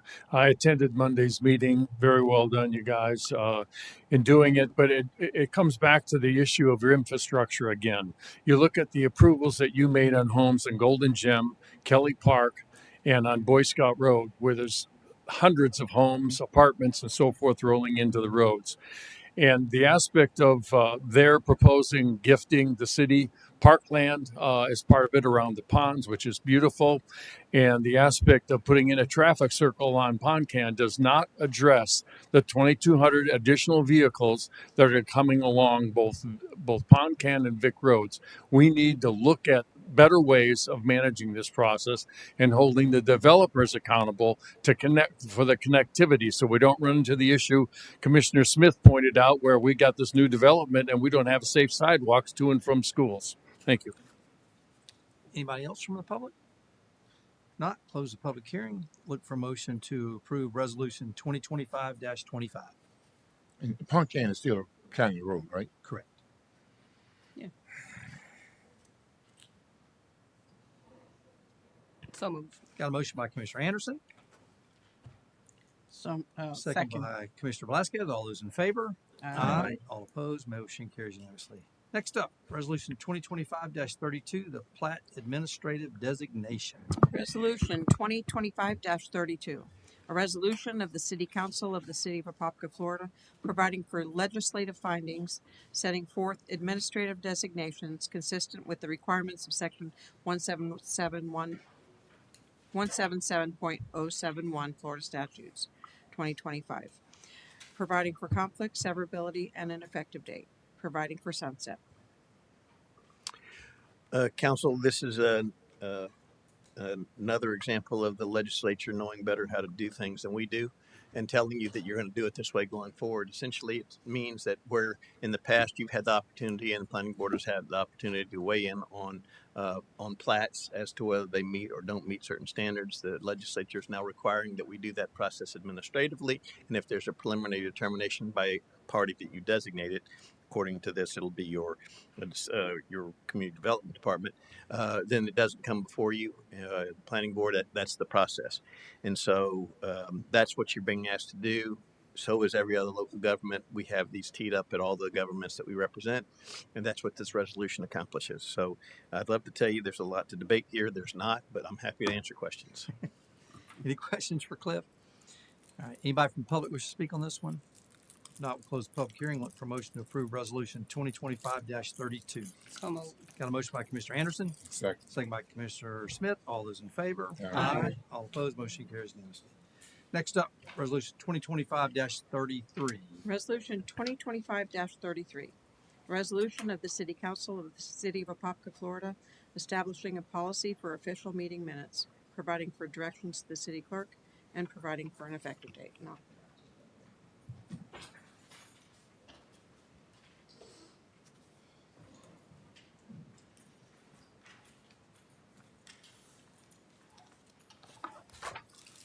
My turn.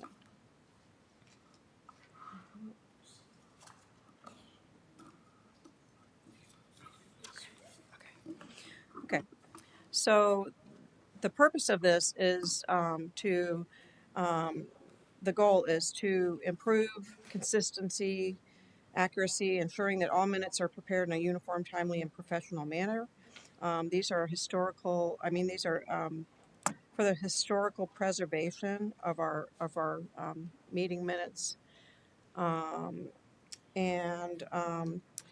According to the Florida statute 286.011, the term minutes is a brief summary of notes and memorandum reflecting the events in the meeting, and verbatim transcripts are not required. So what after the last meeting, we it didn't, it was not really voted on, but I just decided that for our office sake, we would bring forward a policy to so I prepared a resolution to just go forward with hold on one second. The meeting due. I gave some meeting dues. Basically, what I want to do is try to, lessen the amount of discussion, and not necessarily discussion, but, back and forth talking and things like that from that are in the meeting minutes. So, you know, not that anybody can't do it. It's just we don't want to include them in the meeting minutes going forward. So they shall reflect the date, time, and type of the meeting and the location of the meeting, the name of the presiding officer, members present and members absent, official actions, decisions, and resolutions adopted by the council, exact wording of all motions, who made the motion, who seconded the motion, the results of the vote taken, and the name of the individuals who provided public comment, and also the time of adjournment. So just basically trying to simplify the don'ts, I mean the do's and the minutes, but also on the what they shouldn't include are debates, personal opinions, comments, attacks, disagreements, characterizations of the discussion or remarks. So the recommended motion for this resolution is to approve resolution 2025-33. And I'm available for any Any questions for that Susan? anybody might have. I just want to say that I'm glad that she took the initiative to create this, because that was what we were looking for, was a policy, so that it's something that everyone can reference. It doesn't mean that if we have a meeting where there's some important discussion about a business item that we can ask, would it be okay if you can include the discussion if there's some important um, discussion regarding a business of the city? That is not going to be excluded, but we would have to ask.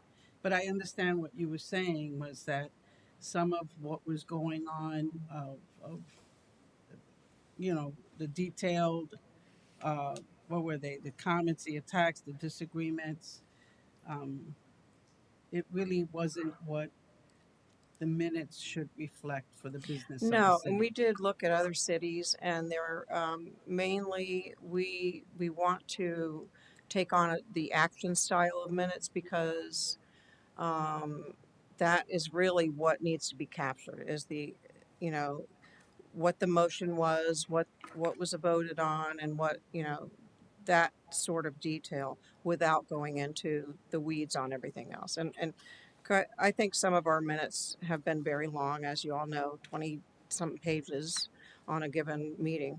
So, and it takes staff a long time to do that, and also, you know, just going through that. And I don't really think, I think for the preservation of our minutes, you know, in 10 years from now, if somebody's looking to see what happened at a particular meeting, and they're having to go through all of that, it just kind of dilutes it. So this is an attempt to try to make sure that we in keeping with the statute, that we preserve that to make them more professional and more you know, brief.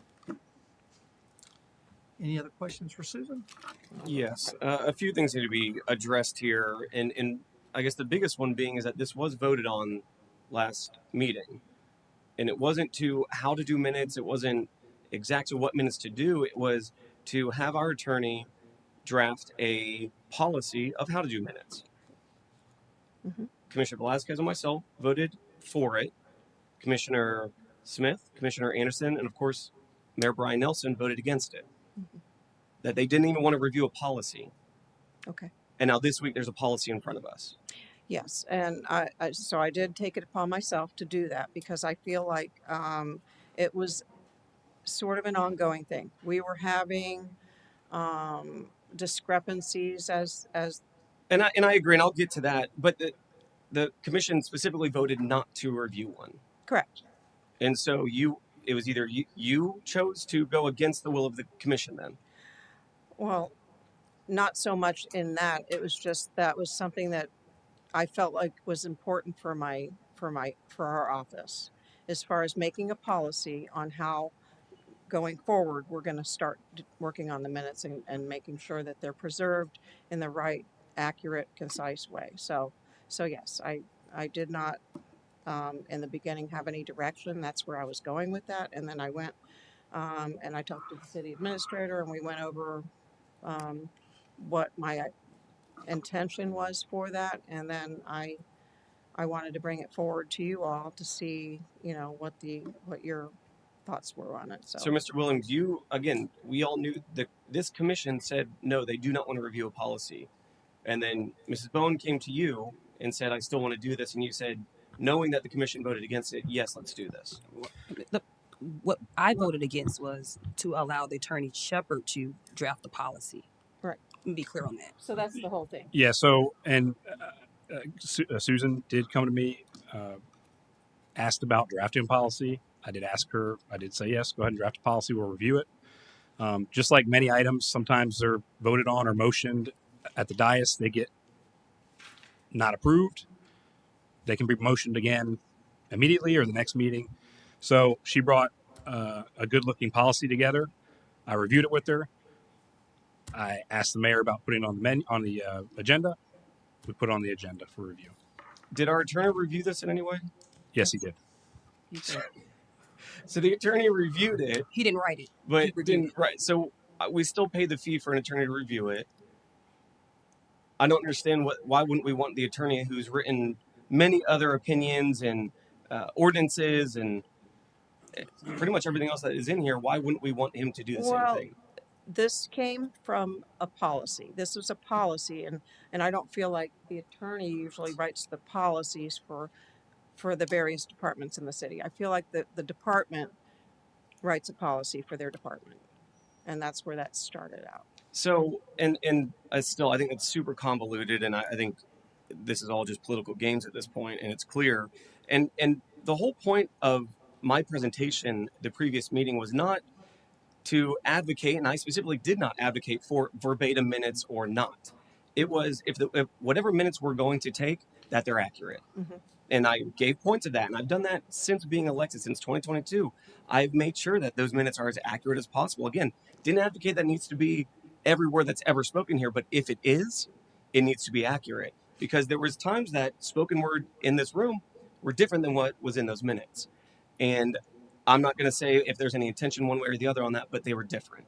And so again, my presentation was not advocating for every word that's ever spoken in here. It was whatever form of minutes we're taking need to be accurate. Right. And for that, we went back. I went and did some research. I looked at Robert's rules, how their meeting minutes were. I looked at all of the do's and the don'ts. I looked at other cities. I went through and the statute does not require verbatim, and what we were trying to do is get a handle on how they're going to be concise, accurate, but they're not going to just go off where somebody doesn't really even know. I mean, at the end of the day, you're looking for what the item was, what was who motioned, who seconded, and what the vote was, and recording that and moving forward. It's not all of the discussion that happened during that. And I agree, and I'm just saying the same thing you are. I didn't ask or advocate for that. We just wanted a policy, and that's what was denied up here. Is that the majority of the commission denied that, and we're still seeing it here. So I appreciate you put City of Orlando minutes in here, Orange County, but again, those were different than how we were taking minutes how many years back. So that's the point. It wasn't advocating for one way or the other of those. So moving forward this, and you spoke about Robert's Rules of Order. Are we now implementing Robert's Rules of Order to our meetings? No, but you have mentioned that on several occasions, and I did look at Robert's Rules just because as far as for a format, I was doing research. I looked at all of that.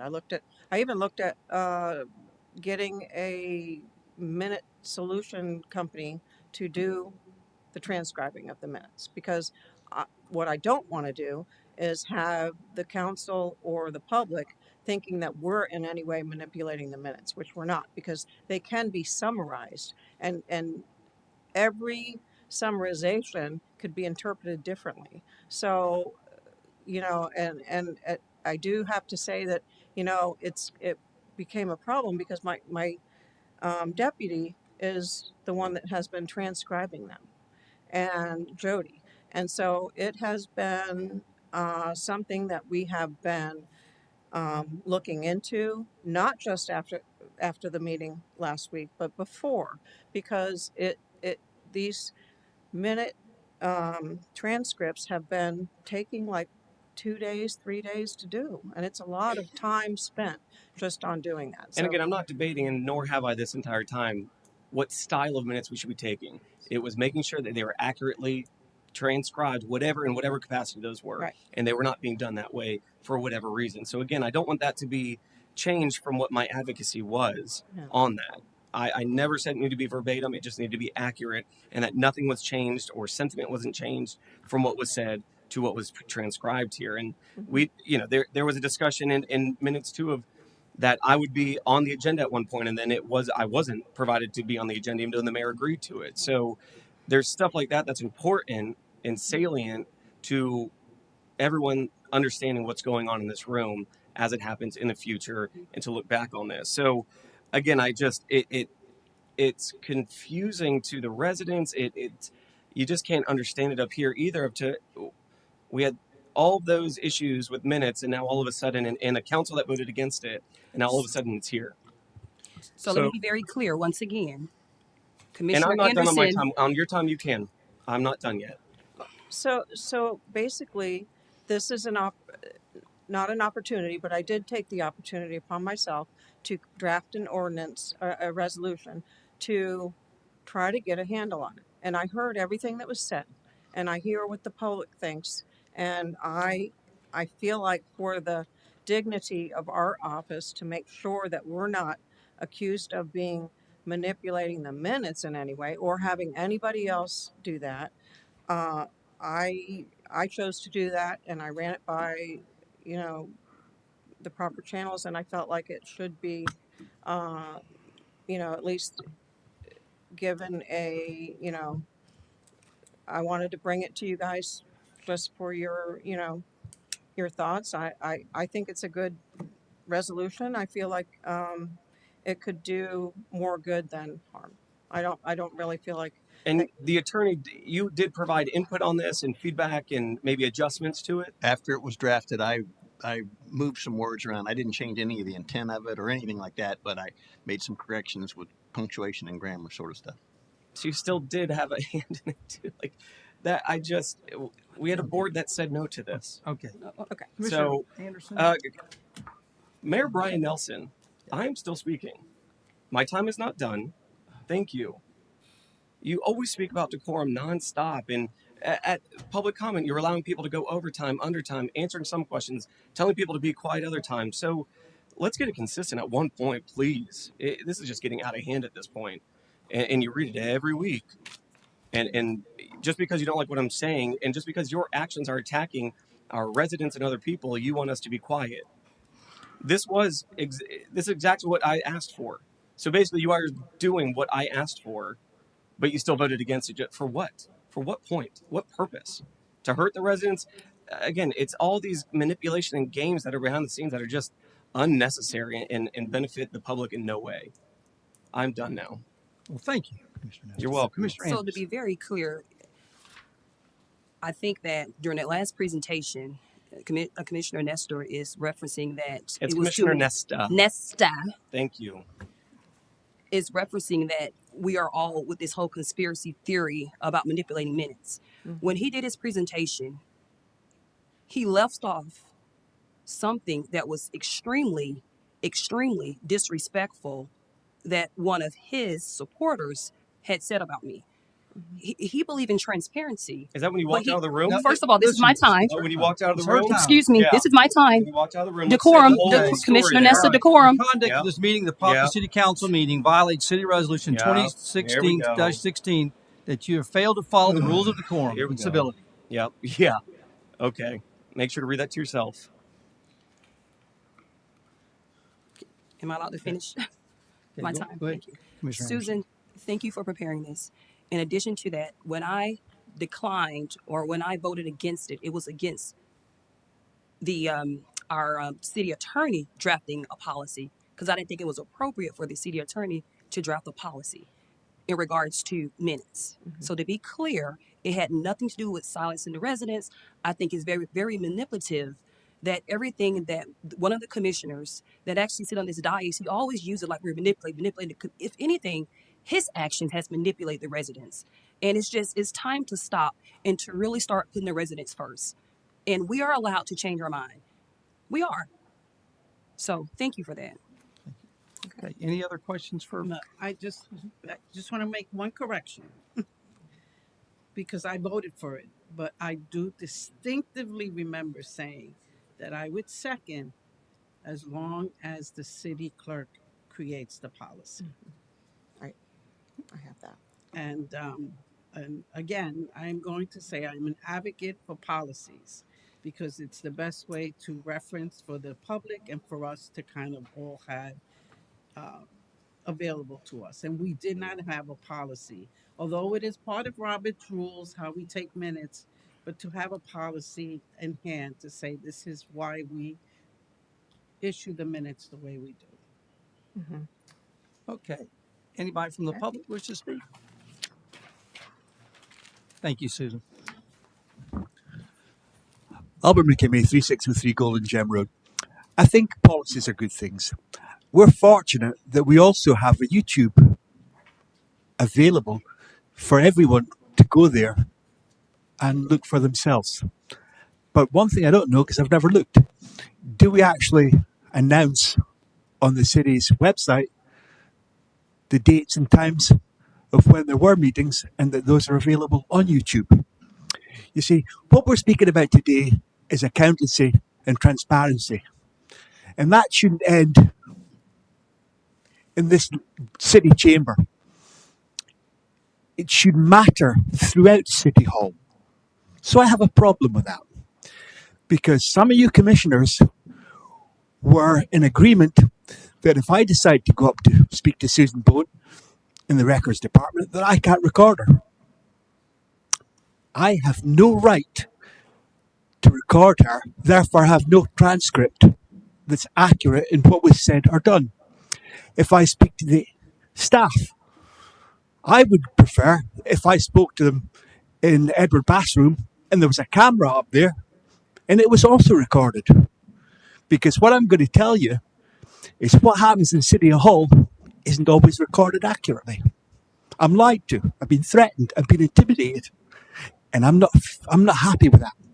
In fact, if we remember, I asked for City Hall records for one of the days I was threatened. Chief McKinley said he couldn't give me City Hall records because it would be detrimental to the security of City Hall.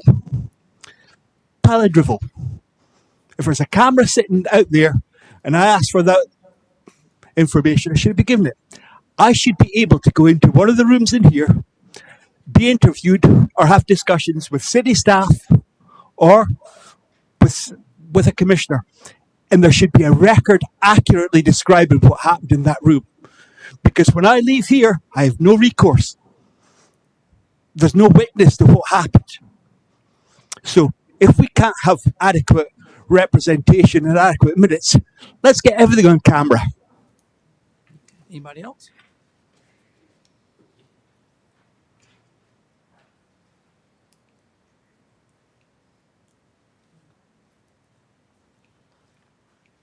Rod Olson, 3156 Rolling Hills Lane. Susan, thanks for putting that together. I am not in agreement with just listing the names of the people that spoke. I think that it's official record, as many of you indicated. It ought to indicate, for instance, today for me, Rod Olson discussed infrastructure growth and budgets, period. Doesn't need to be elaborated, but it should have a summary. Abby McKinney, Golden Gem Pond, Golden Gem Road. That's all it needs to say, but it gives official record. As an official record, it should appear. Thank you. Anybody else? Not, we'll close the public hearing. Look for a motion to approve resolution 2025-33. Well, before we do that, I feel it's appropriate to respond that decorum has been broken in here many, many times with people walking out while residents are speaking. Mayor, you laugh at people when they're at the dais. So as long as we're applying decorum equitably and equally, and that hasn't happened since I've been elected, we need to make sure that that's happening for sure.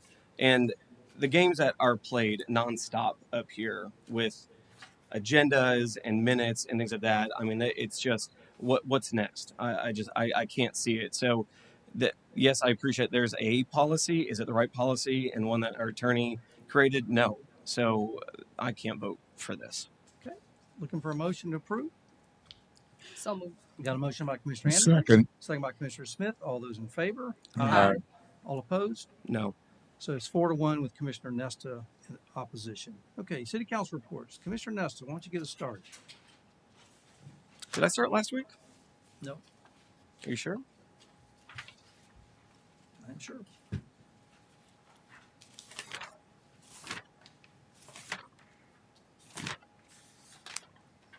First thing I want to discuss is my consistent office hours. I've been doing them every single week with a couple weeks off here and there, but they're every Thursday from 11 a.m. to 1 p.m. here at the City Hall. They've been productive. It's great to meet with the residents in this capacity, just a little less official, and just meet one-on-one and just have good dialogue. It's been very, very productive. If anybody feels uncomfortable coming to City Hall, I completely understand, and I'm happy to meet you wherever and whenever. Just reach out and let me know when and where. The other thing that I want to discuss is the city charter amendments. You had told a resident during budget workshop that would be on today's agenda. And why is it not? Because it doesn't, at this point, won't make the September. But that wasn't what was discussed or even said. It was, yes, Okay. it'll be on that agenda. Okay. So no, it didn't matter what your word was? No? No answer? Got it. Okay. Well, that's it for now. I look forward to connecting with residents over the next few weeks, and hopefully residents can stay involved with the budget process because it is a mess. Thank you. Commissioner Smith. I would just ask Mayor if we could put the charter amendments on the agenda when it will be able to make the March Correct. election. Absolutely. That's all I have. Yes. Okay. Thank you. Commissioner Velasquez. Just want to kind of say thank you, Susan. Also, just a reminder that Monday is the start of the school for our community, our city, I should say. So make the extra time that you need to get up, to get around our city. And I know we were invited once again. Usually Commissioner Smith joins me, and I'm going to kind of extend the invitation. We do Phyllis Wheatley at 7:30 in the morning, so I'll be there. This will be our fifth year. Fourth. Yeah.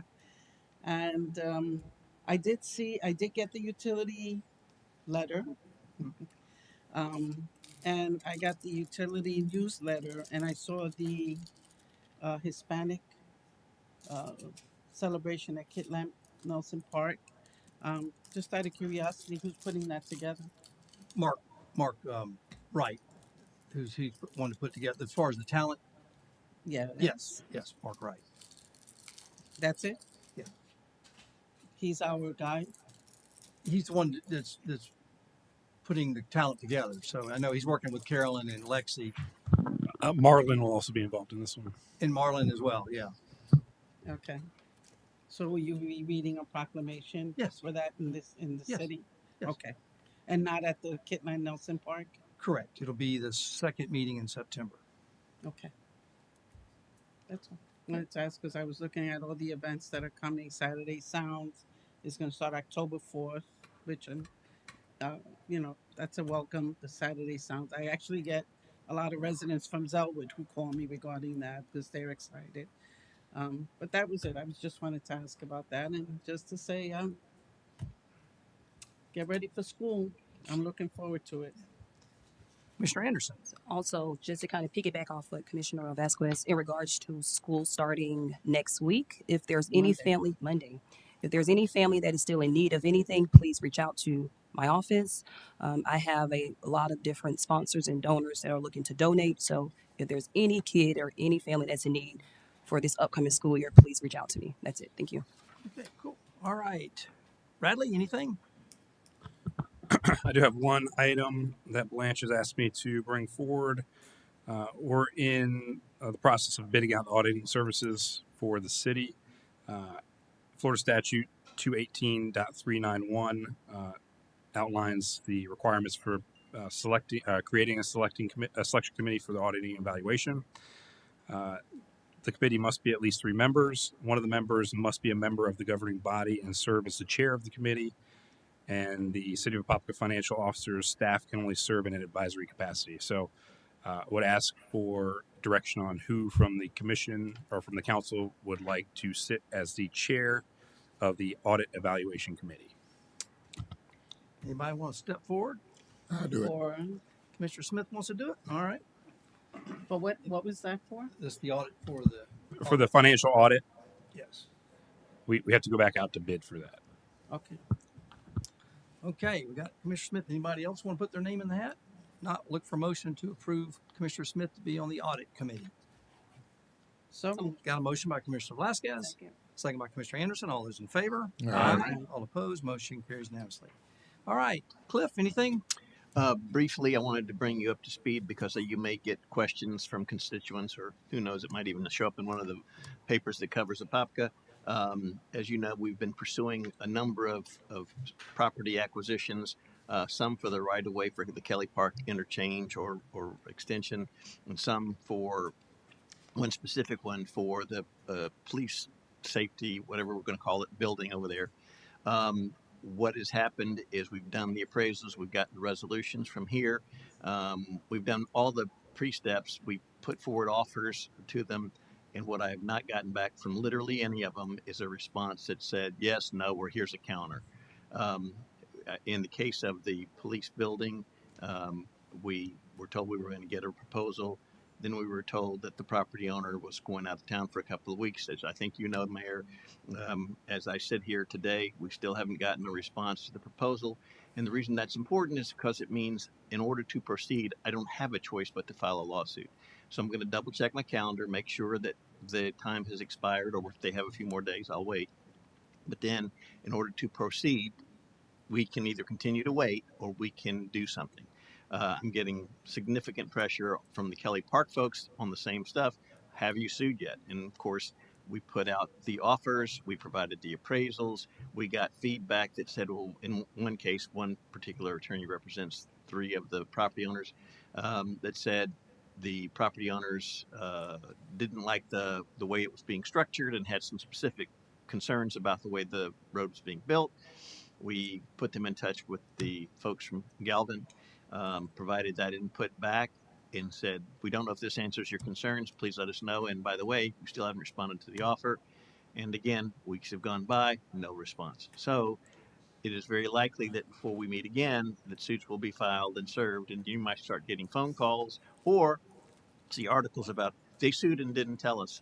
And what I'm telling you is I've done everything I know to do to get these people to respond and just give me something to negotiate with, but I can't get a response. So that's where we are. those are those 2 properties on Kelly Park. There's at least, well, there's more than 2, but this one attorney represents 3. And there's another one, we call it the Greenbrier parcel. They are supposedly working with us. But we've gone around and around about the contract. They needed an amendment to the exhibit. The amendment to the exhibit was done. They're looking for me to make some additional changes to the contract, which is funny because the first thing they said that they were going to do is send it to their board for approval. So, but I'm going to make those changes and send it back. But it's slow going. I love it when people will work with us and they are supposedly trying to work with us, but it's not anything like let's get this done right away kind of stuff. That's what I'm hoping. But for that, to that end, there will be a resolution brought to you in case we can't not get to go, because we didn't bring you a resolution on Greenbrier because supposedly we were all in agreement, but we're still doing the same slog as if they didn't agree. And so if we don't get where we need to get before the next meeting, there'll be a resolution in front of you to approve proceeding with condemnation on that one also. At that time, will you give us the timeline that you've been trying to Yes, reach and negotiate something? If that's what, I mean, I can spell it out from when we got the appraisals to the letters that were sent and the responses we got. I copy most of that stuff when we get something so that the people in administration know what's happening. And I will be more than happy to provide you all of that. Sure. But at the end of the day, the goal has always been, how much do you want? Here's our proposal. Let's negotiate. And I've not been able to get, it's not like In some cases, they haven't said no. In other cases, they have said no, but not provided a counter. And there's nothing to negotiate with because we have an offer out there. So Okay. All right. Thanks, Cliff. All right. Got a couple things here. Start with the Station 6 ribbon cutting. Where's our chief? Chief, Come on here. Friday morning, 9 o'clock. So come on out to Station 6. Should be a great event. Hope everybody can show up and break in the new Fire Station 6. So excited about that. Monday, we've got the Clear Lake Workshop here at 6 p.m. Go over the options there on trying to resolve the Clear Lake flooding. And speaking of flooding, Border Lake, I think almost, if not all the pumps, I think all the pumps are off now. So we've met the minimum level of water in the lakes that we can go to. So St. John's told us how low we can go, and we've met that. So right now the pumps are sitting idle. If we get some big rain between now and the end of August, then we can put them back on to reduce the lake levels. Our strategic plan sessions, Wednesday, August 13th from 6 to 7:30 p.m. Thursday, August 14th from 10 a.m. to 11:30 a.m. and Thursday, August 14th from 1 p.m. to 2:30. So if you've got any ideas on what our strategic plan would look like for the city, I would love to have you at one or all of these strategic planning sessions. It's on our website if you need further details. And last but not least, our Cindy Edwards, her birthday today. Wow. So congratulations. And with that,